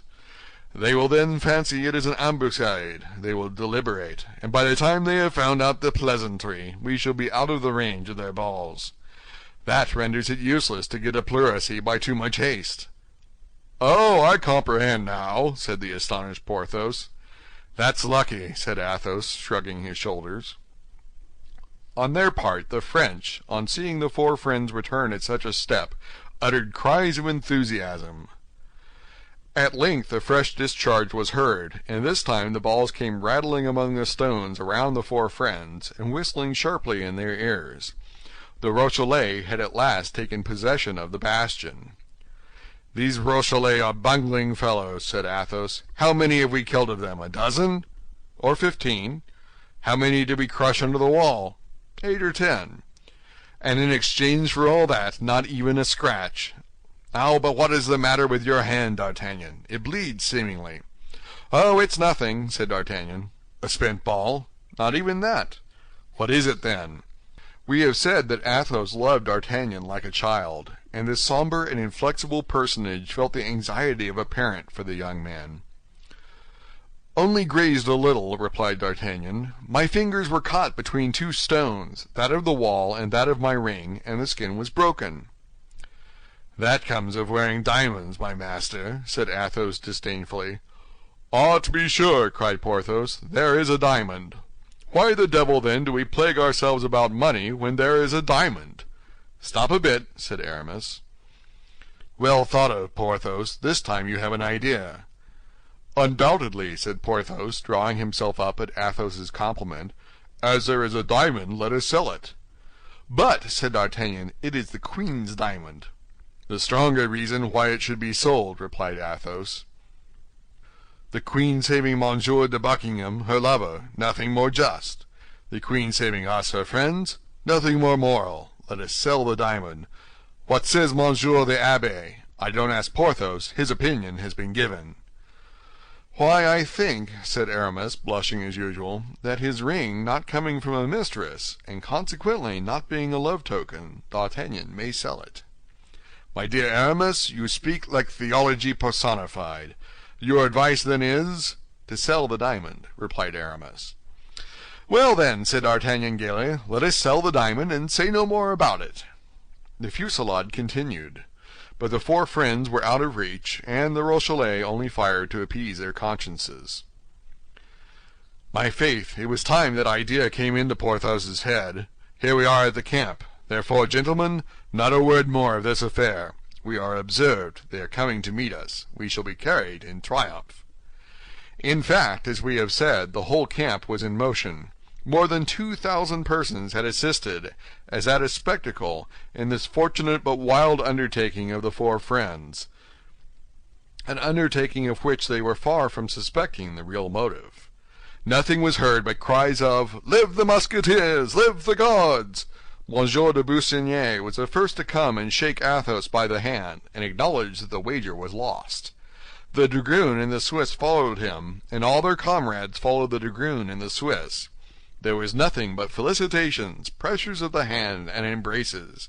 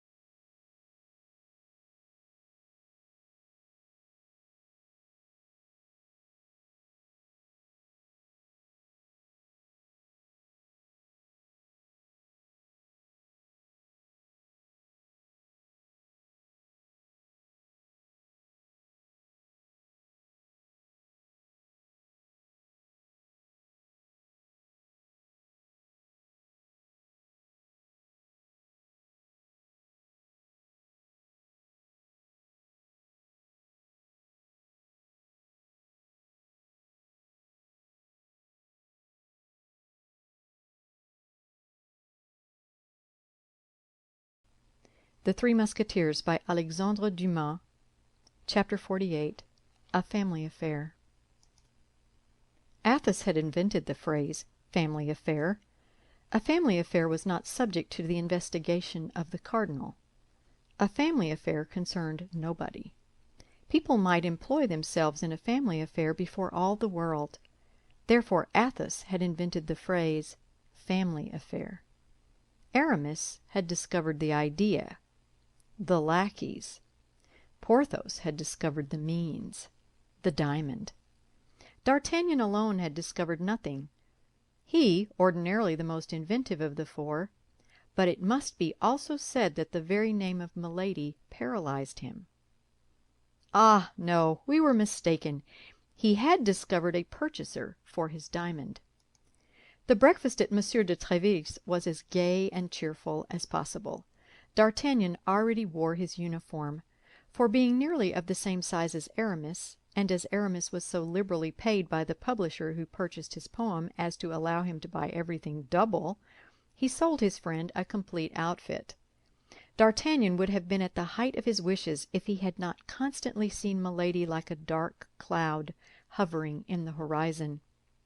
After breakfast it was agreed that they should meet again in the evening at Athos's lodging, and there finish their plans.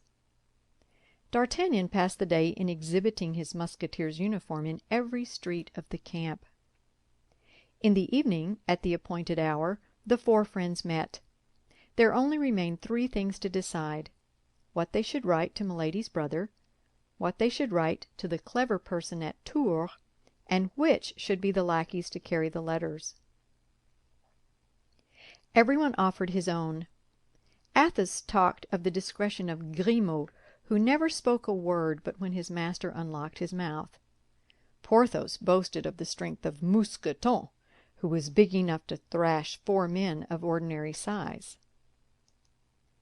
Aramis, confiding in the address of Bazin, made a pompous eulogium on his candidate.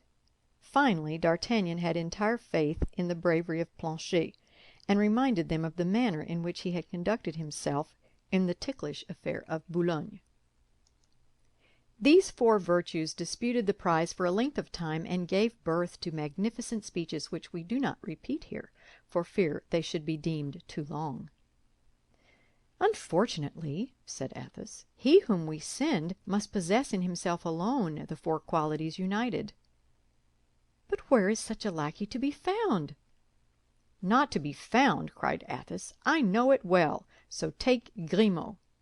Take Mousqueton. Take Bazin. Take Planchet. Planchet is brave and shrewd. They are 2 qualities out of the 4.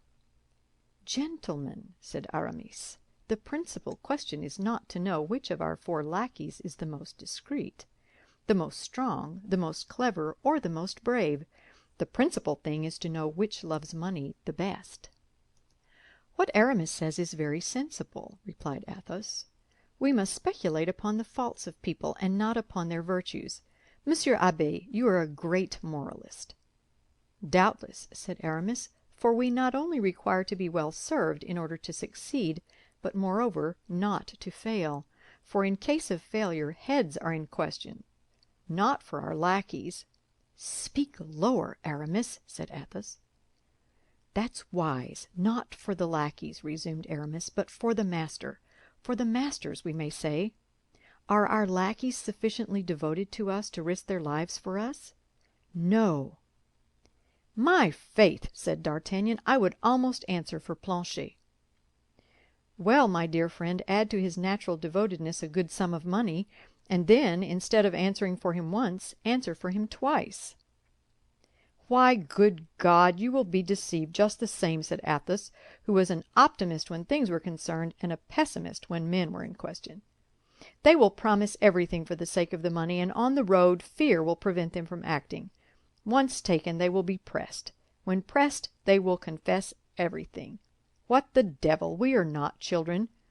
To reach England," Athos lowered his voice, "all France, covered with spies and creatures of the cardinal, must be crossed.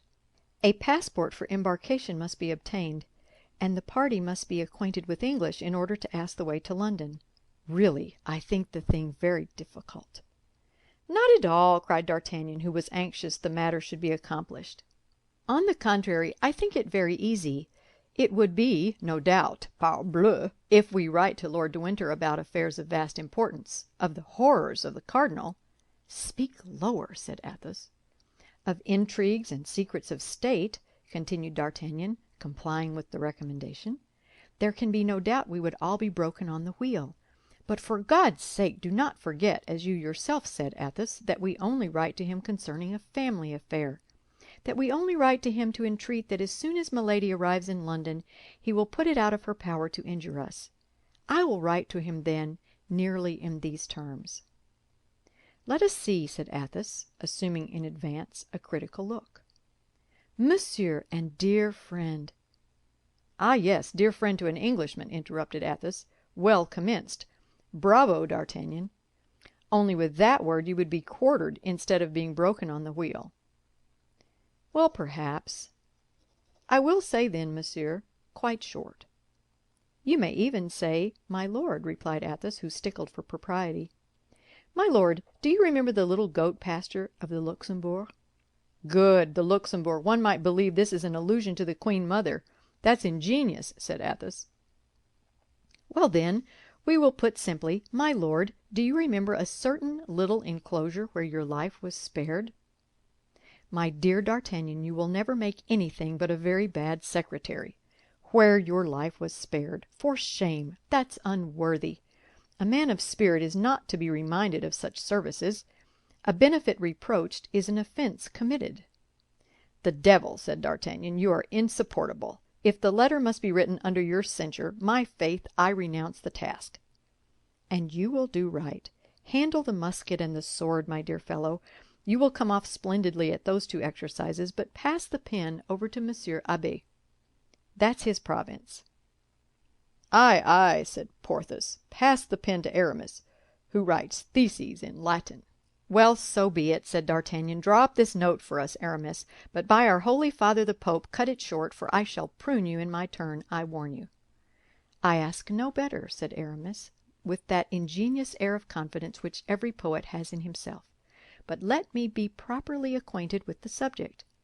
I have heard here and there that this sister-in-law was a hussy. I have obtained proof of it by listening to her conversation with the cardinal." "Lower! Sacre bleu!" said Athos. "But," continued Aramis, "the details escape me." "And me also," said Porthos.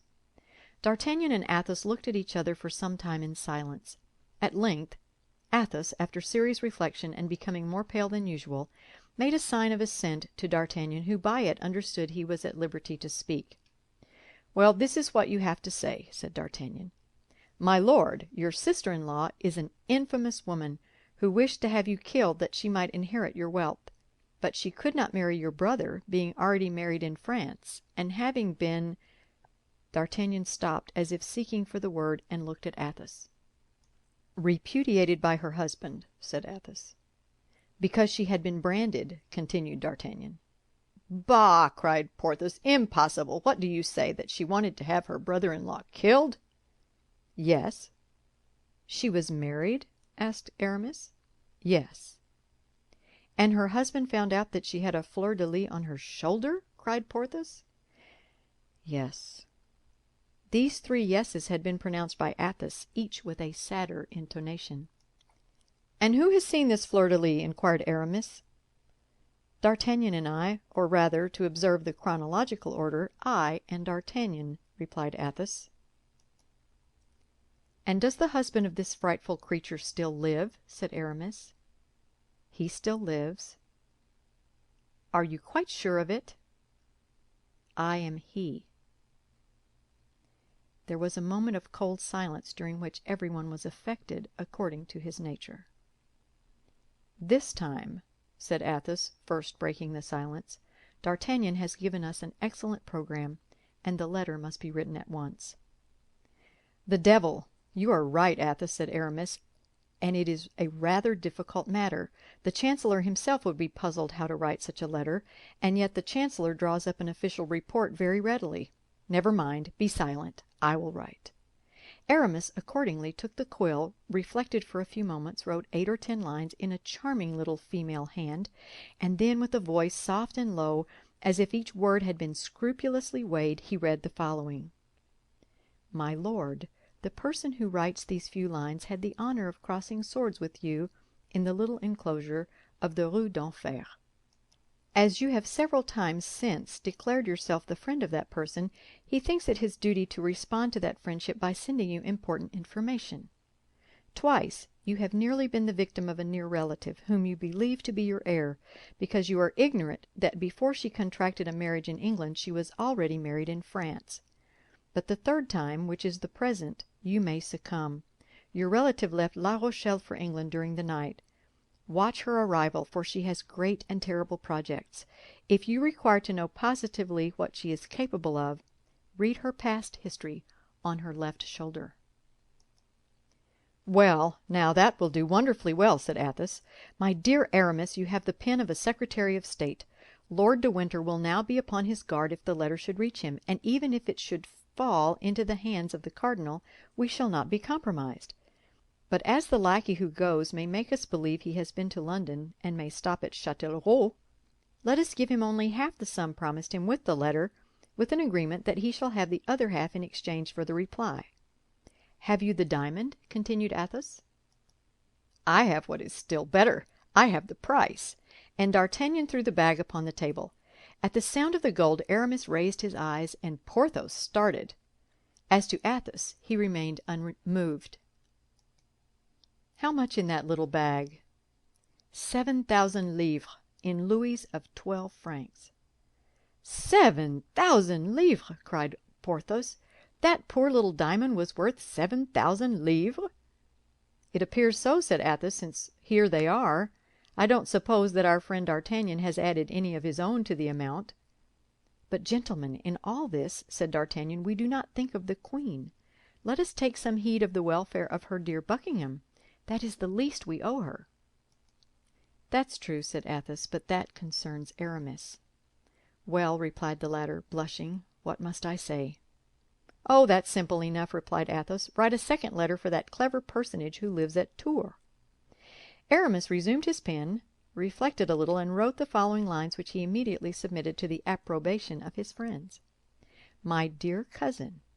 "Aha!" said Athos, "this clever person is your relative, then?" "Cousin german." "Go on, to your cousin, then." Aramis continued. "My dear cousin, His Eminence the Cardinal, whom God preserve for the happiness of France and the confusion of the enemies of the kingdom, is on the point of putting an end to the hectic rebellion of La Rochelle. It is probable that the succor of the English fleet will never even arrive in sight of the place. I will even venture to say that I am certain Monsieur de Buckingham will be prevented from setting out by some great event. His Eminence is the most illustrious politician of times past, of times present, and probably of times to come. He would extinguish the sun if the sun incommoded him. Give these happy tidings to your sister, my dear cousin. I have dreamed that the unlucky Englishman was dead. I cannot recollect whether it was by steel or by poison. Only of this I am sure, I have dreamed he was dead, and you know my dreams never deceive me. Be assured, then, of seeing me soon return." "Capital!" cried Athos. "You are the king of poets, my dear Aramis. You speak like the Apocalypse, and you are as true as the Gospel. There is nothing now to do but to put the address to this letter." "That is easily done," said Aramis. He folded the letter fancifully, and took up his pen and wrote, "To Mademoiselle Michon, seamstress, Tours." The three friends looked at one another and laughed. They were caught. "Now," said Aramis, "you will please to understand, gentlemen, that Bazin alone can carry this letter to Tours. My cousin knows nobody but Bazin, and places confidence in nobody but him. Any other person would fail. Besides, Bazin is ambitious and learned. Bazin has read history, gentlemen. He knows that Sixtus V became pope after having kept pigs.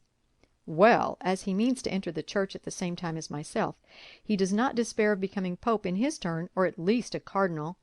You can understand that a man who has such views will never allow himself to be taken, or if taken, will undergo martyrdom rather than speak." "Very well," said D'Artagnan, "I consent to Bazin with all my heart, but grant me Planchet." Milady had him one day turned out of doors with sundry blows of a good stick to accelerate his motions. Now Planchet has an excellent memory, and I will be bound that sooner than relinquish any possible means of vengeance he will allow himself to be beaten to death. If your arrangements at Tours are your arrangements, Aramis, those of London are mine. I request, then, that Planchet may be chosen, more particularly as he has already been to London with me and knows how to speak correctly. London, sir, if you please, and my master, Lord D'Artagnan. With that you may be satisfied he can make his way, both going and returning." "In that case," said Athos, "Planchet must receive 700 livres for going, and 700 livres for coming back, and Bazin 300 livres for going, and 300 livres for returning. That will reduce the sum to 5,000 livres. We will each take 1,000 livres to be employed as seems goods, and we will leave a fund of 1,000 livres under the guardianship of Monsieur Abbé here for extraordinary occasions or common wants. Will that do?" "My dear Athos," said Aramis, "you speak like Nestor, who was, as everyone knows, the wisest among the Greeks." "Well, then," said Athos, "it is agreed. Planchet and Bazin shall go. Everything considered, I am not sorry to retain Grimaud. He is accustomed to my ways, and I am particular. Yesterday's affair must have shaken him a little. His voyage would upset him quite." Planchet was sent for, and instructions were given him. The matter had been named to him by D'Artagnan, who in the first place pointed out the money to him, then the glory, and then the danger. "I will carry the letter in the lining of my coat," said Planchet, "and if I am taken, I will swallow it." "Well, but then you will not be able to fulfill your commission," said D'Artagnan. "You will give me a copy this evening, which I shall know by heart tomorrow." D'Artagnan looked at his friends as if to say, "Well, what did I tell you?" "Now," continued he, addressing Planchet, "you have 8 days to get an interview with Lord de Winter. You have 8 days to return, in all 16 days. If, on the 16th day after your departure, at 8 o'clock in the evening, you are not here, no money, even if it be 5 minutes past 8. Then, monsieur," said Planchet, "you must buy me a watch." "Take this," said Athos, with his usual careless generosity, giving him his own, "and be a good lad. Remember, if you talk, if you babble, if you get drunk, you risk your master's head, who has so much confidence in your fidelity and who answers for you. But remember also that if by your fault any evil happens to D'Artagnan, I will find you, wherever you may be, for the purpose of ripping up your belly." "Oh, monsieur," said Planchet, humiliated by the suspicion, and moreover terrified at the calm air of the Musketeer. "And I," said Porthos, rolling his large eyes, "remember, I will skin you alive." "Ah, monsieur!" "And I," said Aramis, with his soft, melodious voice, "remember that I will roast you at a slow fire, like a savage." "Ah, monsieur!" Planchet began to weep. We will not venture to say whether it was from terror created by the threats, or from tenderness at seeing 4 friends so closely united. D'Artagnan took his hand. "See, Planchet," said he, "these gentlemen only say this out of affection for me, but at bottom they all like you." "Ah, monsieur," said Planchet, "I will succeed, or I will consent to be cut in quarters, and if they do cut me in quarters, be assured that not a morsel of me will speak." It was decided that Planchet should set out the next day at 8 o'clock in the morning, in order, as he had said, that he might during the night learn the letter by heart. He gained just 12 hours by this engagement. He was to be back on the 16th day by 8 o'clock in the evening. In the morning, as he was mounting his horse, D'Artagnan, who felt at the bottom of his heart a partiality for the duke, took Planchet aside. "Listen," he said to him, "when you have given the letter to Lord de Winter, and he has read it, you will further say to him, 'Watch over his Grace Lord Buckingham, for they wish to assassinate him.' But this, Planchet, is so serious and important that I have not informed my friends that I would entrust this secret to you, and for a captain's commission I would not write it." "Be satisfied, monsieur," said Planchet. "You shall see if confidence can be placed in me." Mounted on an excellent horse, which he was to leave at the end of 20 leagues in order to take the post, Planchet set off at a gallop, his spirits a little depressed by the triple promise made him by the Musketeers, but otherwise as light-hearted as possible. Bazin set out the next day for Tours, and was allowed 8 days for performing his commission.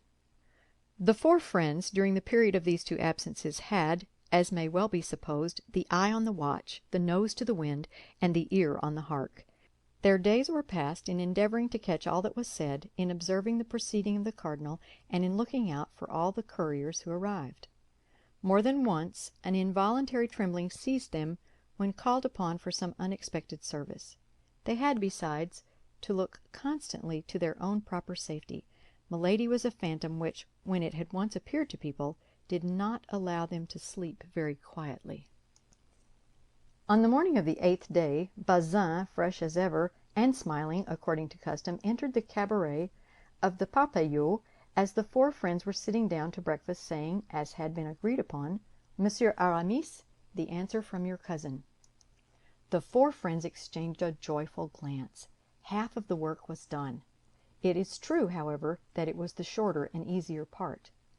Aramis, blushing in spite of himself, took the letter, which was in a large, coarse hand, and not particular for its orthography. "Good God!" cried he, laughing, "I quite despair of my poor Michon. She will never write like Monsieur de Voiture." "What does you mean by poor Michon?" said the Swiss, who was chatting with the four friends when the letter came. "Oh, pardieu, less than nothing," said Aramis, "a charming little seamstress, whom I love dearly, and from whose hand I requested a few lines as a sort of keepsake." "The devil!" said the Swiss. "If she is as great a lady as her writing is large, you are a lucky fellow, comrade." Aramis read the letter and passed it to Athos. "See what she writes to me, Athos," said he. Athos cast a glance over the epistle, and to disperse all the suspicions that might have been created, read aloud, "My cousin, my sister and I are skillful in interpreting dreams, and even entertain great fear of them. But of yours it may be said, I hope, every dream is an illusion. Adieu. Take care of yourself, and act so that we may from time to time hear you spoken of. Marie Michon." "And what dream does she mean?" asked the dragoon, who had approached during the reading. "Yes, what's the dream?" said the Swiss. "Well, pardieu," said Aramis, "it was only this. I had a dream, and I related it to her." "Yes, yes," said the Swiss, "it's simple enough to tell a dream, but I never dream." "You are very fortunate," said Athos, rising. "I wish I could say as much." "Never," replied the Swiss, enchanted that a man like Athos could envy him anything. "Never, never." D'Artagnan, seeing Athos rise, did likewise, took his arm, and went out. Porthos and Aramis remained behind to encounter the jokes of the dragoon and the Swiss. As to Bazin, he went and lay down on a truss of straw, and as he had more imagination than the Swiss, he dreamed that Aramis, having become pope, adorned his head with the cardinal's hat. But as we have said, Bazin had not, by his fortunate return, removed more than a part of the uneasiness which weighed upon the four friends. The days of expectations are long, and D'Artagnan in particular would have wagered that the days were 44 hours. He forgot the necessary slowness of navigation. He exaggerated to himself the power of Milady. He credited this woman, who appeared to him the equal of a demon, with agents as supernatural as herself. At the least noise he imagined himself about to be arrested, and that Planchet was being brought back to be confronted with himself and his friends. Still further, his confidence in the worthy Picard, at one time so great, diminished day by day. This anxiety became so great that it even extended to Aramis and Porthos. Porthos alone remained unmoved, as if no danger hovered over him, and as if he breathed his customary atmosphere. On the 16th day, in particular, these signs were so strong in D'Artagnan and his two friends that they could not remain quiet in one place, and wandered about like ghosts on the road by which Planchet was expected. "Really," said Athos to them, "you are not men but children, to let a woman terrify you so. And what does it amount to, after all? To be imprisoned. Well, but we should be taken out of prison. Madame Bonacieux was released. To be decapitated? Why, every day in the trenches we go cheerfully to expose ourselves to worse than that, for a bullet may break a leg, and I am convinced a surgeon would give us more pain in cutting off a thigh than an executioner in cutting off a head. Wait quietly, then. In 2 hours, in 4, in 6 hours at the latest, Planchet will be here.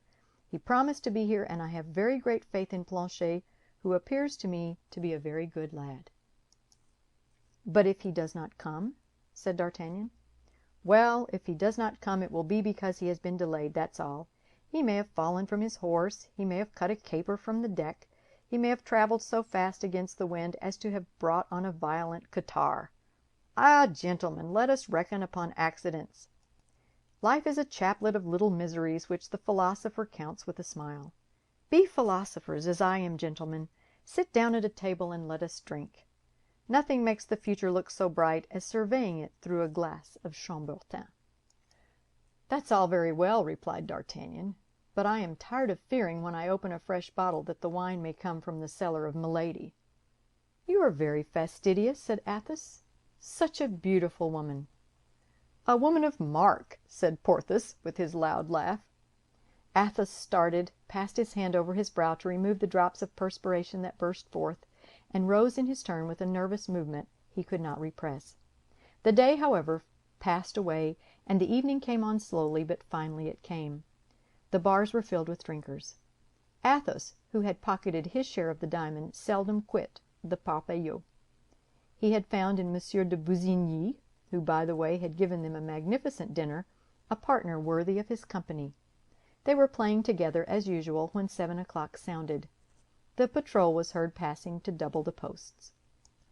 At 7:30 the retreat was sounded. "We are lost," said D'Artagnan in the ear of Athos. "You mean to say we have lost," said Athos, quietly, drawing 4 pistoles from his pocket and throwing them upon the table. "Come, gentlemen," said he, "they are beating the tattoo. Let us to bed." And Athos went out of the Parpaillot, followed by D'Artagnan. Aramis came behind, giving his arm to Porthos. Aramis mumbled verses to himself, and Porthos from time to time pulled a hair or two from his mustache, in sign of despair. But all at once a shadow appeared in the darkness, the outline of which was familiar to D'Artagnan, and a well-known voice said, "Monsieur, I have brought your cloak. It is chilly this evening." "Planchet!" cried D'Artagnan, beside himself with joy. "Planchet," repeated Aramis and Porthos.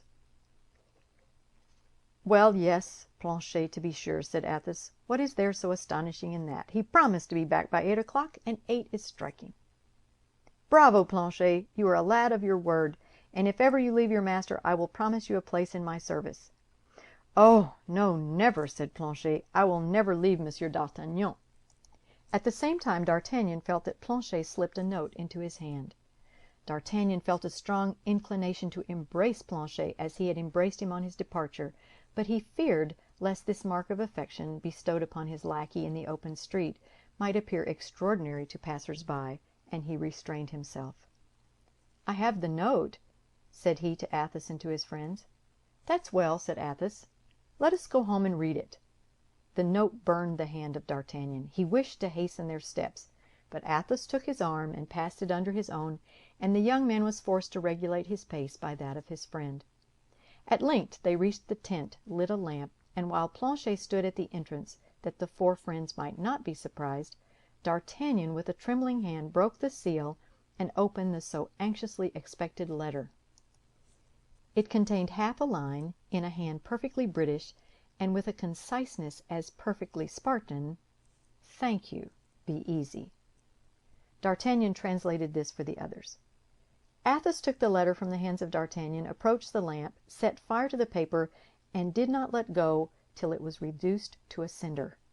Then, calling Planchet, he said, "Now, my lad, you may claim your 700 livres, but you did not run much risk with such a note as that." "Am I not to blame for having tried every means to compress it?" said Planchet. "Well," cried D'Artagnan, "tell us all about it." "Dame, that's a long job, monsieur." "You are right, Planchet," said Athos. "Besides, the tattoo has been sounded, and we should be observed if we kept a light burning much longer than the others." "So be it," said D'Artagnan. "Go to bed, Planchet, and sleep soundly."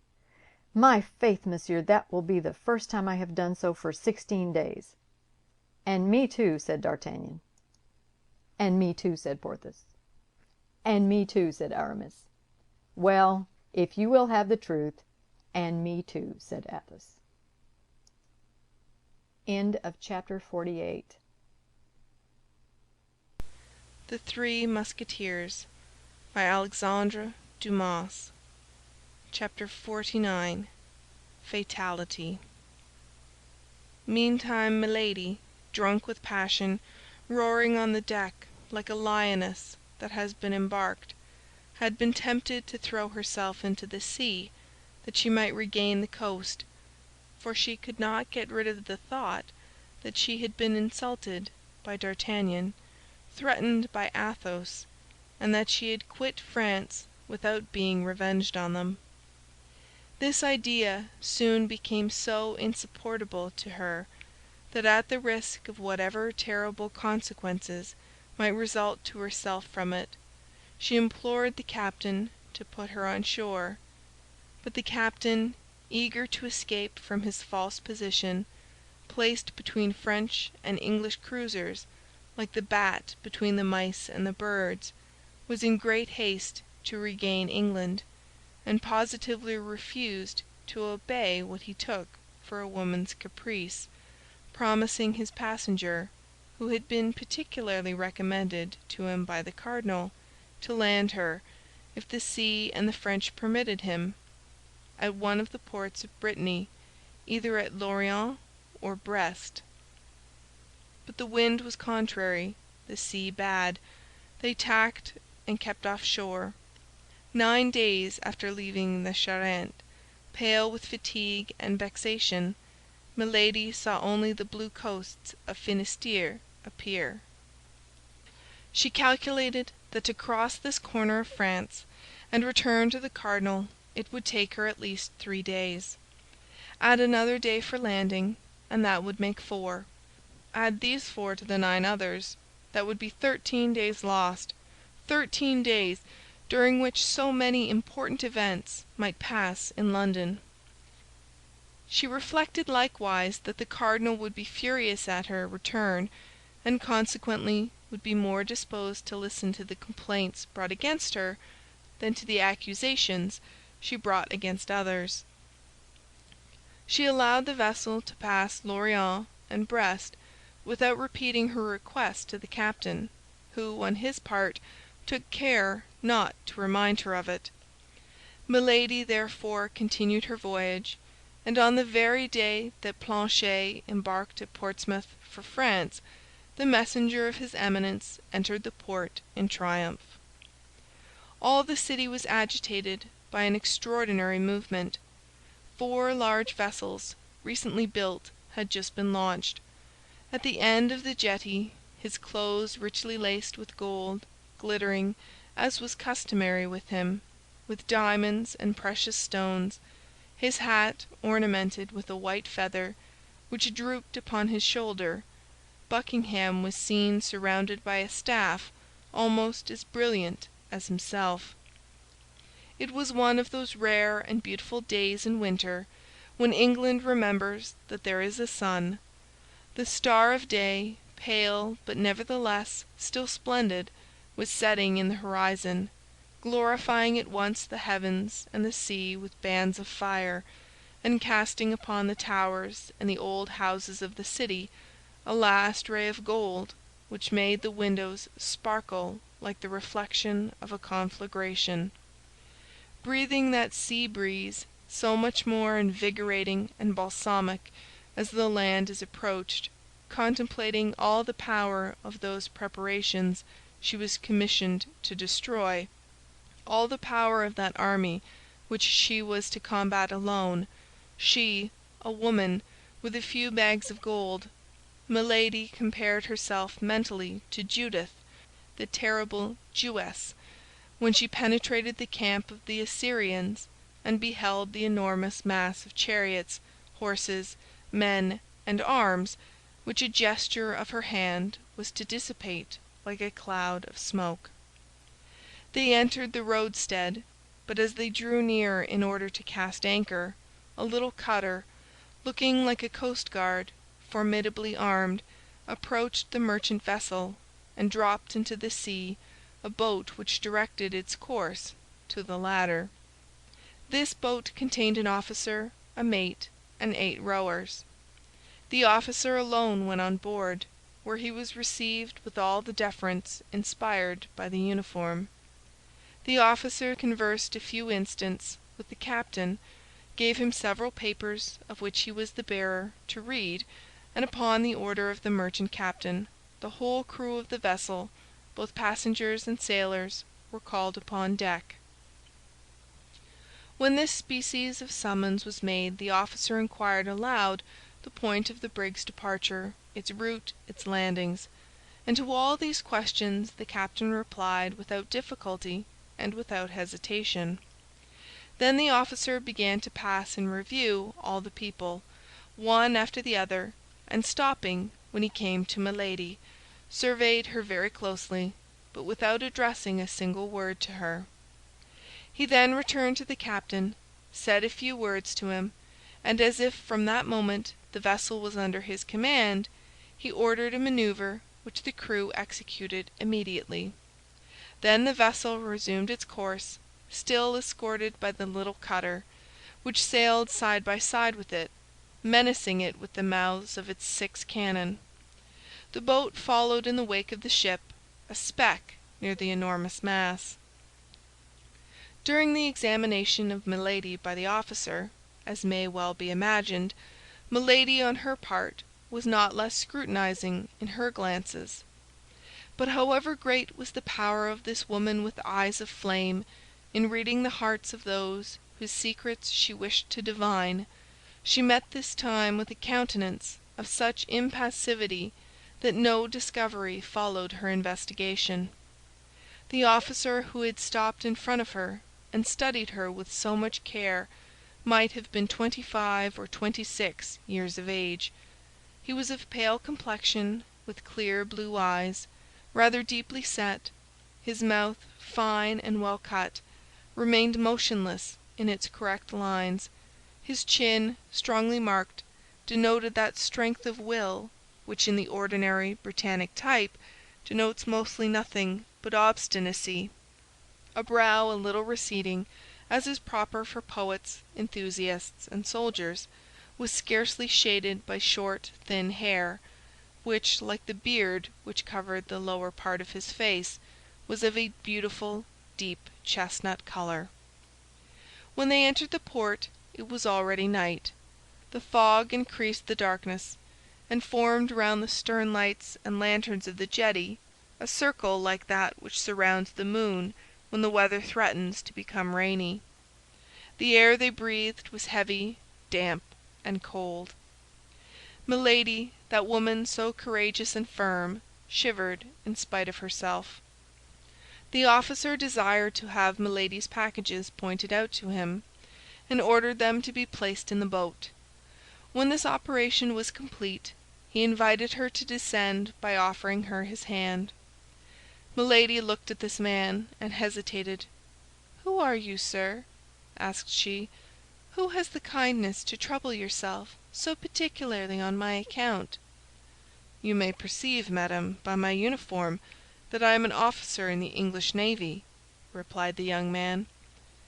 "But is it the custom for the officers in the English navy to place themselves at the service of their female compatriots when they land in a port of Great Britain, and carry their gallantry so far as to conduct them ashore?"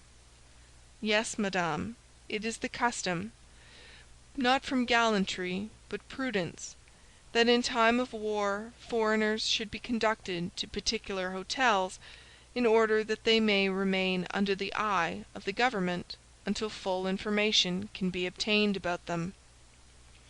These words were pronounced with the most exact politeness and the most perfect calmness. Nevertheless, they had not the power of convincing Milady. "But I am not a foreigner, sir," said she, with an accent as pure as ever was heard between Portsmouth and Manchester. "My name is Lady Clarick, and this measure—" "This measure is general, madame, and you will seek in vain to evade it." "I will follow you, then, sir." Accepting the hand of the officer, she began the descent of the ladder, at the foot of which the boat waited. The officer followed her. A large cloak was spread at the stern. The officer requested her to sit down upon this cloak, and placed himself beside her. "Row," said he to the sailors. The 8 oars fell at once into the sea, making but a single sound, giving but a single stroke, and the boat seemed to fly over the surface of the water. In 5 minutes they gained the land. The officer leaped to the pier and offered his hand to Milady. A carriage was in waiting. "Is this carriage for us?" asked Milady. "Yes, madame," replied the officer. "The hotel, then, is far away?" "At the other end of the town." "Very well," said Milady, and she resolutely entered the carriage. The officer saw that the baggage was fastened carefully behind the carriage, and this operation ended, he took his place beside Milady and shut the door. Immediately, without any order being given or his place of destination indicated, the coachman set off at a rapid pace and plunged into the streets of the city. So strange a reception naturally gave Milady ample matter for reflection. So, seeing that the young officer did not seem at all disposed for conversation, she reclined in her corner of the carriage, and one after the other passed in review all the surmises which presented themselves to her mind. At the end of a quarter of an hour, however, surprised at the length of the journey, she leaned forward toward the door to see whither she was being conducted. Houses were no longer to be seen. Trees appeared in the darkness like great black phantoms chasing one another. Milady shuddered. "But we are no longer in the city, sir," said she. The young officer preserved silence. "I beg you to understand, sir, I will go no farther unless you tell me whither you are taking me." This threat brought no reply. "Oh, this is too much!" cried Milady. "Help! Help!" No voice replied to hers. The carriage continued to roll on with rapidity. The officer seemed a statue. Milady looked at the officer with one of those terrible expressions peculiar to her countenance, and which so rarely failed of their effect. Anger made her eyes flash in the darkness. The young man remained immovable. Milady tried to open the door in order to throw herself out. "Take care, madame," said the young man coolly. "You will kill yourself in jumping." Milady reseated herself, foaming. The officer leaned forward, looked at her in his turn, and appeared surprised to see that face, just before so beautiful, distorted with passion, and almost hideous. The artful creature at once comprehended that she was injuring herself by allowing him thus to read her soul. She collected her features, and in a complaining voice said, "In the name of heaven, sir, tell me if it is to you, if it is to your government, if it is to an enemy I am to attribute the violence that is done me." "No violence will be offered to you, madame, and what happens to you is the result of a very simple measure which we are obliged to adopt with all who land in England." "Then you don't know me, sir?" "It is the first time I have had the honor of seeing you." "And on your honor, you have no cause of hatred against me?" "None, I swear to you." There was so much serenity, coolness, mildness even, in the voice of the young man, that Milady felt reassured. At length, after a journey of nearly an hour, the carriage stopped before an iron gate, which closed an avenue leading to a castle severe in form, massive and isolated.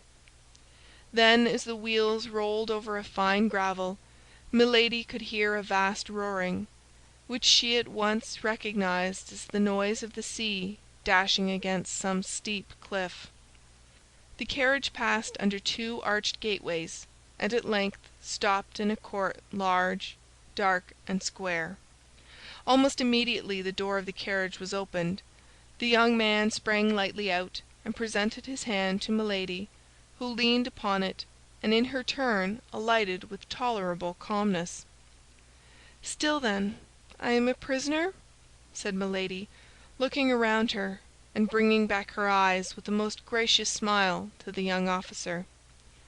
"But I feel assured it will not be for long. added she. "My own conscience and your politeness, sir, are the guarantees of that."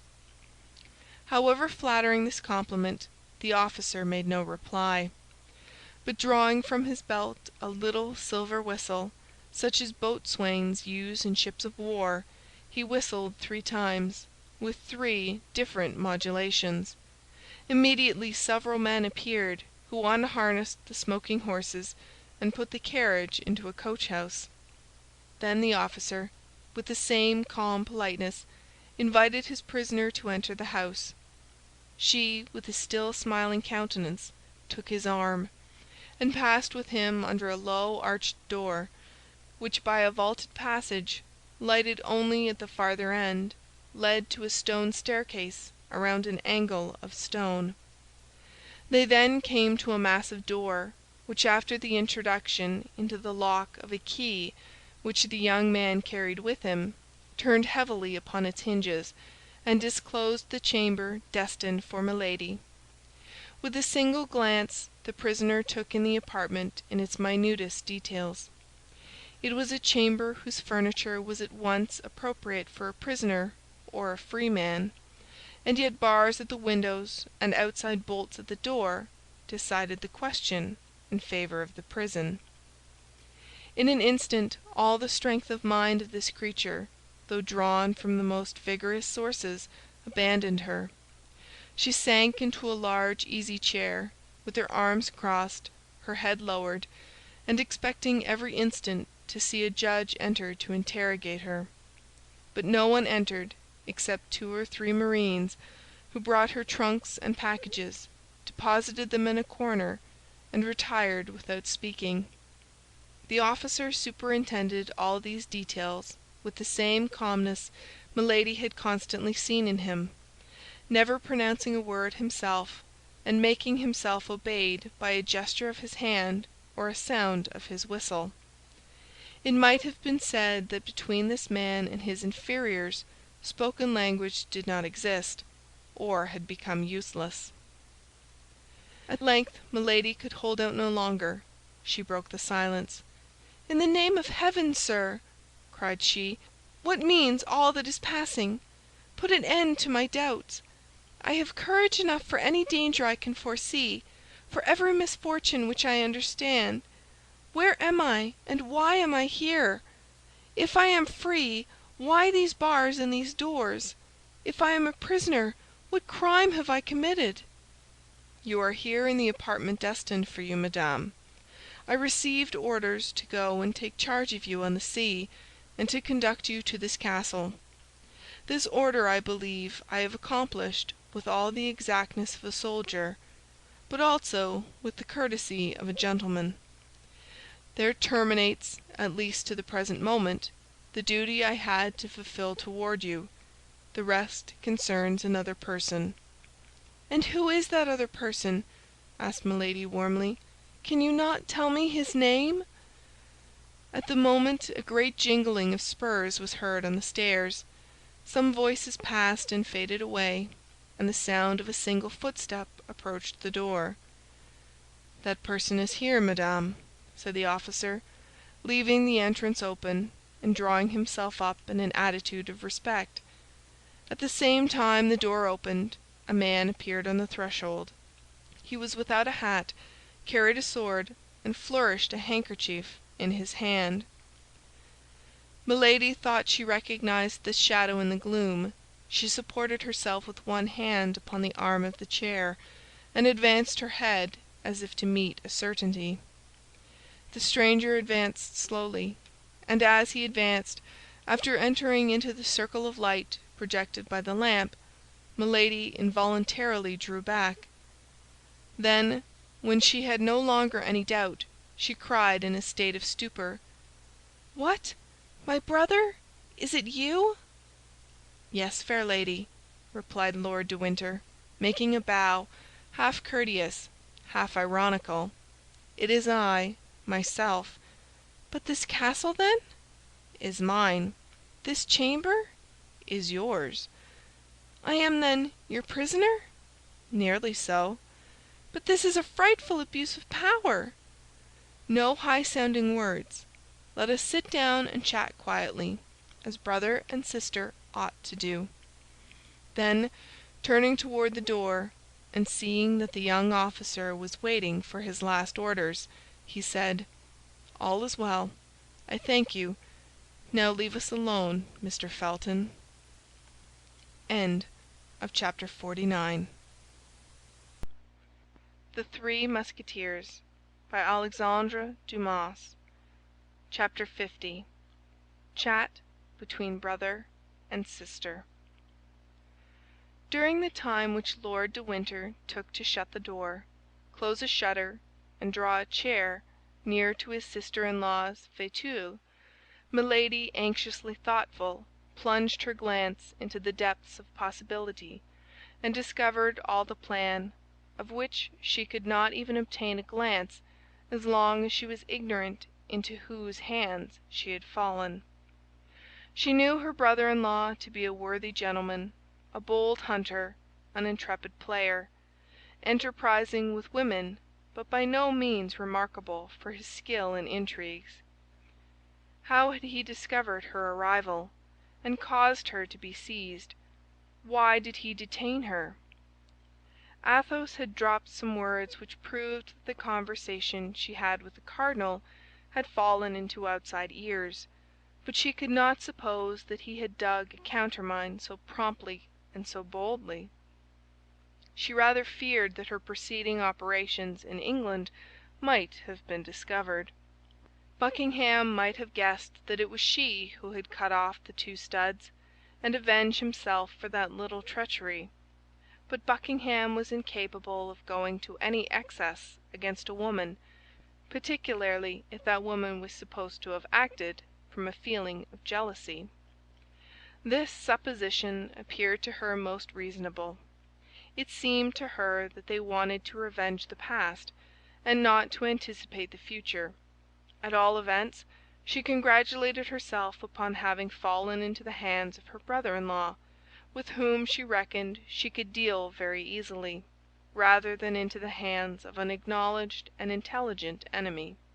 "Yes, let us chat, brother," said she, with a kind of cheerfulness, decided as she was to draw from the conversation, in spite of all the dissimulation Lord de Winter could bring, the revelations of which she stood in need to regulate her future conduct. "You have, then, decided to come to England again," said Lord de Winter, "in spite of the resolutions you so often expressed in Paris never to set your feet on British ground?" Milady replied to this question by another question. "To begin with, tell me," said she, "how have you watched me so closely as to be aware beforehand, not only of my arrival, but even of the day, the hour, and the port at which I should arrive?" Lord de Winter adopted the same tactics as Milady, thinking that as his sister-in-law employed them, they must be the best. "But tell me, my dear sister," replied he, "what makes you come to England?" "I come to see you," replied Milady, without knowing how much she aggravated by this reply the suspicions to which D'Artagnan's letter had given birth in the mind of her brother-in-law, and only desiring to gain the goodwill of her auditor by a falsehood. "Ah, to see me?" said de Winter, cunningly. "To be sure, to see you.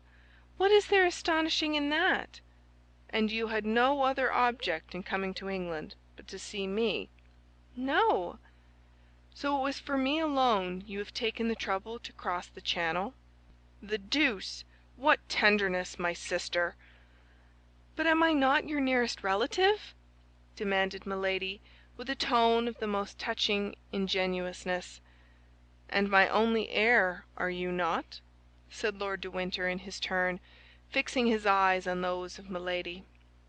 Whatever command she had over herself, Milady could not help starting, and as in pronouncing the last words Lord de Winter placed his hand upon the arm of his sister, this start did not escape him. In fact, the blow was direct and severe. The first idea that occurred to Milady's mind was that she had been betrayed by Kitty, and that she had recounted to the Baron the selfish aversion toward himself of which she had imprudently allowed some marks to escape before her servant. She also recollected the furious and imprudent attack she had made upon D'Artagnan when he spared the life of her brother. "I do not understand, my Lord," said she, in order to gain time and make her adversary speak out. "What do you mean to say? Is there any secret meeting concealed beneath your words?" "Oh, my God, no!" said Lord de Winter with apparent good nature. "You wish to see me, and you come to England. I learn this desire, or rather I suspect that you feel it, and in order to spare you all the annoyances of a nocturnal arrival in a port and all the fatigues of landing, I send one of my officers to meet you. I place a carriage at his orders, and he brings you hither to this castle, of which I am governor, whither I come every day, and where, in order to satisfy our mutual desire of seeing each other, I have prepared you a chamber. What is there more astonishing in all that I have said to you than in what you have told me?" "No, what I think astonishing is that you should expect my coming."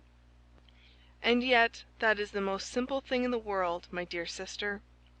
Have you not observed that the captain of your little vessel, on entering the roadstead, sent forward, in order to obtain permission to enter the port, a little boat bearing his logbook and the register of his voyagers?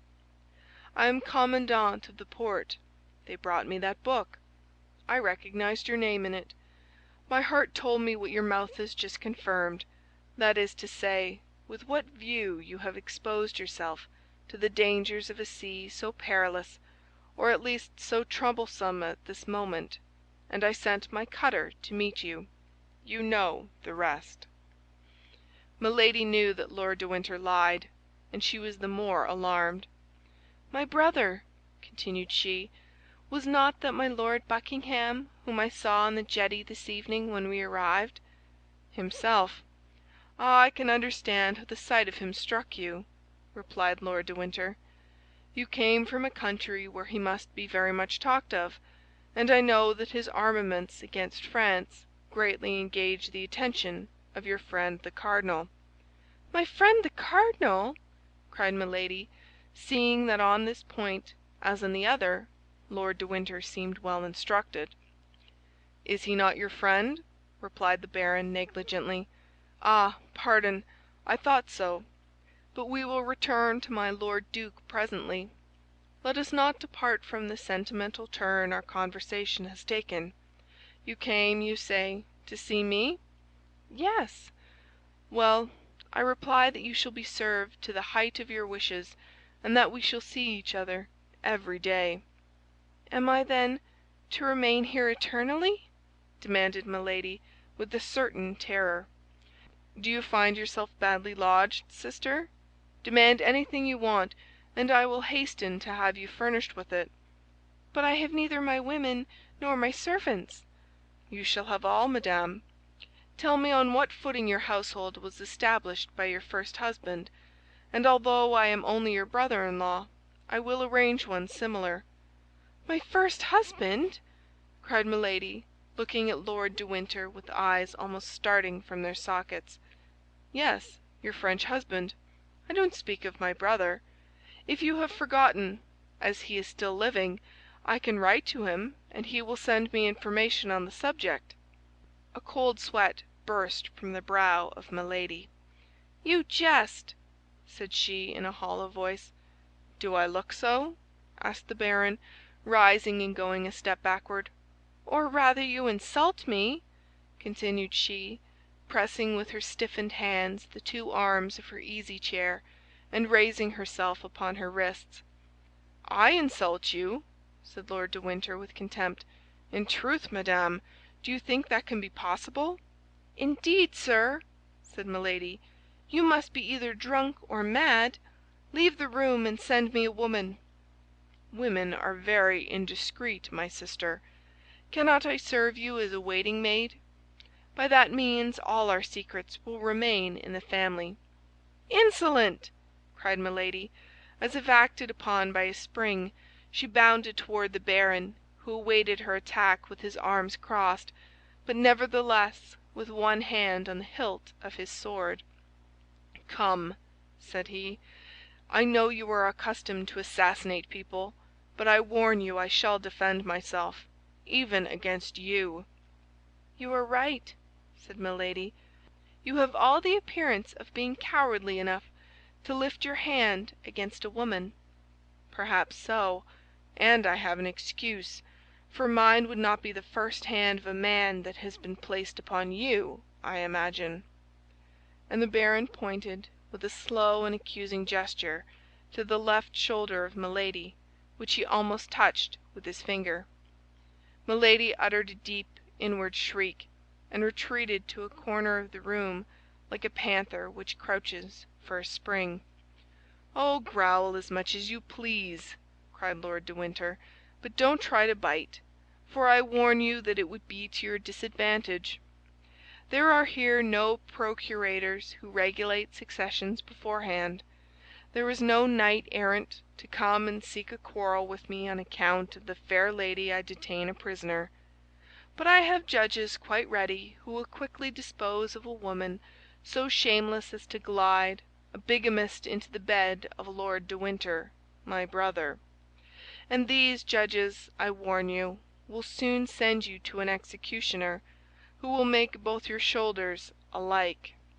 The eyes of Milady darted such flashes that although he was a man and armed before an unarmed woman, he felt the chill of fear glide through his whole frame.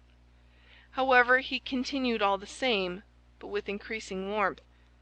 "Yes, I can very well understand that after having inherited the fortune of my brother, it would be very agreeable to you to be my heir likewise. But know beforehand, if you kill me or cause me to be killed, my precautions are taken. Not a penny of what I possess will pass into your hands. Were you not already rich enough, you who possess nearly 1,000,000? And could you not stop your fatal career, if you did not do evil for the infinite and supreme joy of doing it? Oh, be assured, if the memory of my brother were not sacred to me, you should rot in a state dungeon, or satisfy the curiosity of sailors at Tyburn. I will be silent, but you must endure your captivity quietly. In 15 or 20 days I shall set out for La Rochelle with the army. But on the eve of my departure, a vessel which I shall see depart will take you hence, and convey you to our colonies in the south. And be assured that you shall be accompanied by one who will blow your brains out at the first attempt you make to return to England or the Continent." Milady listened with an attention that dilated her inflamed eyes. "Yes, at present," continued Lord de Winter, "you will remain in this castle. The walls are thick, the doors strong, and the bars solid. Besides, your window opens immediately over the sea. The men of my crew, who are devoted to me for life and death, mount guard around this apartment, and watch all the passages that lead to the courtyard. Even if you gained the yard, there would still be 3 iron gates for you to pass. The order is positive. A step, a gesture, a word on your part, denoting an effort to escape, and you are to be fired upon. If they kill you, English justice will be under an obligation to me for having saved it trouble. Ah, I see your features regain their calmness. Your countenance recovers its assurance. You are saying to yourself, 15 days, 20 days, bah! I have an inventive mind. Before that is expired, some idea will occur to me. I have an infernal spirit. I shall meet with a victim. Before 15 days are gone by, I shall be away from here. Ah, try it!" Milady, finding her thoughts betrayed, dug her nails into her flesh to subdue every emotion that might give to her face any expression except agony. Lord de Winter continued, "The officer who commands here in my absence you have already seen, and therefore know him. He knows how, as you must have observed, to obey an order, for you did not, I am sure, come from Portsmouth hither without endeavoring to make him speak. What do you say of him? Could a statue of marble have been more impassive and more mute? You have already tried the power of your seductions upon many men, and unfortunately you have always succeeded. But I give you leave to try them upon this one. Pardieu! If you succeed with him, I pronounce you the demon himself."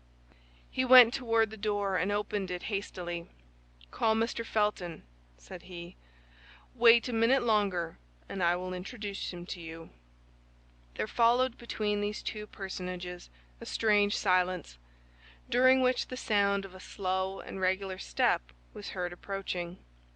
Shortly a human form appeared in the shade of the corridor, and the young lieutenant, with whom we are already acquainted, stopped at the threshold to receive the orders of the baron. "Come in, my dear John," said Lord de Winter. "Come in and shut the door." The young officer entered. "Now," said the baron, "look at this woman. She is young, she is beautiful, she possesses all earthly seductions. Well, she is a monster who, at 25 years of age, has been guilty of as many crimes as you could read of in a year in the archives of our tribunals. Her voice prejudices her hearers in her favor. Her beauty serves as a bait to her victims. Her body even pays what she promises. I must do her that justice.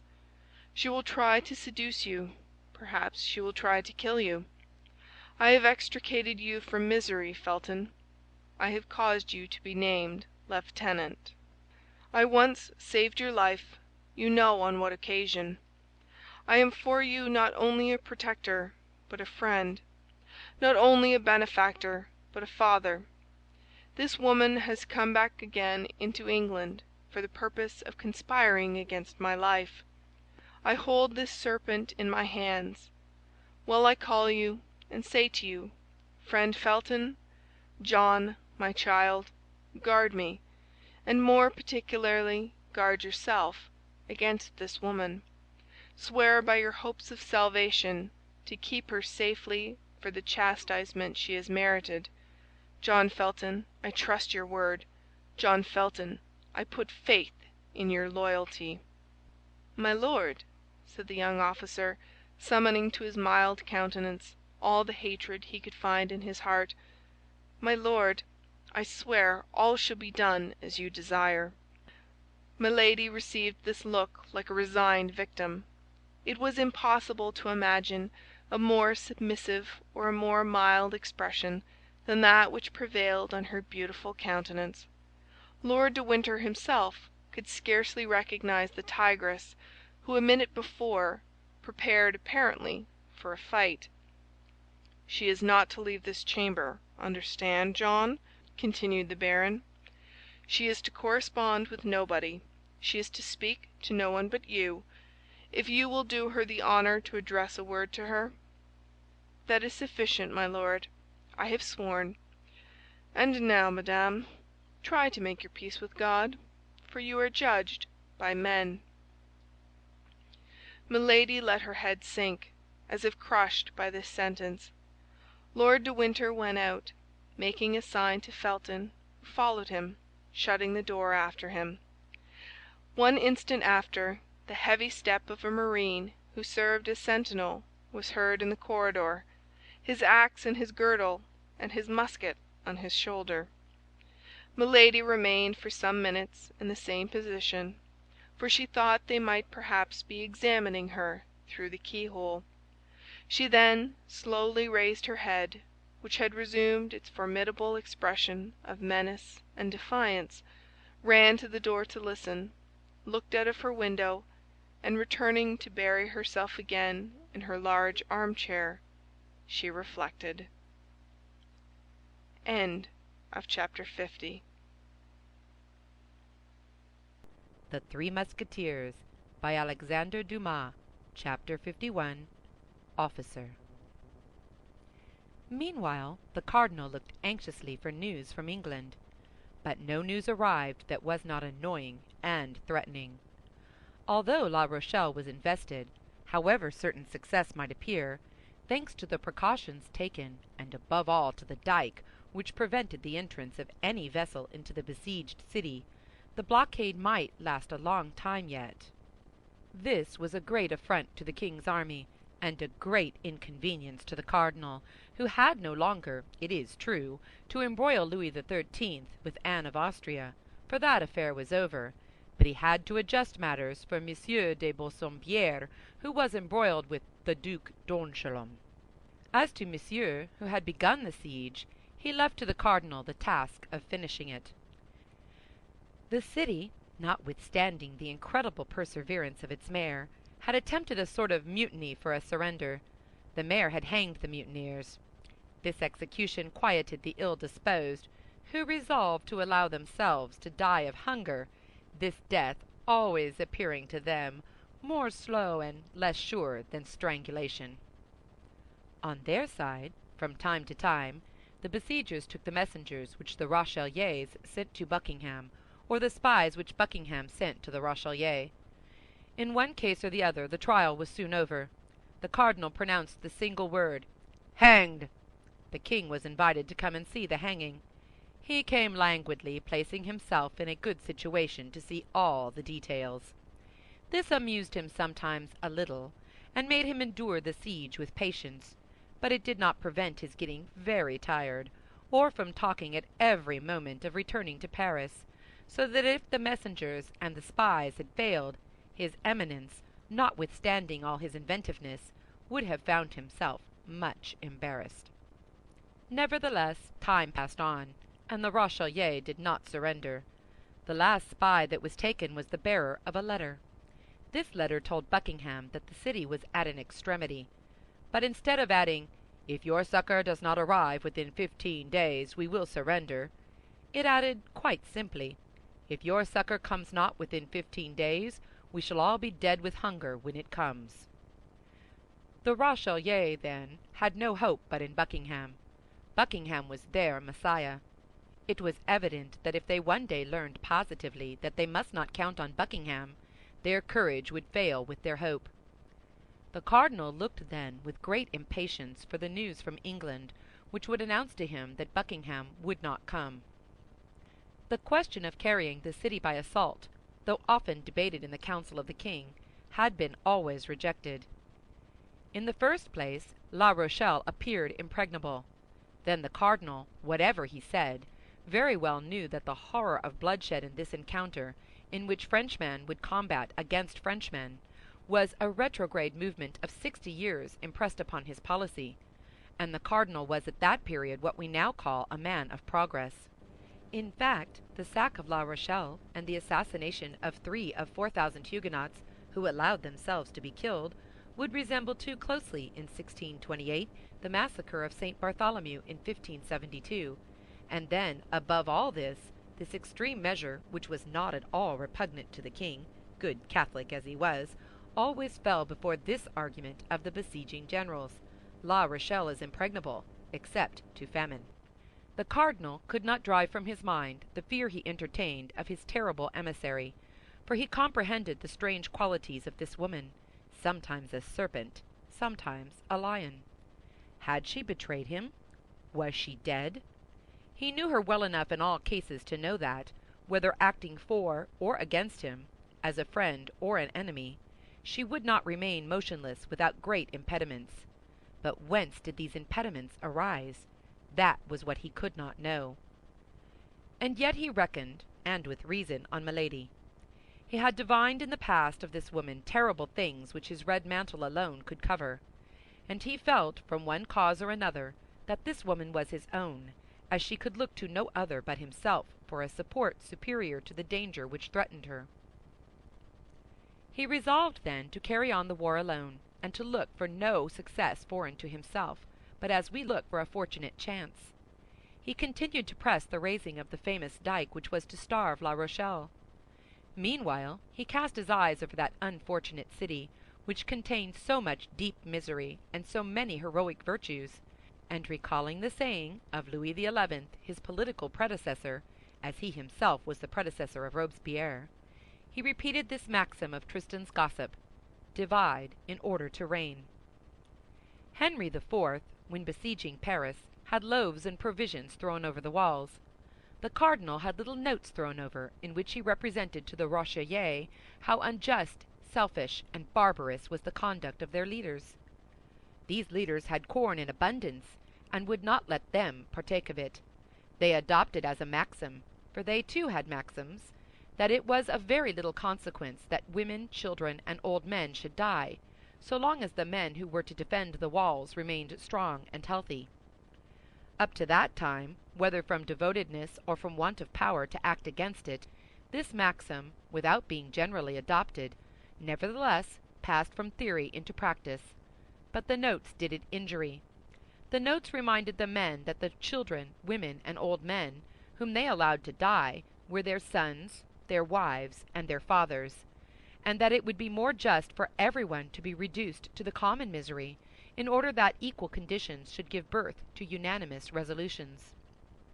These notes had all the effect that he who wrote them could expect, in that they induced a great number of the inhabitants to open private negotiations with the royal army.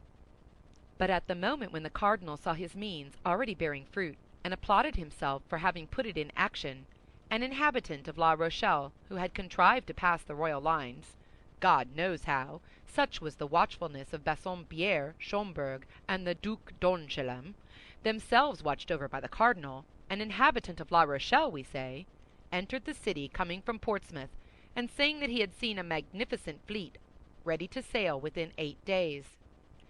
Still further, Buckingham announced to the mayor that at length the great league was about to declare itself against France, and that the kingdom would be at once invaded by the English, Imperial, and Spanish armies.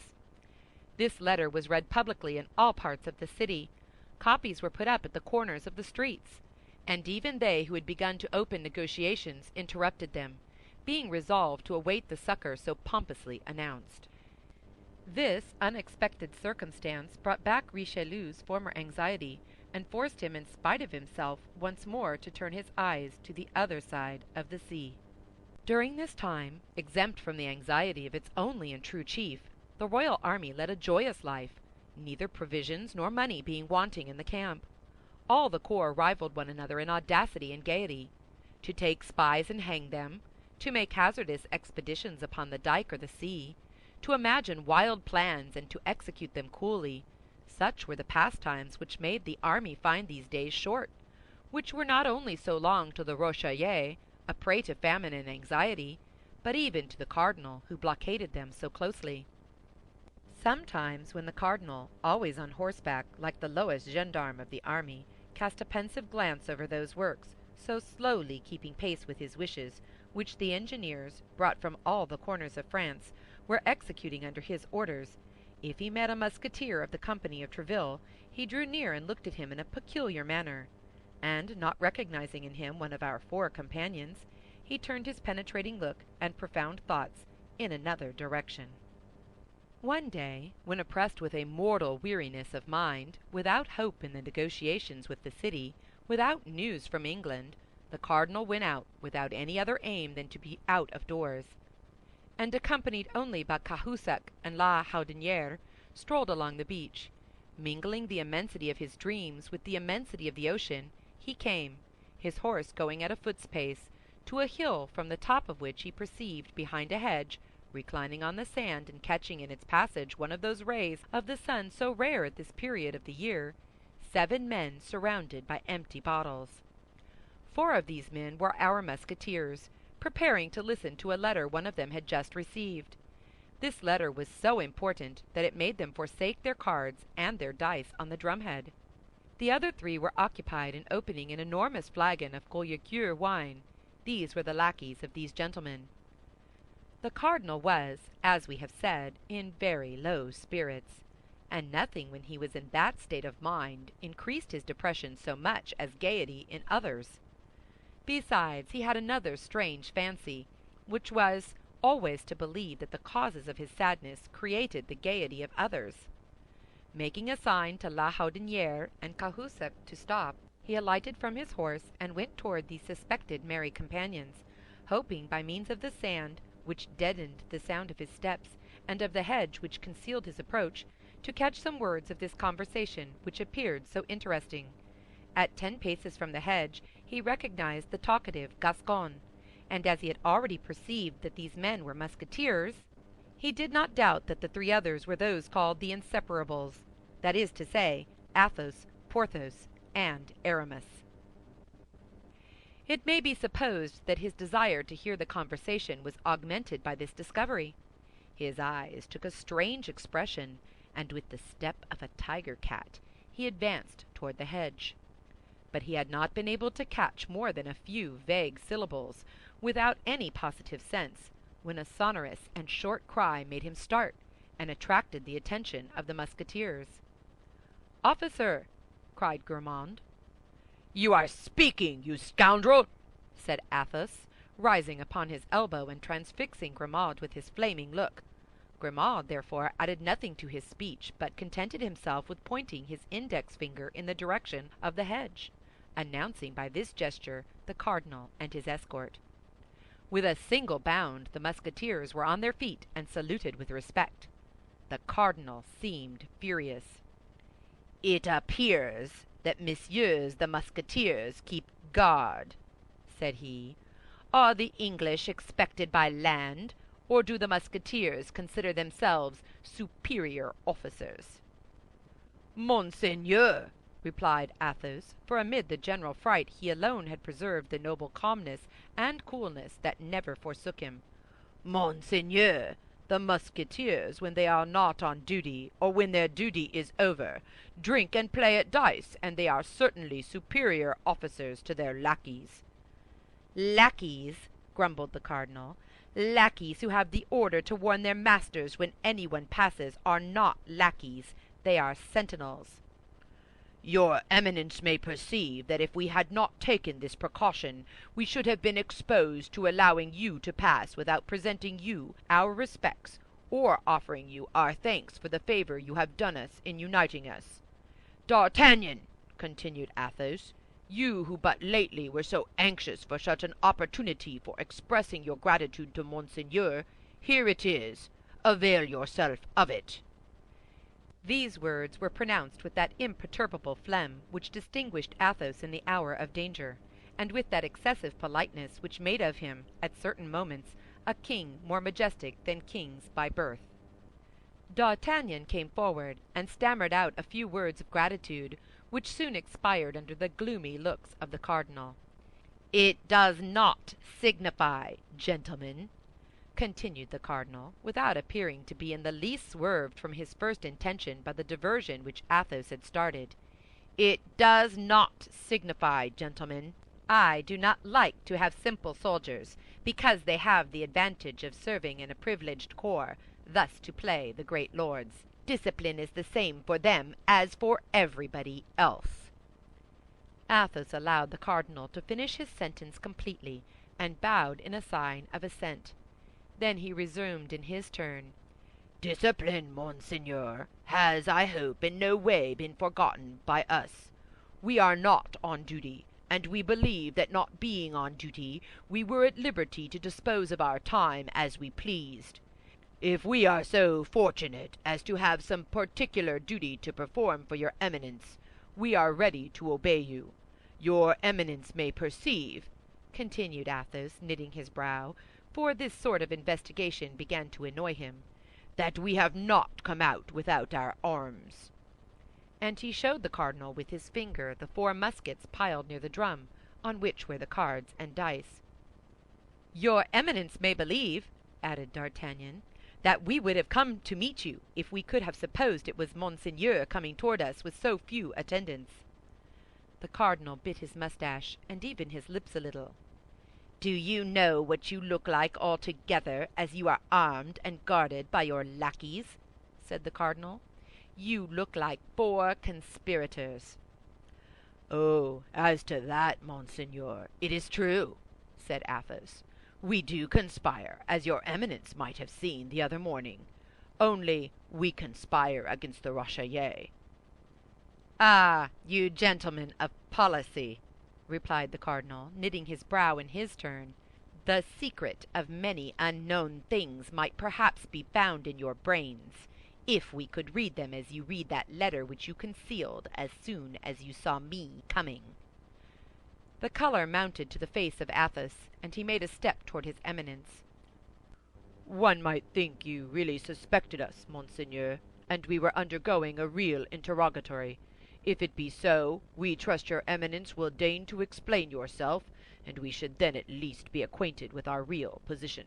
"And if it were an interrogatory," replied the cardinal, "others besides you have undergone such, Monsieur Athos, and have replied thereto." "Thus I have told your Eminence that you had but to question us, and we are ready to reply."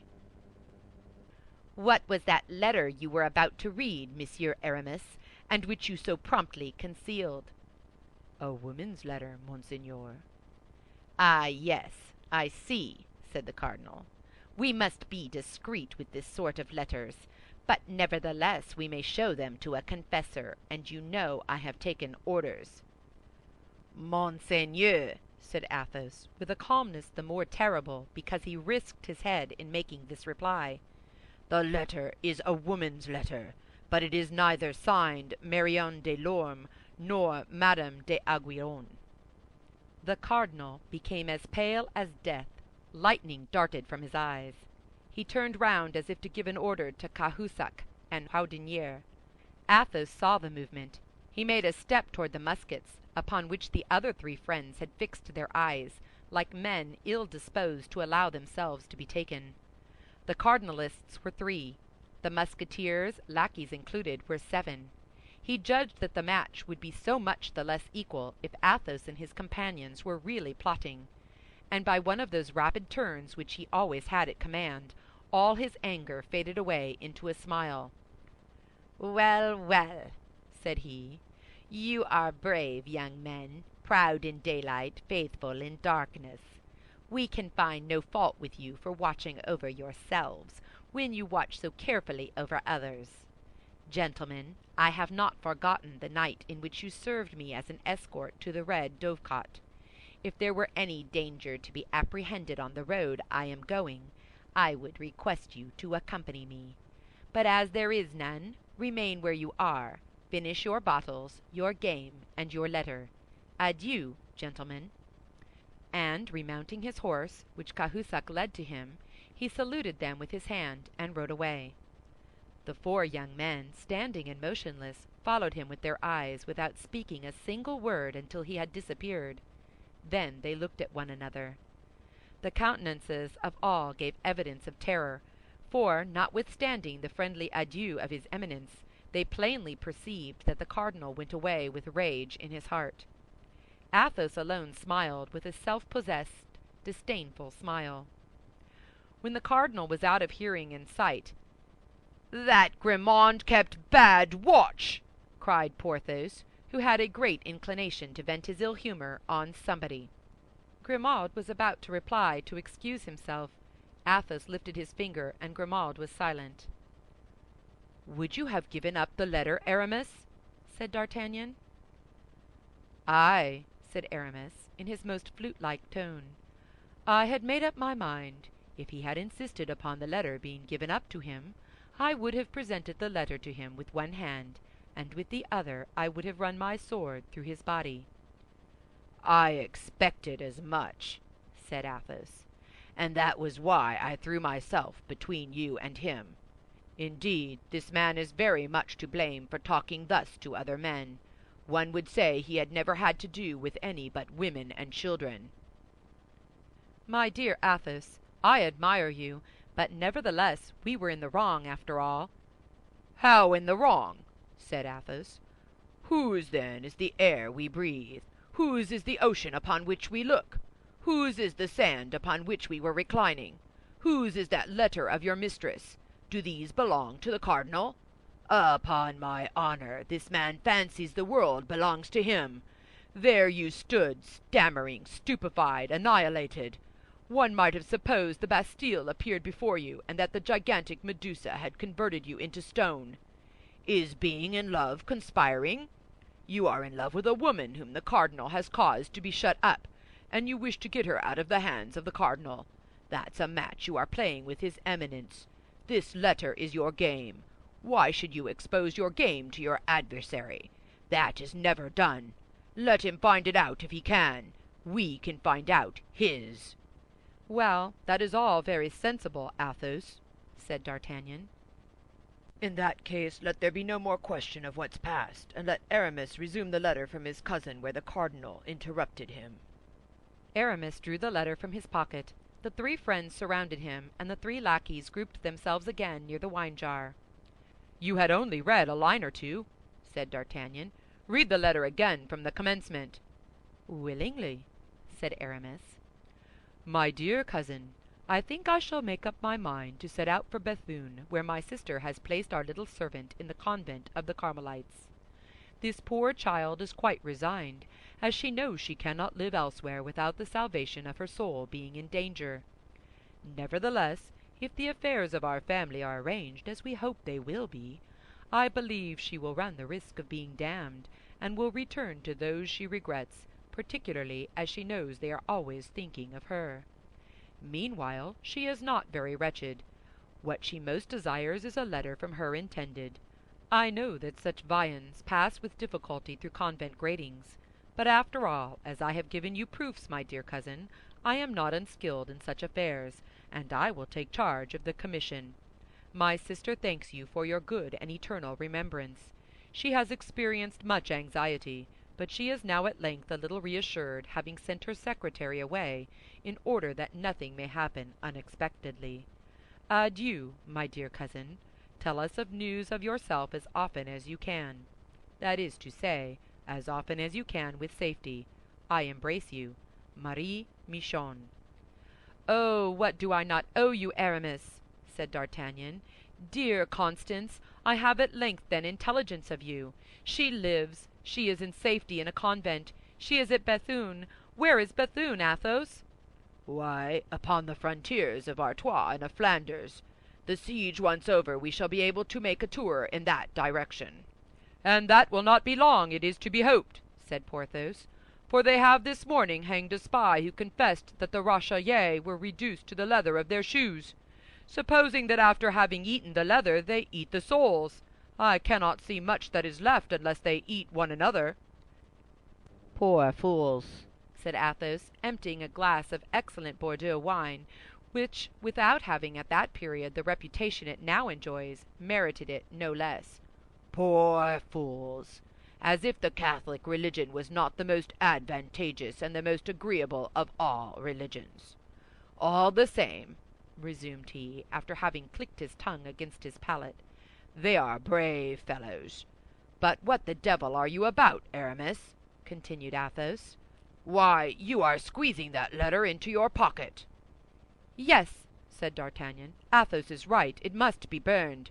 And yet, if we burn it, who knows whether Monsieur Cardinal has not a secret to interrogate ashes?"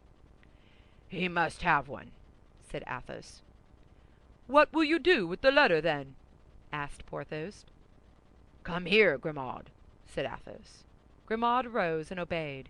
"As a punishment for having spoken without permission, my friend, you will please to eat this piece of paper. Then to recompense you for the service you will have rendered us, you shall afterward drink this glass of wine. First, here is the letter. Eat heartily." Grimaud smiled, and with his eyes fixed upon the glass which Athos held in his hand, he ground the paper well between his teeth, and then swallowed it. "Bravo, Monsieur Grimaud," said Athos. "And now take this. That's well. We dispense with your saying grace." Grimaud silently swallowed the glass of Bordeaux wine, but his eyes, raised toward heaven during this delicious occupation, spoke a language which, though mute, was not the less expressive. "And now," said Athos, "unless Monsieur Cardinal should form the ingenious idea of ripping up Grimaud, I think we may be pretty much at our ease respecting the letter." Meantime his Eminence continued his melancholy ride, murmuring between his mustaches, "These 4 men must positively be mine." Chapter 51. The Three Musketeers by Alexandre Dumas. Chapter 52. Captivity, the first day.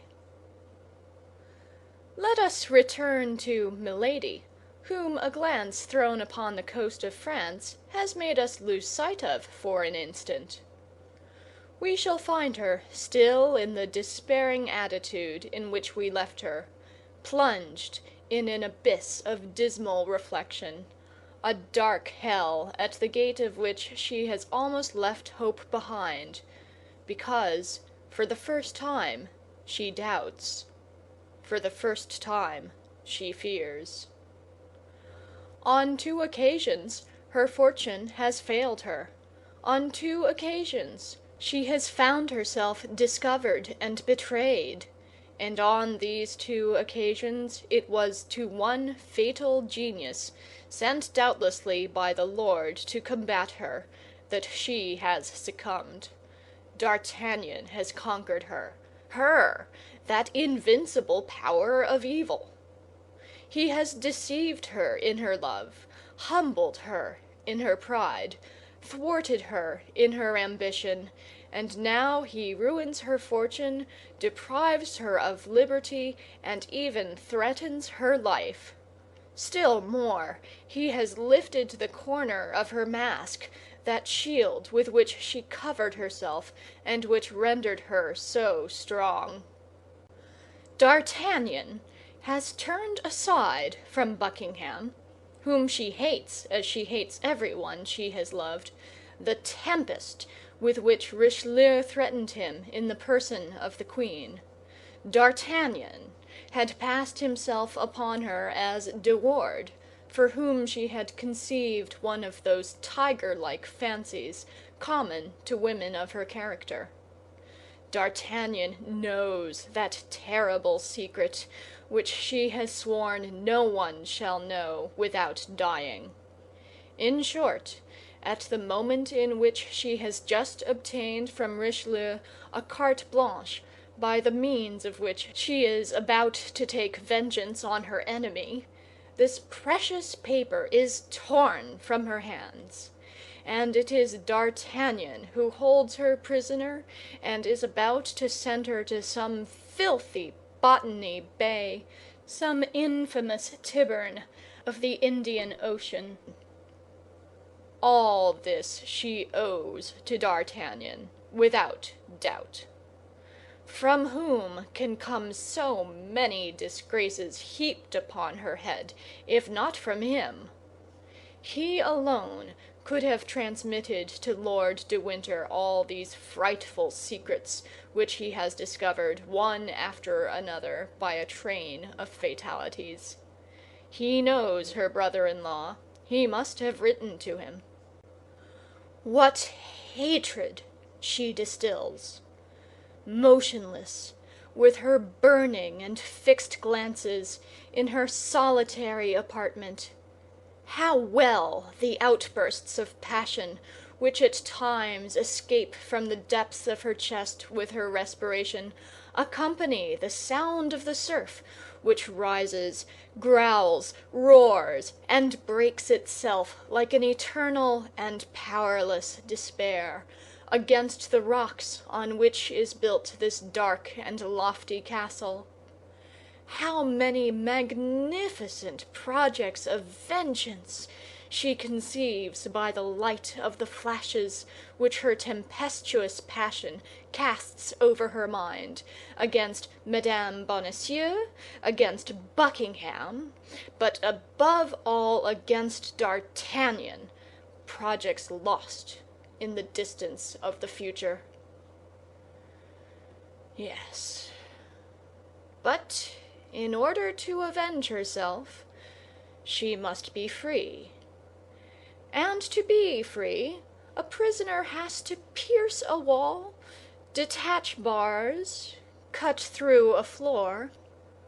All undertakings which a patient and strong man may accomplish, but before which the feverish irritations of a woman must give way. Besides, to do all this, time is necessary, months, years. And she has 10 or 12 days, as Lord de Winter, her fraternal and terrible jailer, has told her. And yet, if she were a man, she would attempt all this, and perhaps might succeed. Why, then, did Heaven make the mistake of placing that man-like soul in that frail and delicate body? The first moments of her captivity were terrible. A few convulsions of rage, which she could not suppress, paid her debt of feminine weakness to nature. But, by degrees, she overcame the outbursts of her mad passion, and nervous tremblings which agitated her frame disappeared, and she remained folded within herself, like a fatigued serpent in repose. Go to, go to! I must have been mad to allow myself to be carried away so, says she, gazing into the glass, which reflects back to her eyes the burning glance by which she appears to interrogate herself. No violence. Violence is the proof of weakness. In the first place, I have never succeeded by that means. Perhaps if I employed my strength against women, I might perchance find them weaker than myself, and consequently conquer them. But it is with men that I struggle, and I am but a woman to them. Let me fight like a woman, then. My strength is in my weakness. Then, as if to render an account to herself of the changes she could place upon her countenance, so mobile and so expressive, she made it take all expressions, from that of passionate anger which convulsed her features, to that of the most sweet, most affectionate, and most seducing smile. Then her hair assumed successively, under her skilful hands, all the undulations she thought might assist the charms of her face. At length she murmured, satisfied with herself, "Come, nothing is lost. I am still beautiful." It was then nearly 8 o'clock in the evening. Milady perceived a bed. She calculated that the repose of a few hours would not only refresh her head and her ideas, but still further her complexion. A better idea, however, came into her mind before going to bed. She had heard something said about supper. She had already been an hour in this apartment. They could not long delay bringing her a repast. The prisoner did not wish to lose time, and she resolved to make that very evening some attempts to ascertain the nature of the ground she had to work upon, by studying the characters of the men to whose guardianship she was committed. A light appeared under the door. This light announced the reappearance of her jailers. Milady, who had arisen, threw herself quickly into the armchair, her head thrown back, her beautiful hair unbound and dishevelled, her bosom half bare beneath her crumpled lace, one hand on her heart and the other hanging down. The bolts were drawn, the door groaned upon its hinges. Steps sounded in the chamber and drew near. "Place that table there," said a voice which the prisoner recognized as that of Felton. The order was executed. "You will bring lights and relieve the sentinel," continued Felton. And this double order which the young lieutenant gave to the same individuals proved to Milady that her servants were the same men as her guards, that is to say, soldiers. Felton's orders were, for the rest, executed with a silent rapidity that gave a good idea of the way in which he maintained discipline. At length Felton, who had not yet looked at Milady, turned toward her. "Ah, ah," said he, "she is asleep. That's well. When she wakes she can sup." And he made some steps toward the door. "But, my lieutenant," said a soldier less stoical than his chief, and who had approached Milady, "this woman is not asleep." "What? Not asleep?" said Felton. "What is she doing, then?" "She has fainted. Her face is very pale, and I have listened in vain. I do not hear her breathe." "You are right," said Felton, after having looked at Milady from the spot on which he stood, without moving a step toward her. "Go and tell Lord de Winter that his prisoner has fainted. For this event not having been foreseen, I don't know what to do." The soldier went out to obey the orders of his officer. Felton sat down upon an armchair which happened to be near the door, and waited without speaking a word, without making a gesture. Milady possessed that great art, so much studied by women, of looking through her long eyelashes without appearing to open the lids. She perceived Felton, who sat with his back toward her.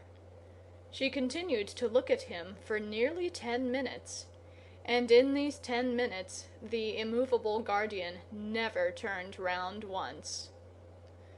She then thought that Lord de Winter would come, and by his presence give fresh strength to her jailer. Her first trial was lost. She acted like a woman who reckons up her resources. As a result, she raised her head, opened her eyes, and sighed deeply. At this sigh, Felton turned round. "Ah, you are awake, madam," he said. "Then I have nothing more to do here. If you want anything, you can ring." "Oh, my God, my God! How I have suffered!"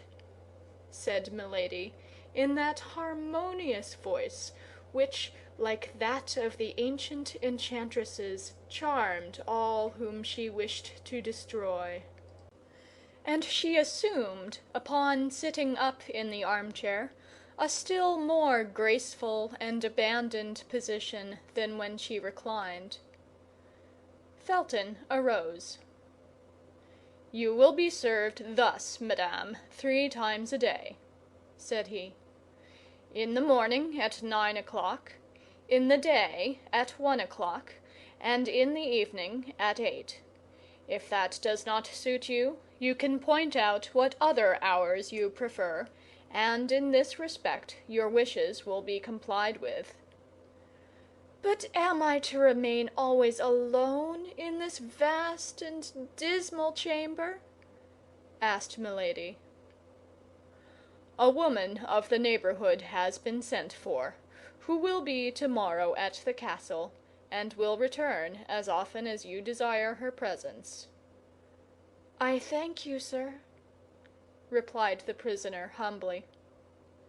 Felton made a slight bow, and directed his steps toward the door.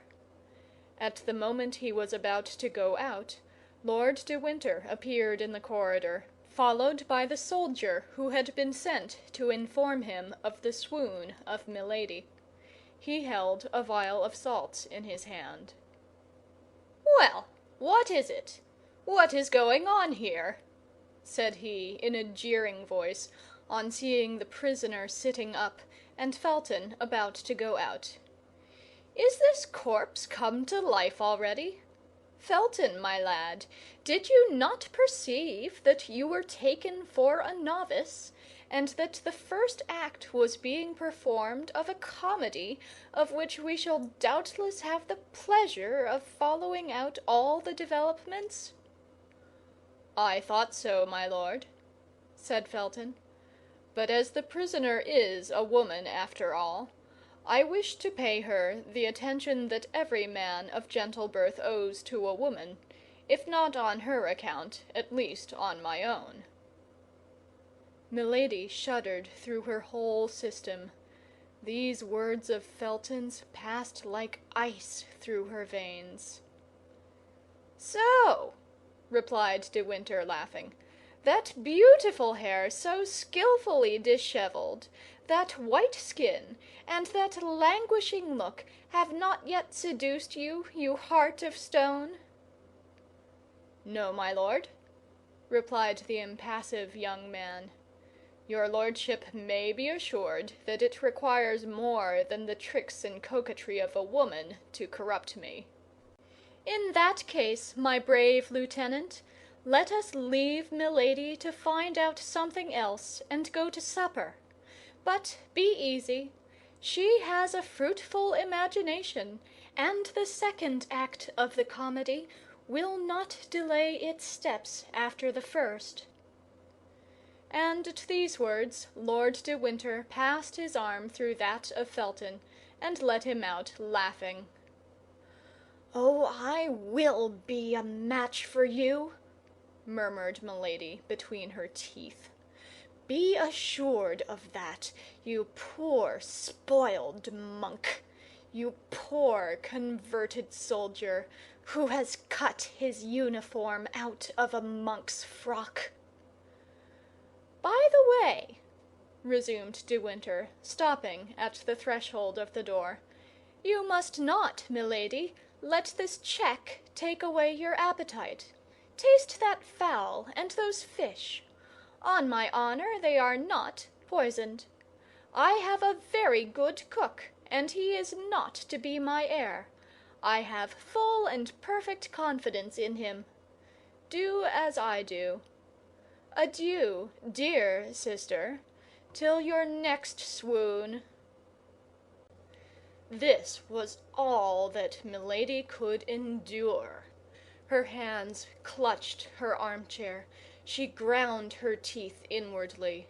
Her eyes followed the motion of the door as it closed behind Lord de Winter and Felton.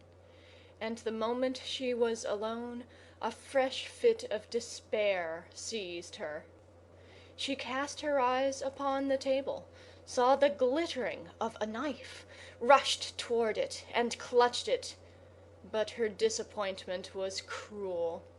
The blade was round and of flexible silver.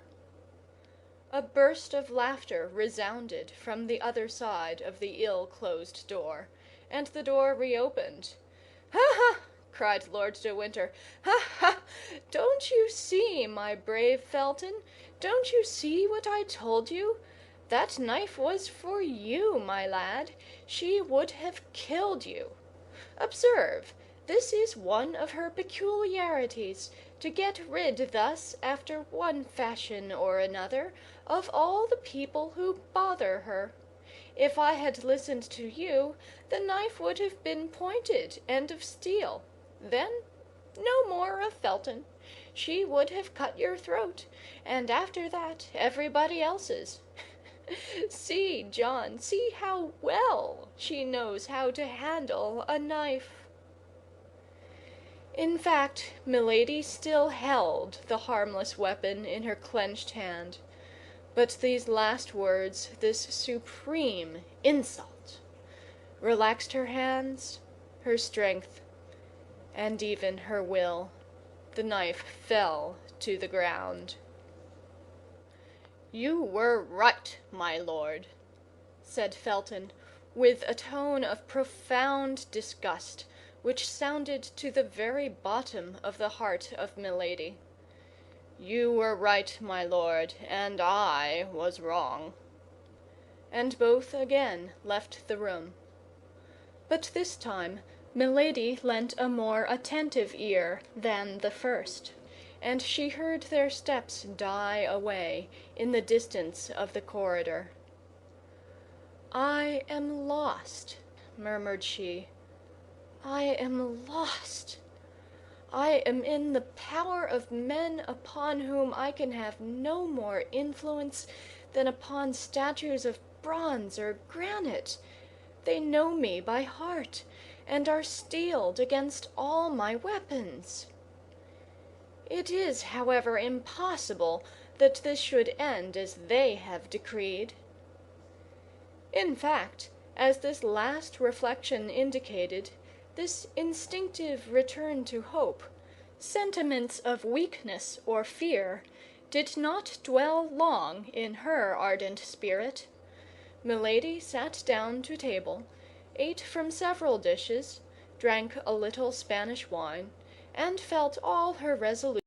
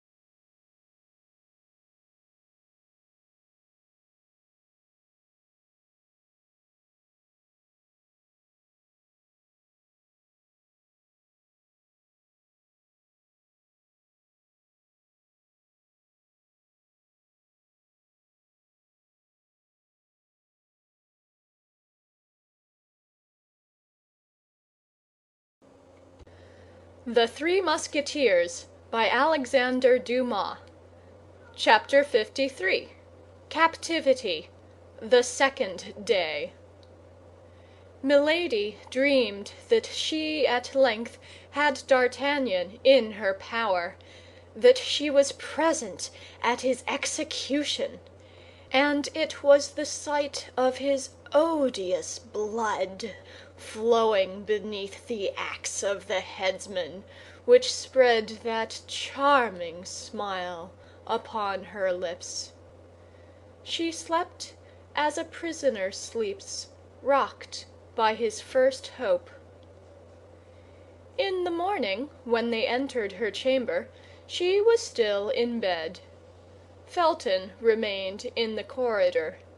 He brought with him the woman of whom he had spoken the evening before, and who had just arrived. This woman entered, and, approaching Milady's bed, offered her services. Milady was habitually pale. Her complexion might, therefore, deceive a person who saw her for the first time. "I am in a fever," said she. "I have not slept a single instant during all this long night. I suffer horribly. Are you likely to be more humane to me than others were yesterday? All I ask is permission to remain abed." "Would you like to have a physician called?"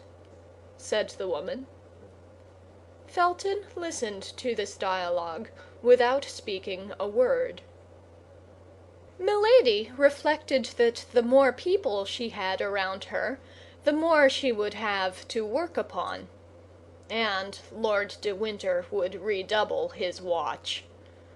Besides, the physician might declare the ailment feigned, and Milady, after having lost the first trick, was not willing to lose the second. "Go and fetch a physician," said she. "What could be the good of that? These gentlemen declared yesterday that my illness was a comedy. It would be just the same to-day, no doubt, for since yesterday evening they have had plenty of time to send for a doctor." "Then," said Felton, who became impatient, "say yourself, madame, what treatment you wish followed." How can I tell? My God! I know that I suffer, that's all. Give me anything you like. It is of little consequence." "Go and fetch Lord de Winter," said Felton, tired of these eternal complaints.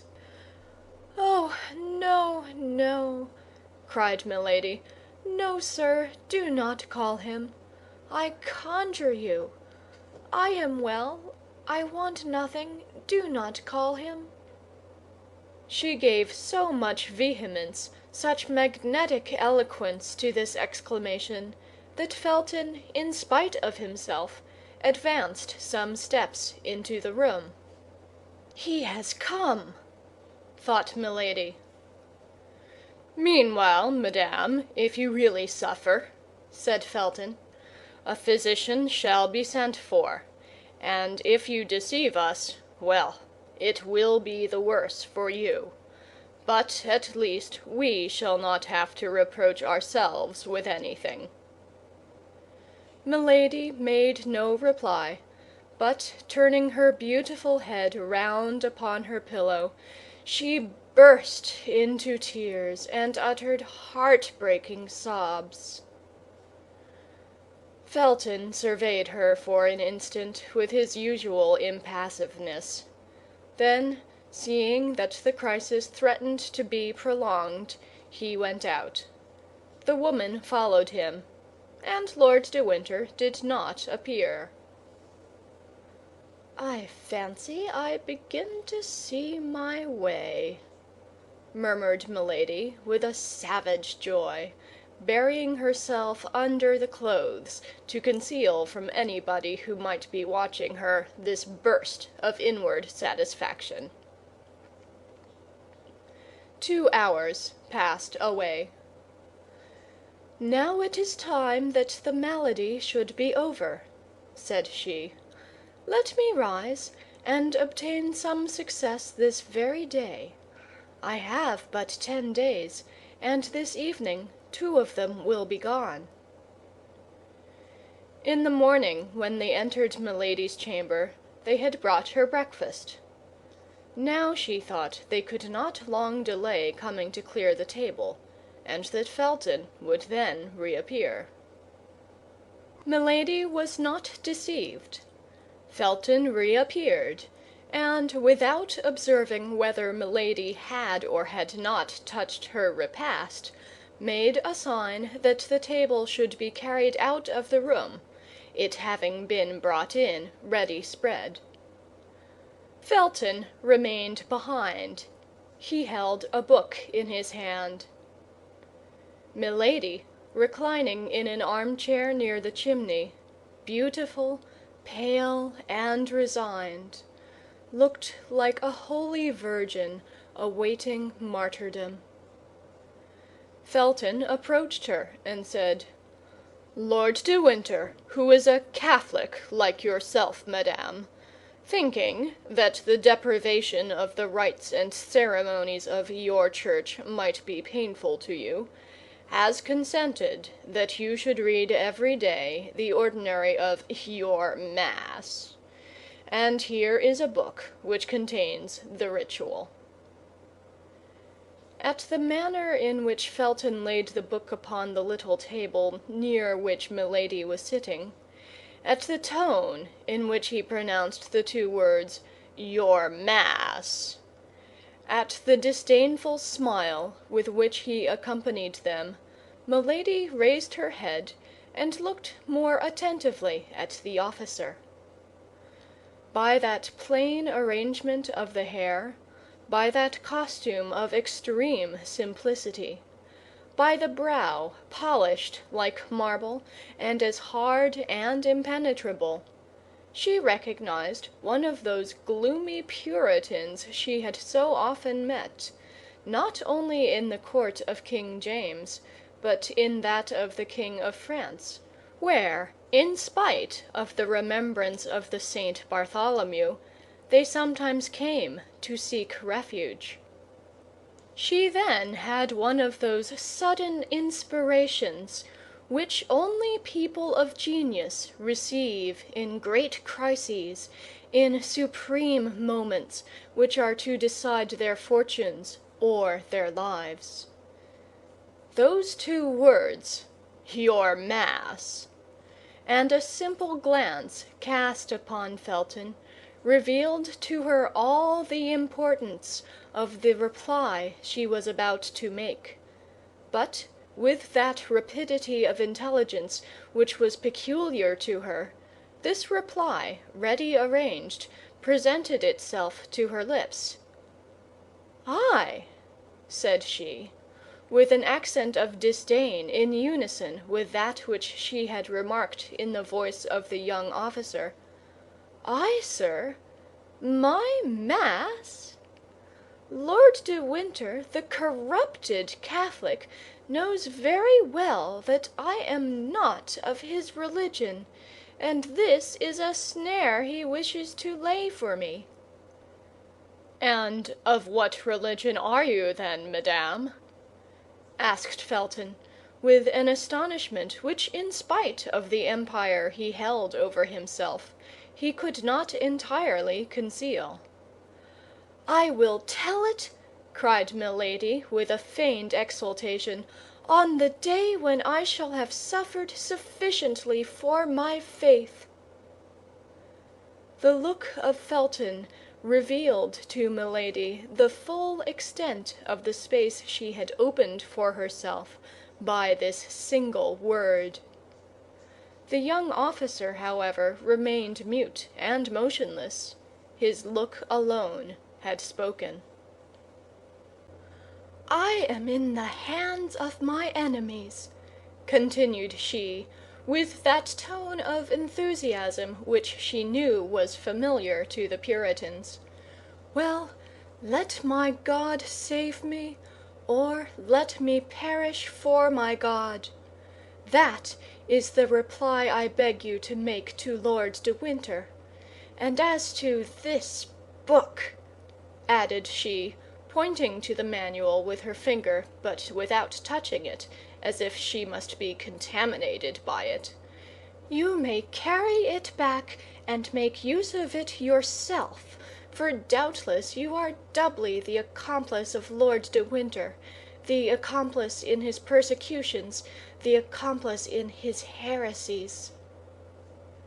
Felton made no reply, took the book with the same appearance of repugnance which he had before manifested, and retired pensively. Lord de Winter came toward 5 o'clock in the evening. Milady had had time, during the whole day, to trace her plan of conduct. She received him like a woman who had already recovered all her advantages. "It appears," said the Baron, seating himself in the armchair opposite that occupied by Milady, and stretching out his legs carelessly upon the hearth, "it appears we have made a little apostasy." "What do you mean, sir?" "I mean to say that since we last met you have changed your religion. You have not by chance married a Protestant for a third husband, have you?" "Explain yourself, my lord," replied the prisoner with majesty, "for though I hear your words, I declare I do not understand them." "Then you have no religion at all. I like that best," replied Lord de Winter, laughing. "Certainly that is most in accord with your own principles," replied Milady frigidly. "Oh, I confess it is all the same to me." "Oh, you need not avow this religious indifference, my lord. Your debaucheries and crimes would vouch for it." "What! You talk of debaucheries, Madame Messalina, Lady Macbeth? Either I misunderstand you, or you are very shameless."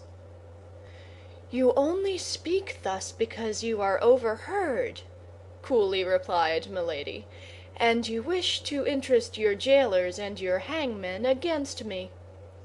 "My jailers and my hangmen! Heyday, madame, you are taking a poetical tone, and the comedy of yesterday turns to a tragedy this evening. As to the rest, in 8 days you will be where you ought to be, and my task will be completed." "Infamous task! Impious task!" cried Milady, with the exultation of a victim who provokes his judge. "My word!" said de Winter, rising, "I think the hussy is going mad. Come, come, calm yourself, Madame Puritan, or I'll remove you to a dungeon. It's my Spanish wine that has got into your head, is it not? But never mind. That sort of intoxication is not dangerous, and will have no bad effects."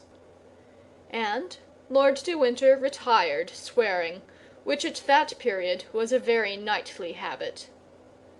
Felton was indeed behind the door, and had not lost one word of this scene. Milady had guessed aright. "Yes, go, go," said she to her brother. "The effects are drawing near, on the contrary. But you, weak fool, will not see them until it is too late to shun them." Silence was re-established. 2 hours passed away. Milady's supper was brought in, and she was found deeply engaged in saying her prayers aloud, prayers which she had learned of an old servant of her second husband, a most austere Puritan. She appeared to be in ecstasy, and did not pay the least attention to what was going on around her. Felton made a sign that she should not be disturbed, and when all was arranged, he went out quietly with the soldiers. Milady knew she might be watched, so she continued her prayers to the end, and it appeared to her that the soldier who was on duty at her door did not march with the same step, and seemed to listen. For the moment she wished nothing better. She arose, came to the table, ate but little, and drank only water.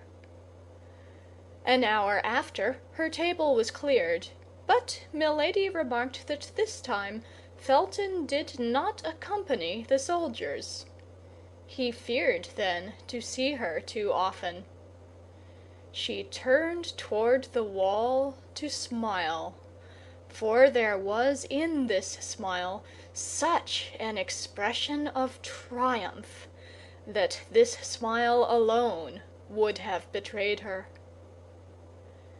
She allowed, therefore, half an hour to pass away, and as at that moment all was silence in the old castle, as nothing was heard but the eternal murmur of the waves, that immense breaking of the ocean, with her pure, harmonious, and powerful voice, she began the first couplet of the psalm then in great favor with the Puritans. "Thou leavest thy servants, Lord, to see if they be strong, but soon thou dost afford thy hand to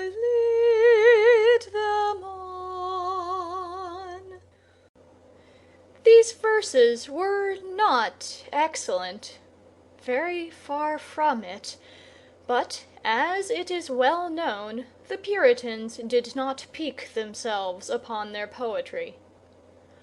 While singing, Milady listened. The soldier on guard at her door stopped, as if he had been changed into stone. Milady was then able to judge of the effect she had produced. Then she continued her singing with inexpressible fervor and feeling. It appeared to her that the sounds spread to a distance beneath the vaulted roofs, and carried with them a magic charm to soften the hearts of her jailers. It, however, likewise appeared that the soldier on duty, a zealous Catholic, no doubt, shook off the charm, for through the door he called, "Hold your tongue, madame! Your song is as dismal as a De Profundis, and if besides the pleasure of being in garrison here we must hear such things as these, no mortal can hold out." "Silence!" then exclaimed another stern voice, which Milady recognized as that of Felton. "What are you meddling with, stupid? Did anybody order you to prevent that woman from singing? No. You were told to guard her, to fire at her if she attempted to fly. Guard her. If she flies, kill her. But don't exceed your orders." An expression of unspeakable joy lightened the countenance of Milady, but this expression was fleeting as the reflection of lightning. Without appearing to have heard the dialogue, of which she had not lost a word, she began again, giving to her voice all the charm, all the power, all the seduction the demon had bestowed upon it. For all my tears, my cares, my exile and my chains, I have my youth, my praise, and God who counts my pains. Her voice, of immense power and sublime expression, gave to the rude, unpolished poetry of these psalms a magic and an effect which the most exalted Puritans rarely found in the songs of their brethren, and which they were forced to ornament with all the resources of their imagination. Felton believed he heard the singing of the angel who consoled the 3 Hebrews in the furnace. Milady continued. One day our doors will ope, with God come our desire, and if betrays that hope, to death we can aspire.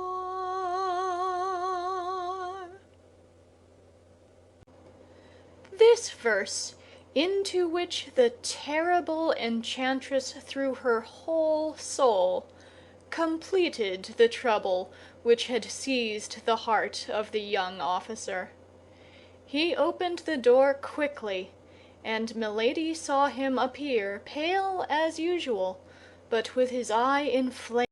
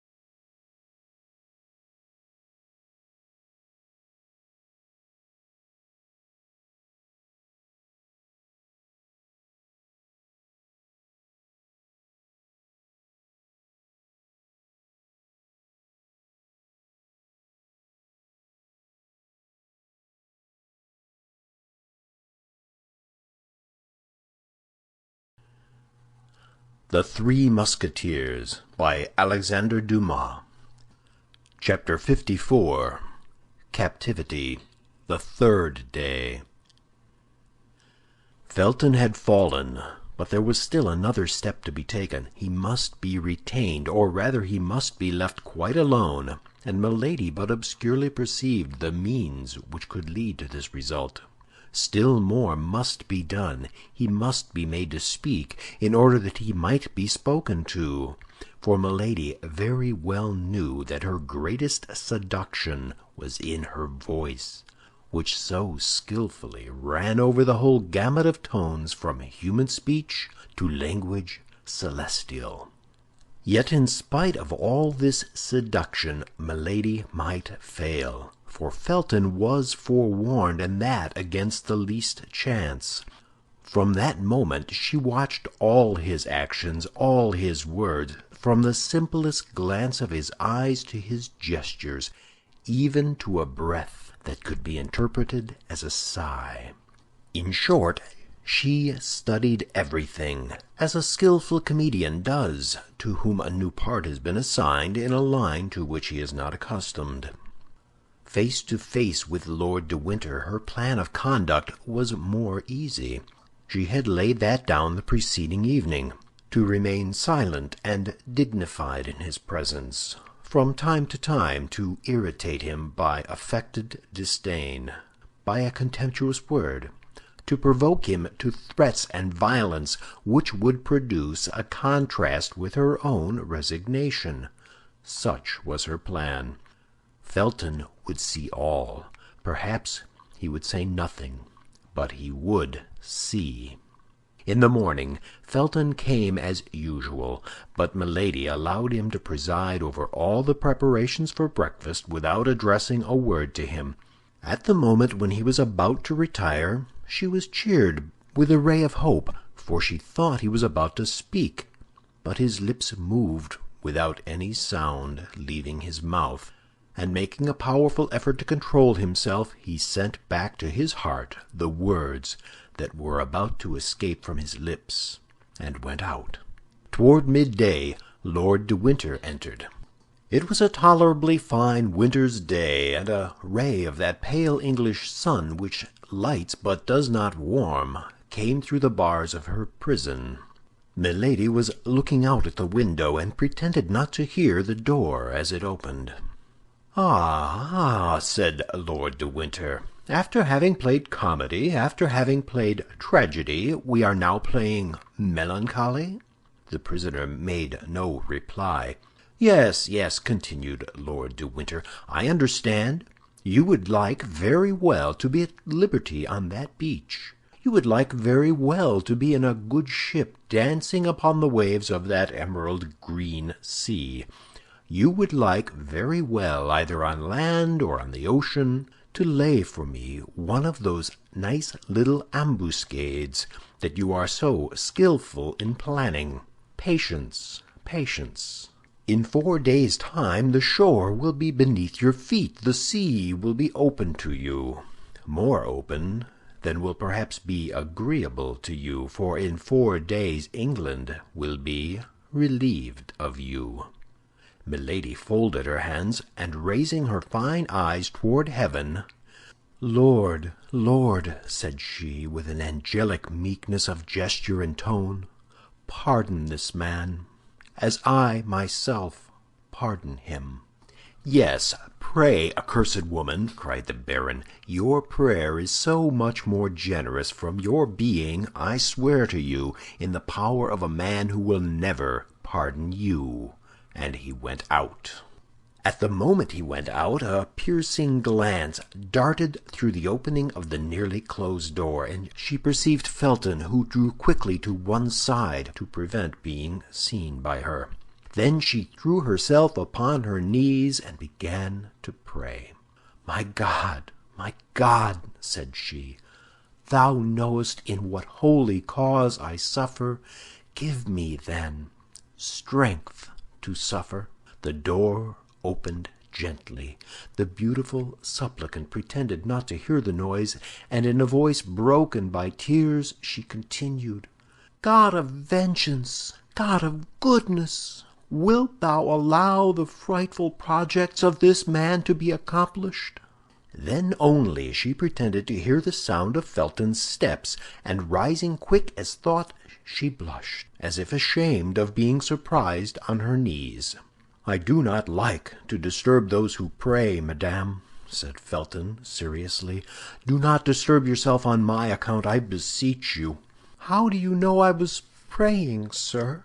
said Milady, in a voice broken by sobs. "You were deceived, sir. I was not praying." "Do you think, then, madame," replied Felton in the same serious voice, but with a milder tone, "do you think I assume the right of preventing a creature from prostrating herself before her Creator? God forbid. Besides, repentance becomes the guilty, whatever crimes they may have committed. For me, the guilty are sacred at the feet of God." "Guilty? I?" said Milady, with a smile which might have disarmed the angel of the last judgment. "Guilty? Oh, my God! Thou knowest whether I am guilty. Say I am condemned, sir, if you please, but you know that God, who loves martyrs, sometimes permits the innocent to be condemned." "Were you condemned? Were you innocent? Were you a martyr?" replied Felton. "The greater would be the necessity for prayer, and I myself would aid you with my prayers." "Oh, you are a just man!" cried Milady, throwing herself at his feet.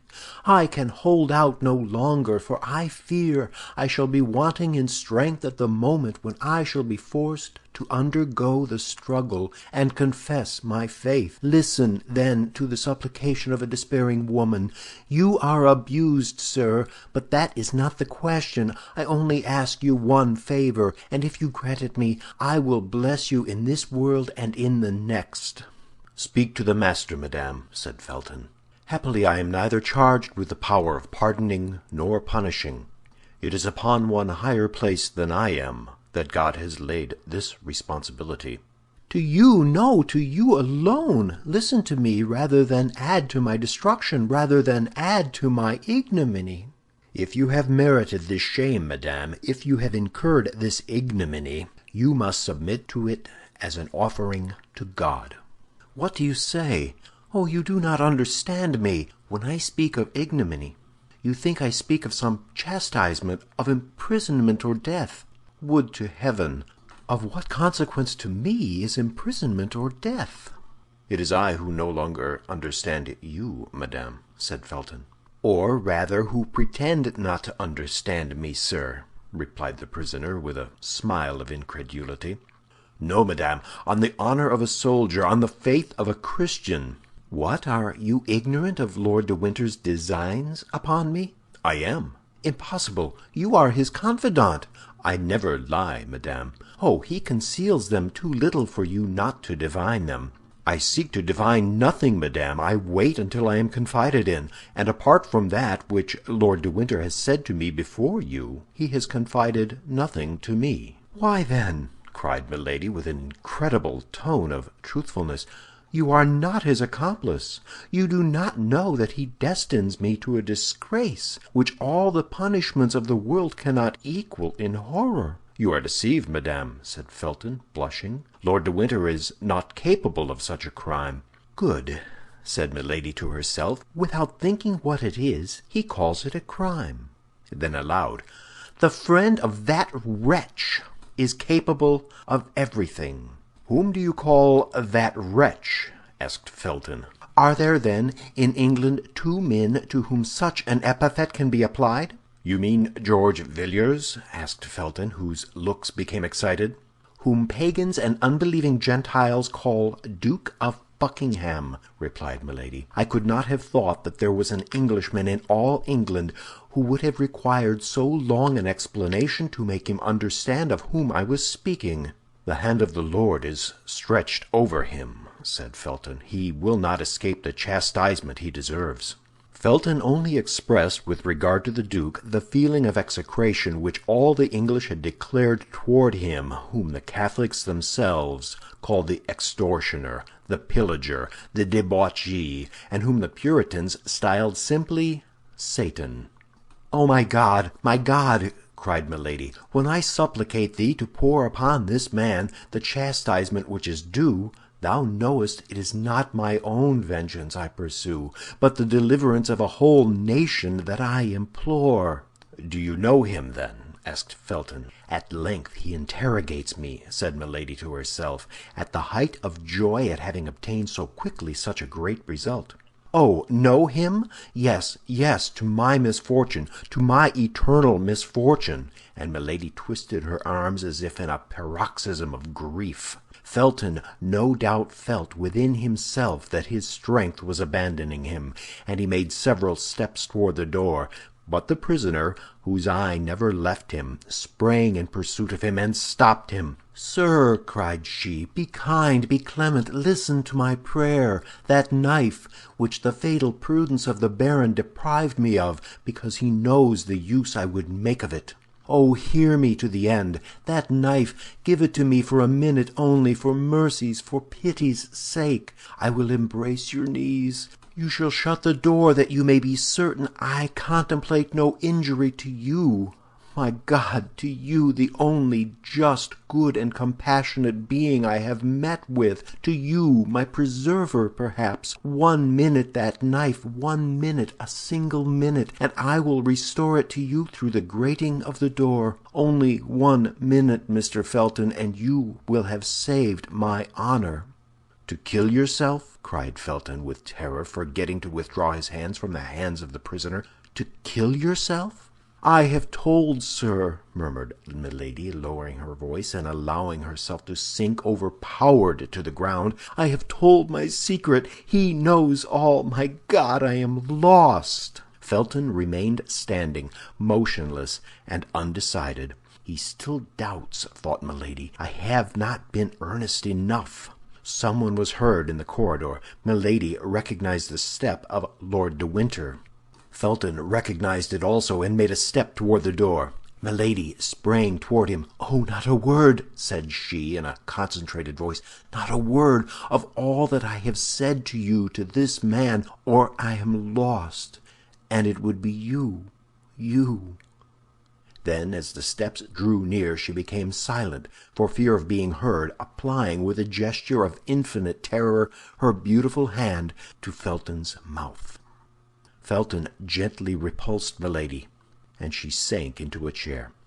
Lord de Winter passed before the door without stopping, and they heard the noise of his footsteps soon die away. Felton, as pale as death, remained some instants with his ear bent and listening. Then, when the sound was quite extinct, he breathed like a man awakening from a dream, and rushed out of the apartment. "Ah," said Milady, listening in her turn to the noise of Felton's steps, which withdrew in a direction opposite to those of Lord de Winter, "at length you are mine." Then her brow darkened. "If he tells the baron," said she, "I am lost, for the baron, who knows very well that I shall not kill myself, will place me before him with a knife in my hand, and he will discover that all this despair is but acted."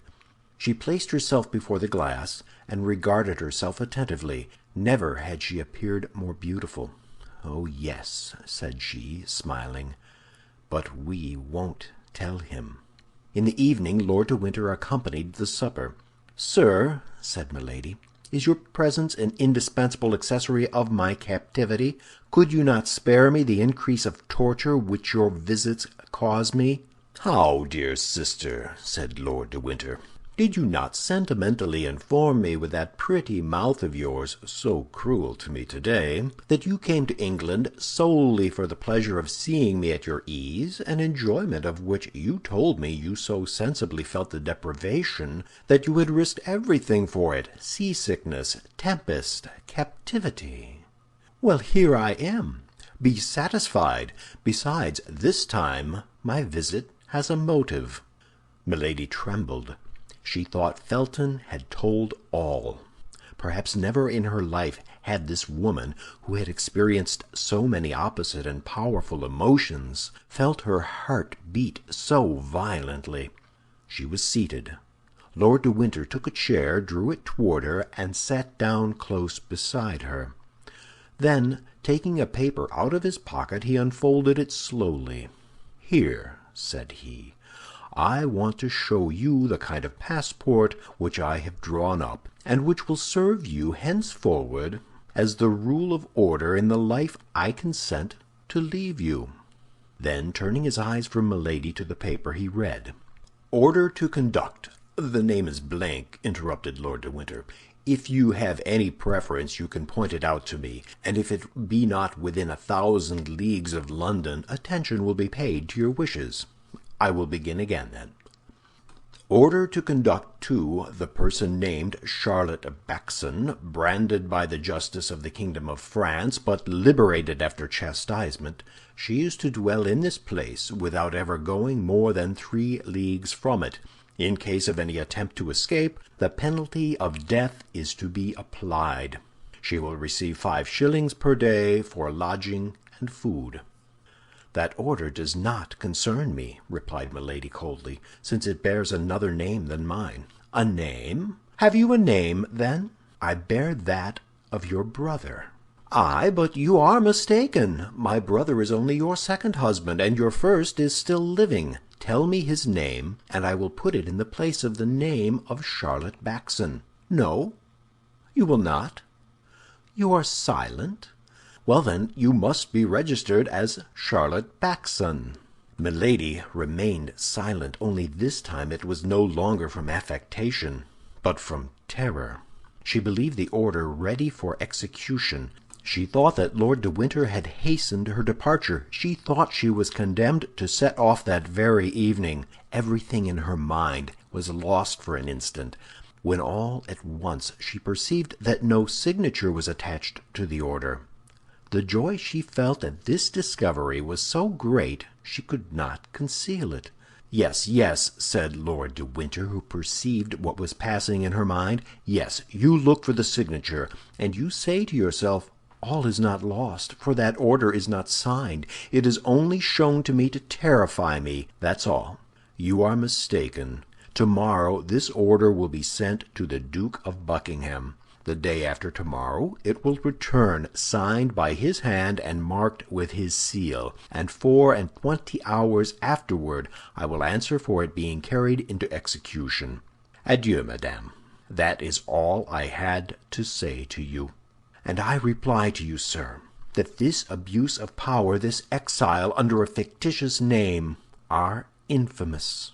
Would you like better to be hanged in your true name, milady? You know that the English laws are inexorable on the abuse of marriage. Speak freely. Although my name, or rather that of my brother, would be mixed up with the affair, I will risk the scandal of a public trial to make myself certain of getting rid of you."